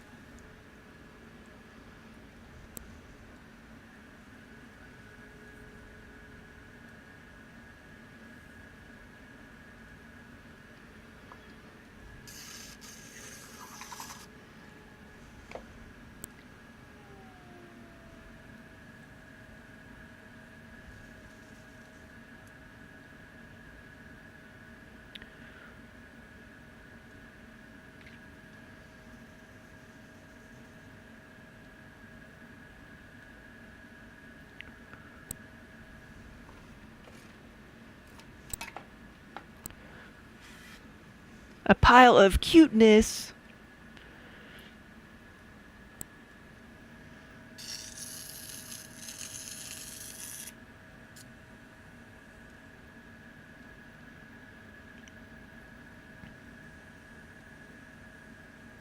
Well, Minnie is awful cute. She is.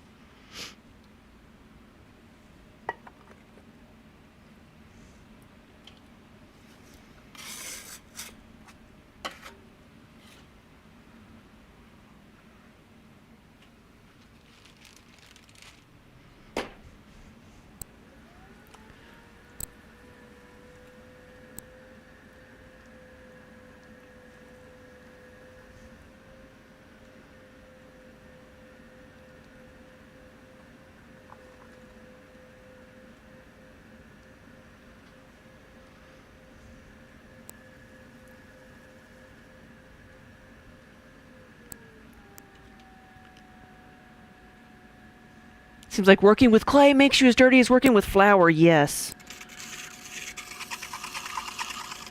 I feel like clay comes off easier than sticky dough.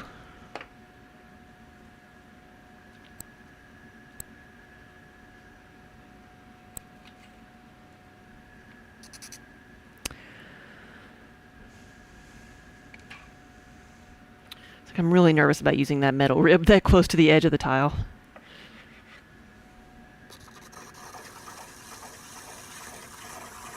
Here we go. Let's see if we can get this.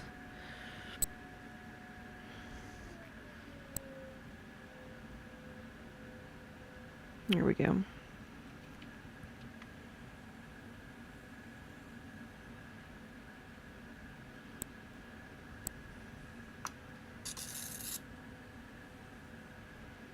Here we go.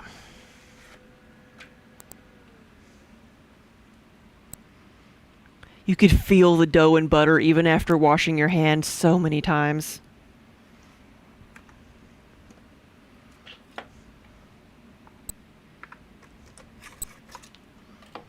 All right, there's 4 of them. I'm going to make at least 10.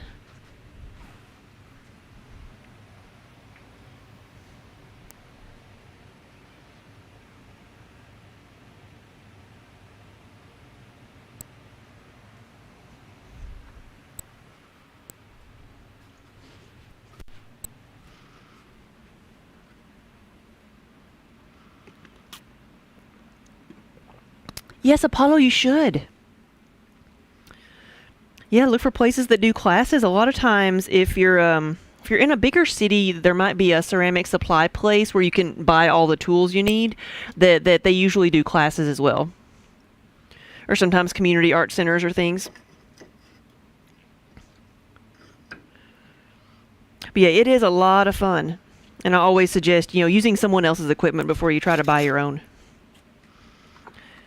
when getting into it. Because there's so many different things you can do and different things you can make out of clay that, it just makes sense to go use someone else's fully functional, like, stock studio so you can try everything before you decide what path you want to take.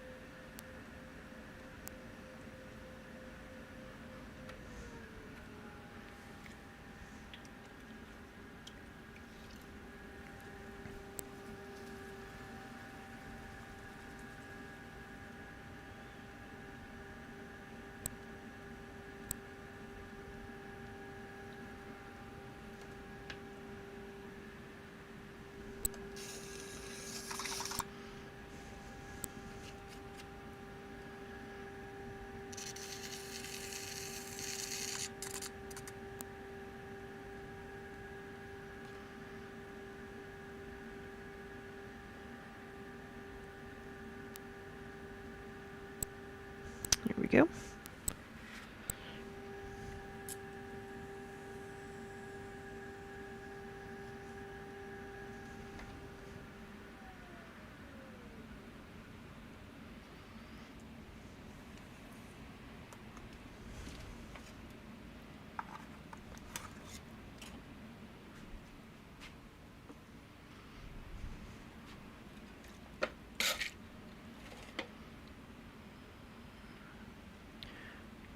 Really, yeah, ceramics is practiced by a lot of people in your country, so there should be a place affordable somewhere nearby. Yeah, where are you at?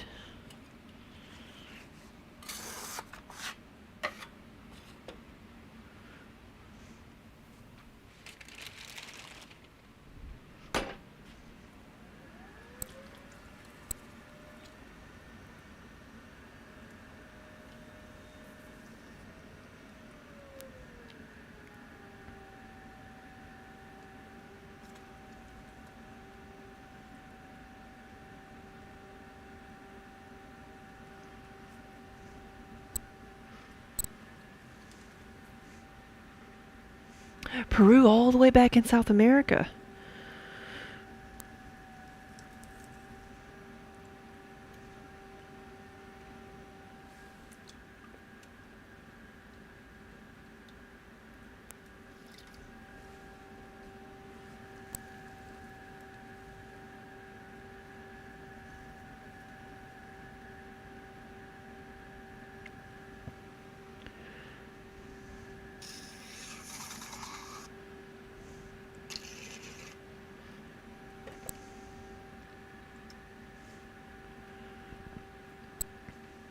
Yeah, you've been meaning to try growing stuff like oregano and such and herbs, but making your own pots would be cool. Yeah, and then having things grow in your own flower pots.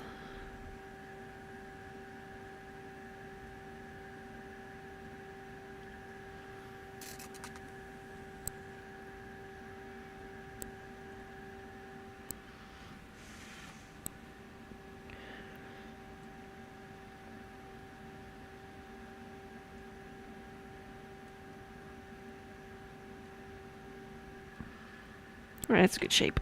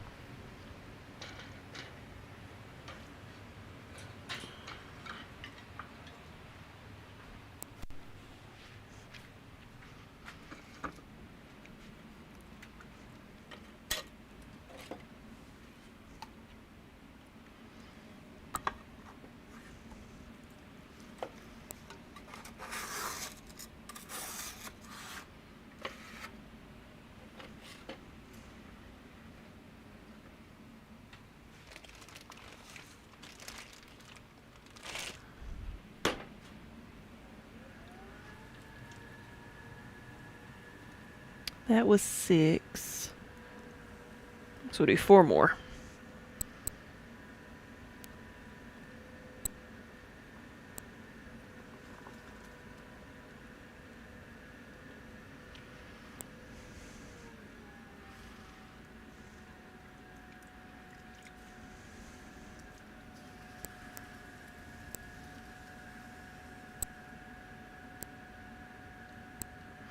Oh, yep, I felt that one get a little bit thin. Let's see if we can keep it going here.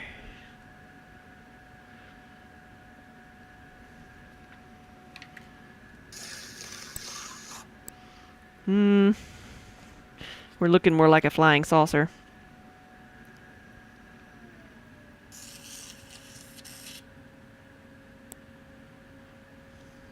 Mm-hmm.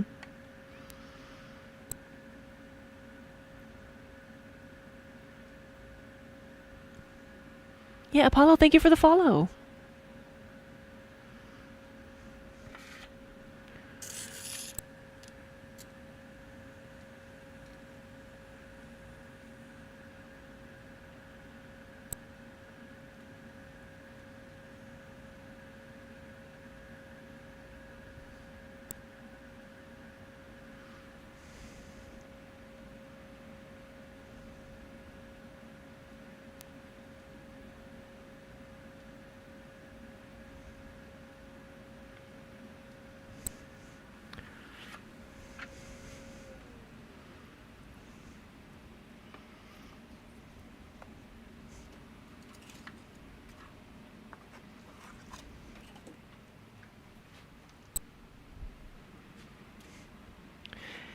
Is this a vase? Yes, it is. This is the Ikebana flower pot. So this is the one that will have a little flower frog in the center, so you can arrange the flowers however you want.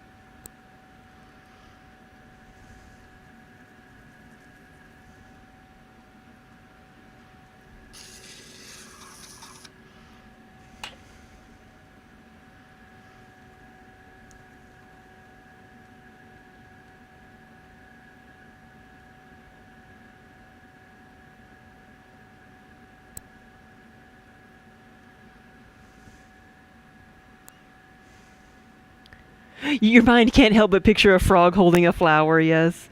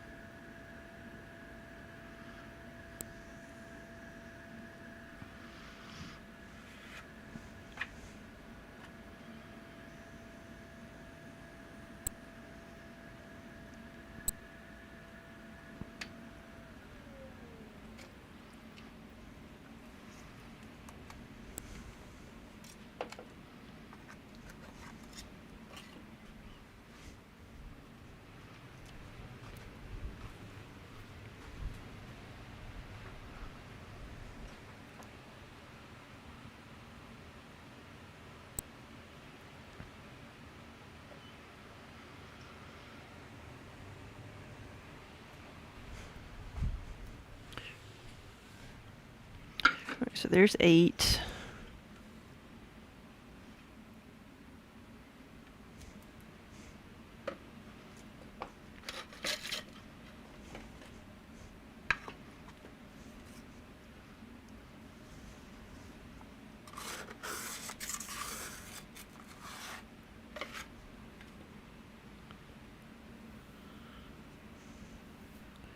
It's okay. So every time I say a flower frog, you can't help but picture a frog with a flower. It's the same thing whenever I say pug mill. You think of little dogs running on a wheel, or stomping out the clay.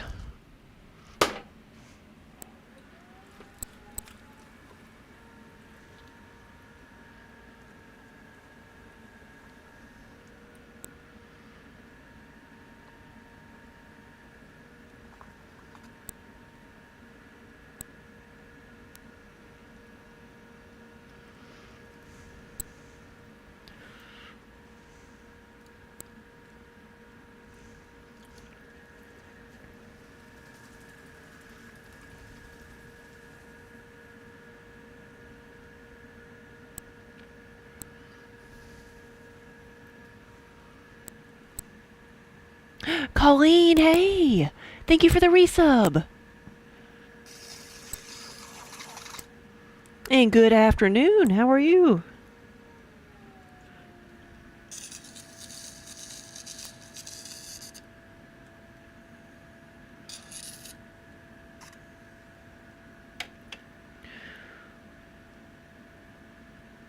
Did I stretch this one out too much?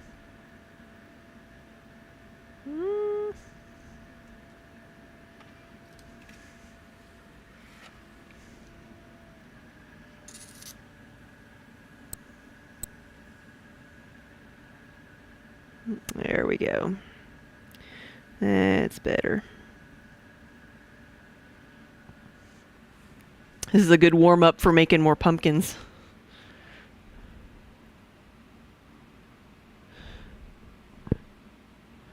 Oh, Oh yeah, your schedule is mucked up this week. You had to run up to your uncle's place today, and you just now got home. Yeah. Mine is too. Yesterday felt like a weekend day, so I keep thinking today is Monday.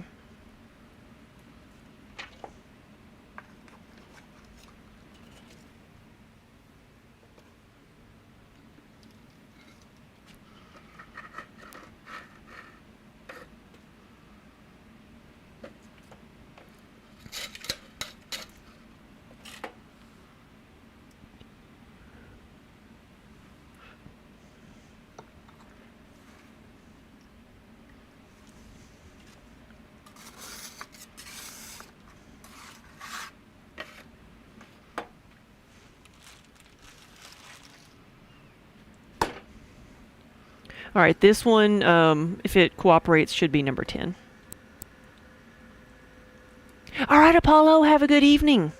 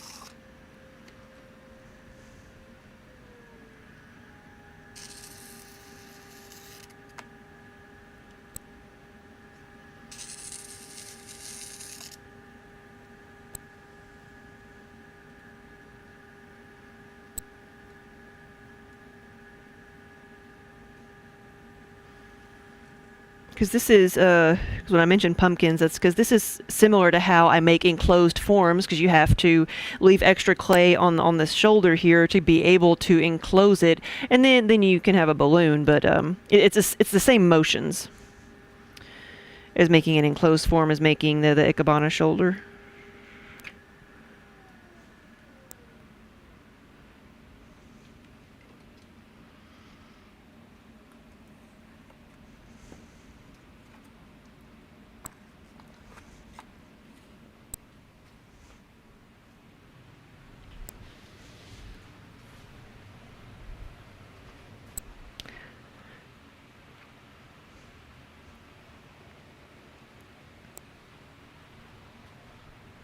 Did I count right? Yes. Wait. Yes, 10. All right, what else should I make? I guess I could make 4 more of them. I have 4 more there. I have, so we have made 11 pie plates,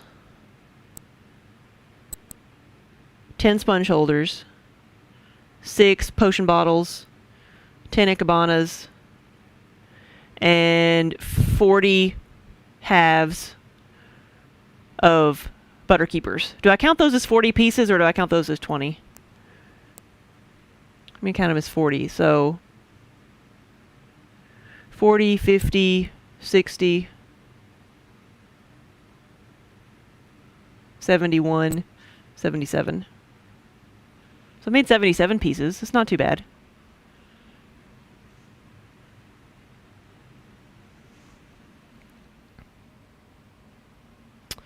I could make the large Ikebanas, because I do have some more 2-pound pieces here. Yeah, potion bottles sell well, but I've used up all the clay for the size of the potion bottles. That's why I ended up with only like 6 of them. It's because I used up all of that size, the clay that had been measured out. I'm going to see like how hard it is to make a bigger Ikebana, because I really haven't made these in a while. I don't know that I've actually made any out of this clay body.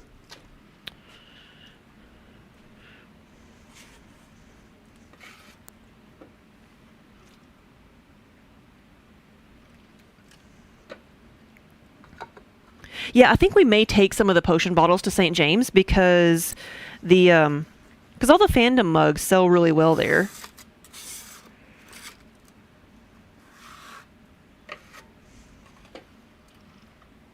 And the potion bottles are cute.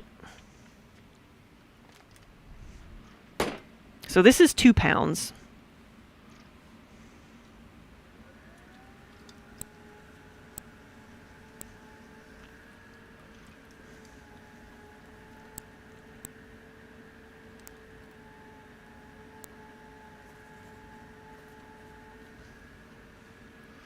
So the exact same thing,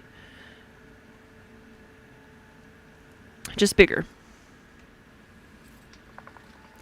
Potion bottles in October? What?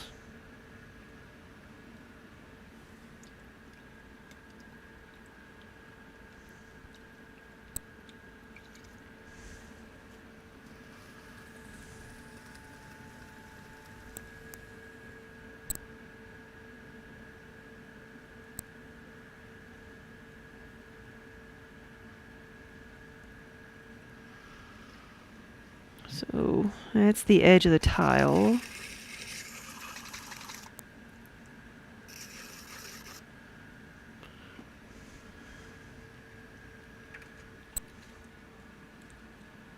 Remember to add a butterfly. Yeah.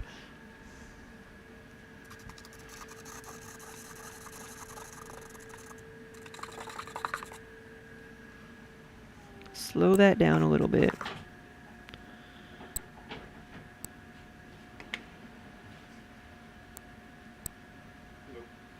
Hey.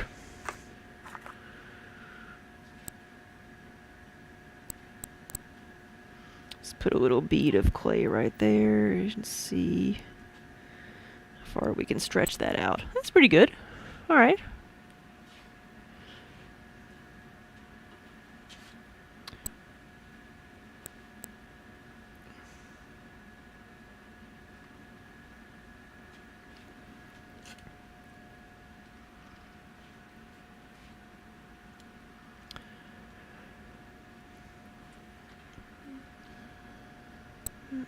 Let's see. Hey, Minnie. Did you have a good nap? Seeing how flat I can make it before it collapses.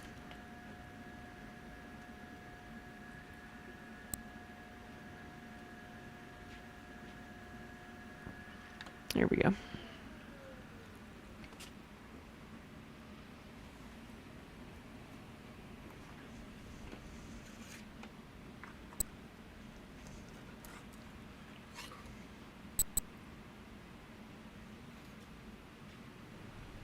And set it here for right now.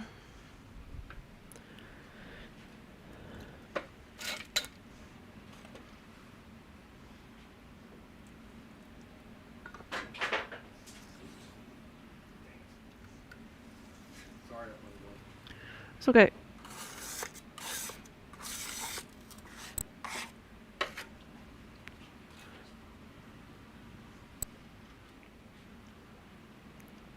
Stretch just a little bit.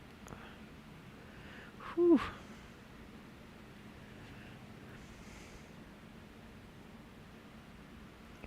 I don't know what this like stretches, but it's it feels good whatever it is to just stretch out my thumb.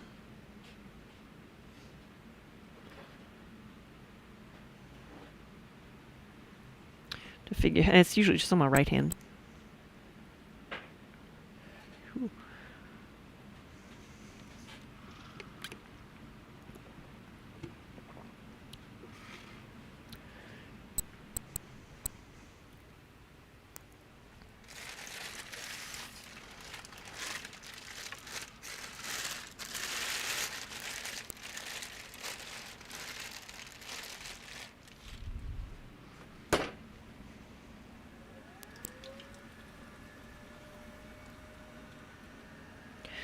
Alright, let's see if we can do this again.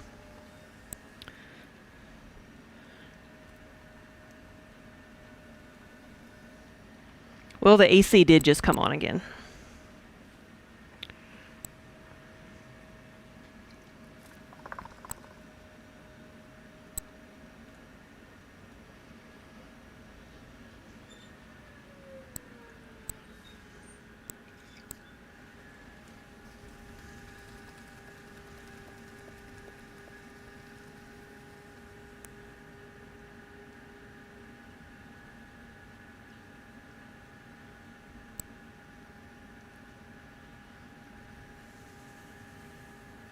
Let's see. Hey, Adorned.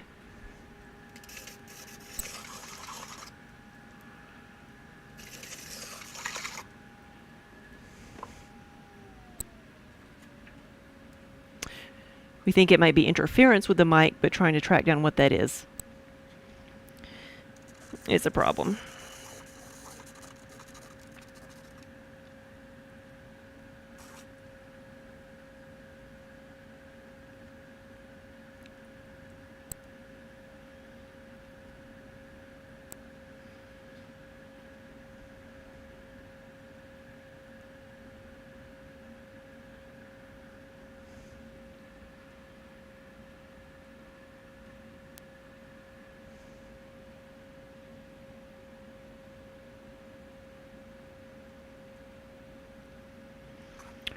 Ooh, stay with me now. Stay with me now.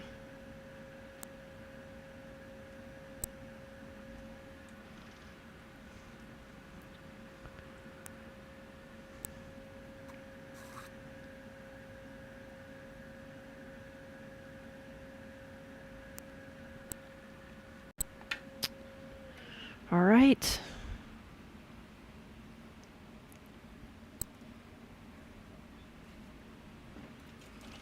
Oh, we have two.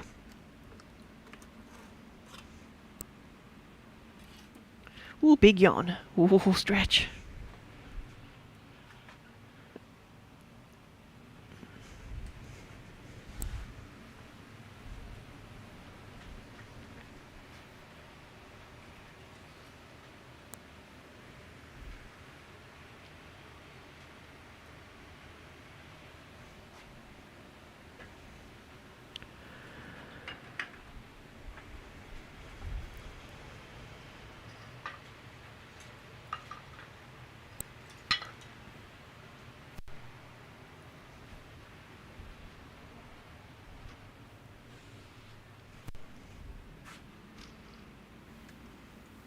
Stream Team Joe, thank you for the year of subs. And good afternoon.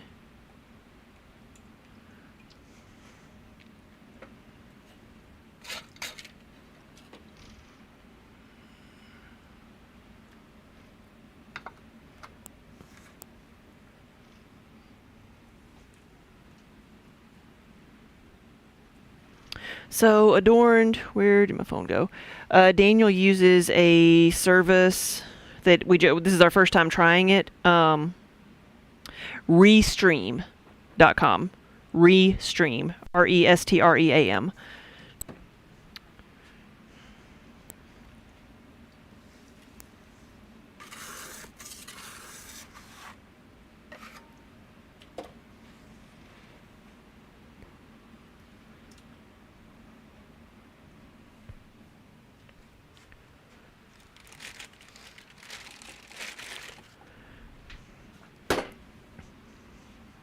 Let's see if we can go 3 for 3.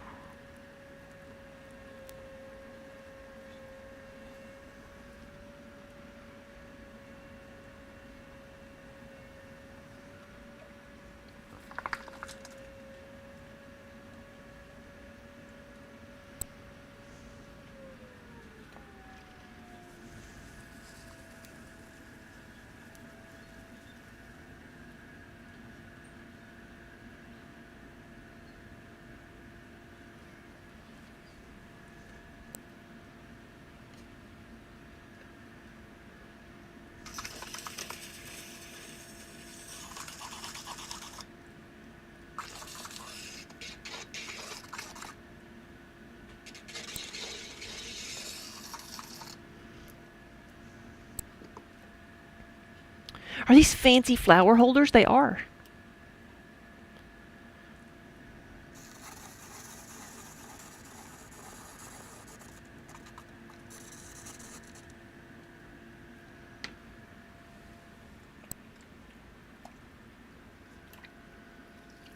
These are Ikebana style flower pots. So they will, once they're done, we'll put a metal flower frog in the bottom.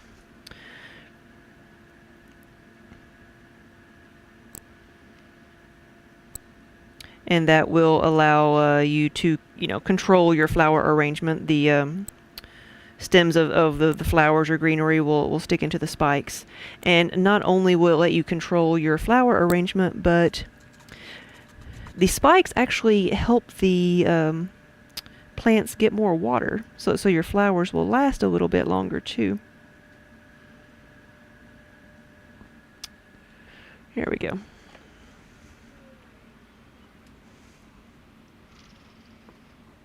Facebook sometimes kicks you out while streaming. Sometimes I think it used to do it after an hour. I don't know if it still does.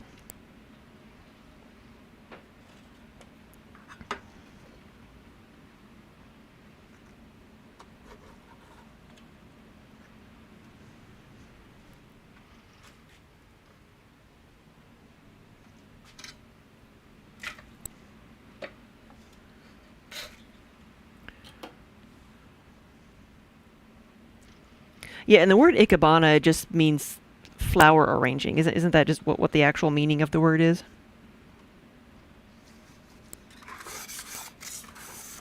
But here, anytime you see a shallow pot with a flower frog in it, you just call it an ikebana. Cobalt, hey! Thank you for the resub. Good afternoon. Thank you for the 21 months. Almost 2 years.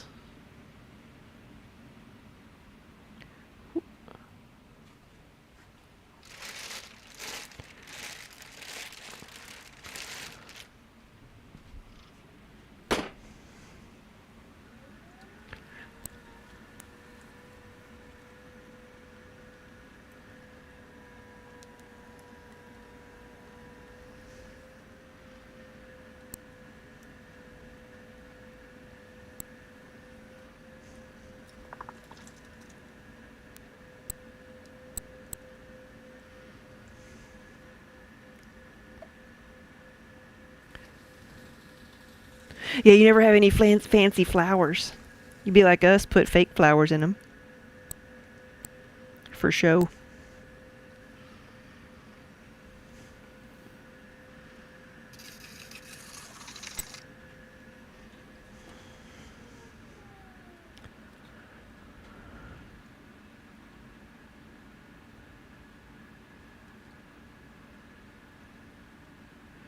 Oh no, Embry. It's the second time you've had. I don't know how to say it, but it's the second time you've shaken it and sprayed it everywhere. What is this?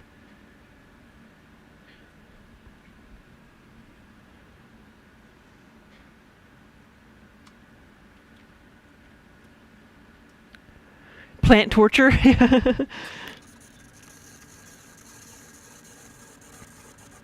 You're helping them get more water by sticking them into the spikes, by putting them to the rack. Bed of nails.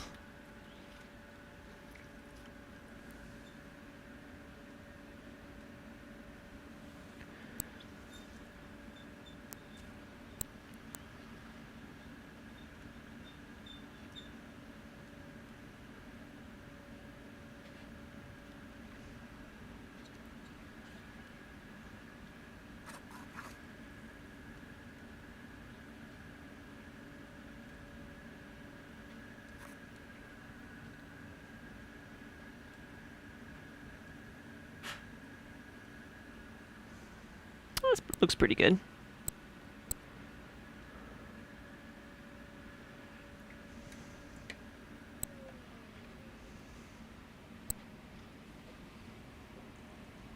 That doesn't sound like a very good smelling drink.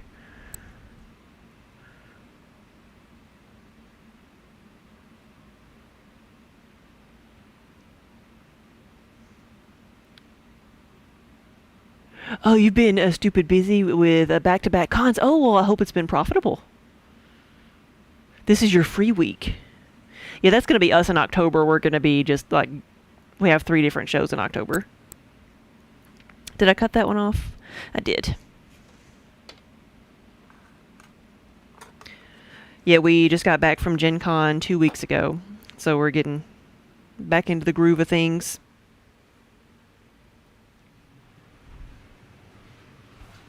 Oh, wait, there's a show up in your area called Fan Expo. Have you ever done the Fan Expo in Portland? Or is that close enough to you? We got accepted into into the Fan Expo New Orleans, which is closer to us.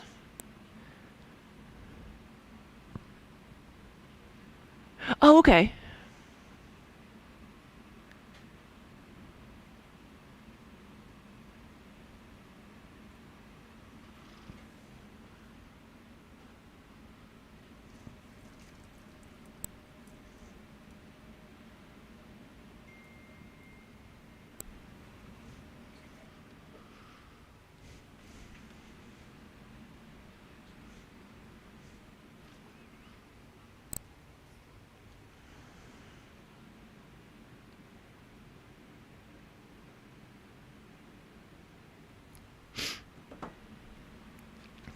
Portland's a bit of a trip for you. Okay. I didn't know if you knew any or had heard anything about it. It hasn't happened since the pandemic. I'll do one more. I can do one more. I need a tile first.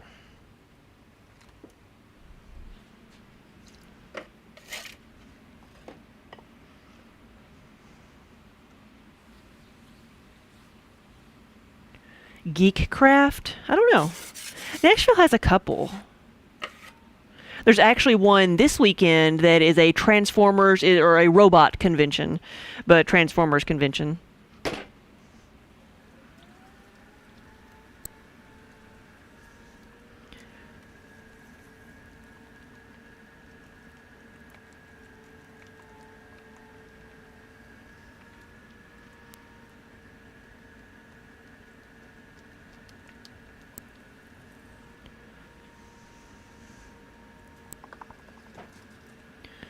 Is a Geek Craft Expo? Is that like a name of it? That's the official name of the shows.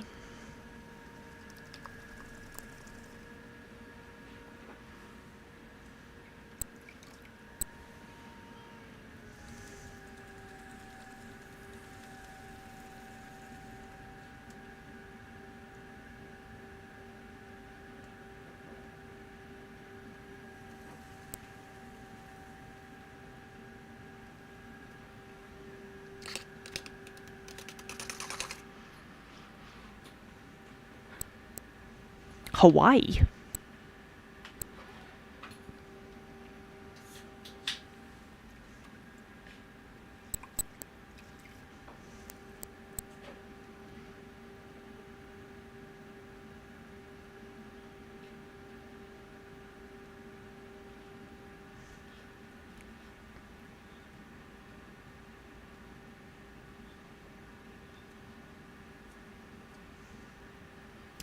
You wonder why they chose those places. Like it's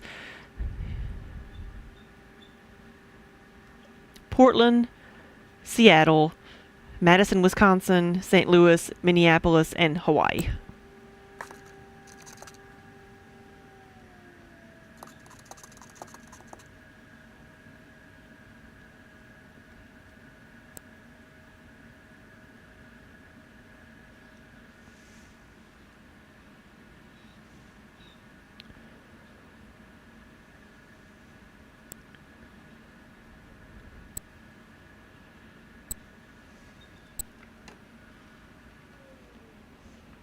Yeah, sounds like fun. So St. Louis would be the closest one to us, which is, it's like 4 hours. It's about the same as Indianapolis.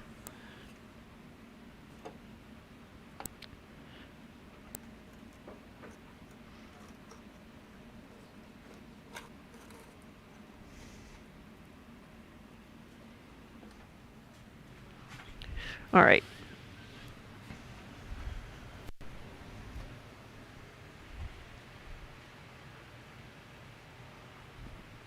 All right, we did 4 of those.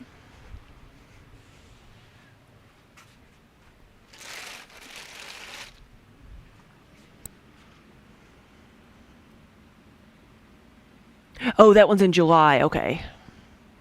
And July is June or July? No, June is Origins. So it'll be between those two.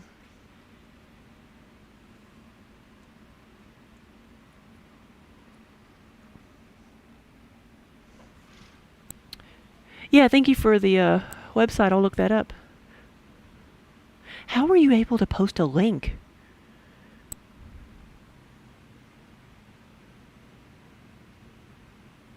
Because you're a mod. But sometimes it even doesn't let mods do it. I was over here like in another like chat wondering if it was the program we were using.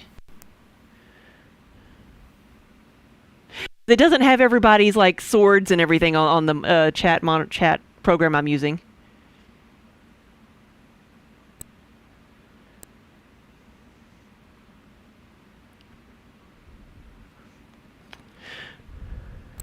All right, I'm going to get off here because I think it's almost supper time. Minnie's already like waiting for me. She's like giving me the stare down over here because I've not given her treats yet. She really is. I'm getting the evil eye.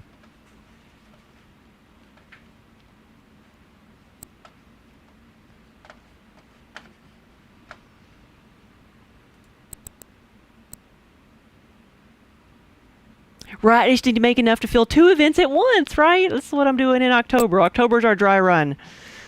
3 events in 3 weeks. Oh yeah, Colleen, yeah, and yours are bigger. Yeah.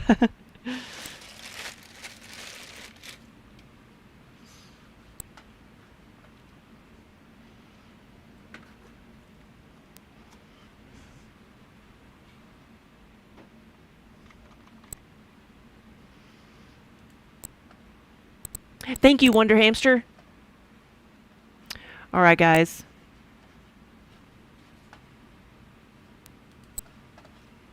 Thank you so much for watching and have a wonderful evening. I'll be back tomorrow, probably doing more of the same or glazing, one or the other.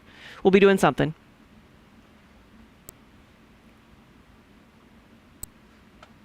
Okay, so that didn't work, did it? Yeah.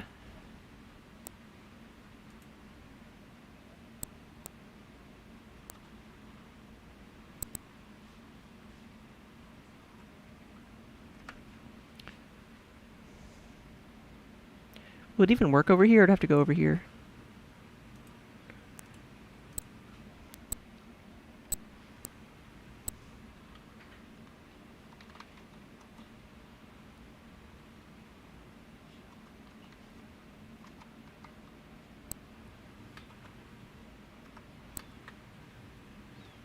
There we go. Let's see if that works.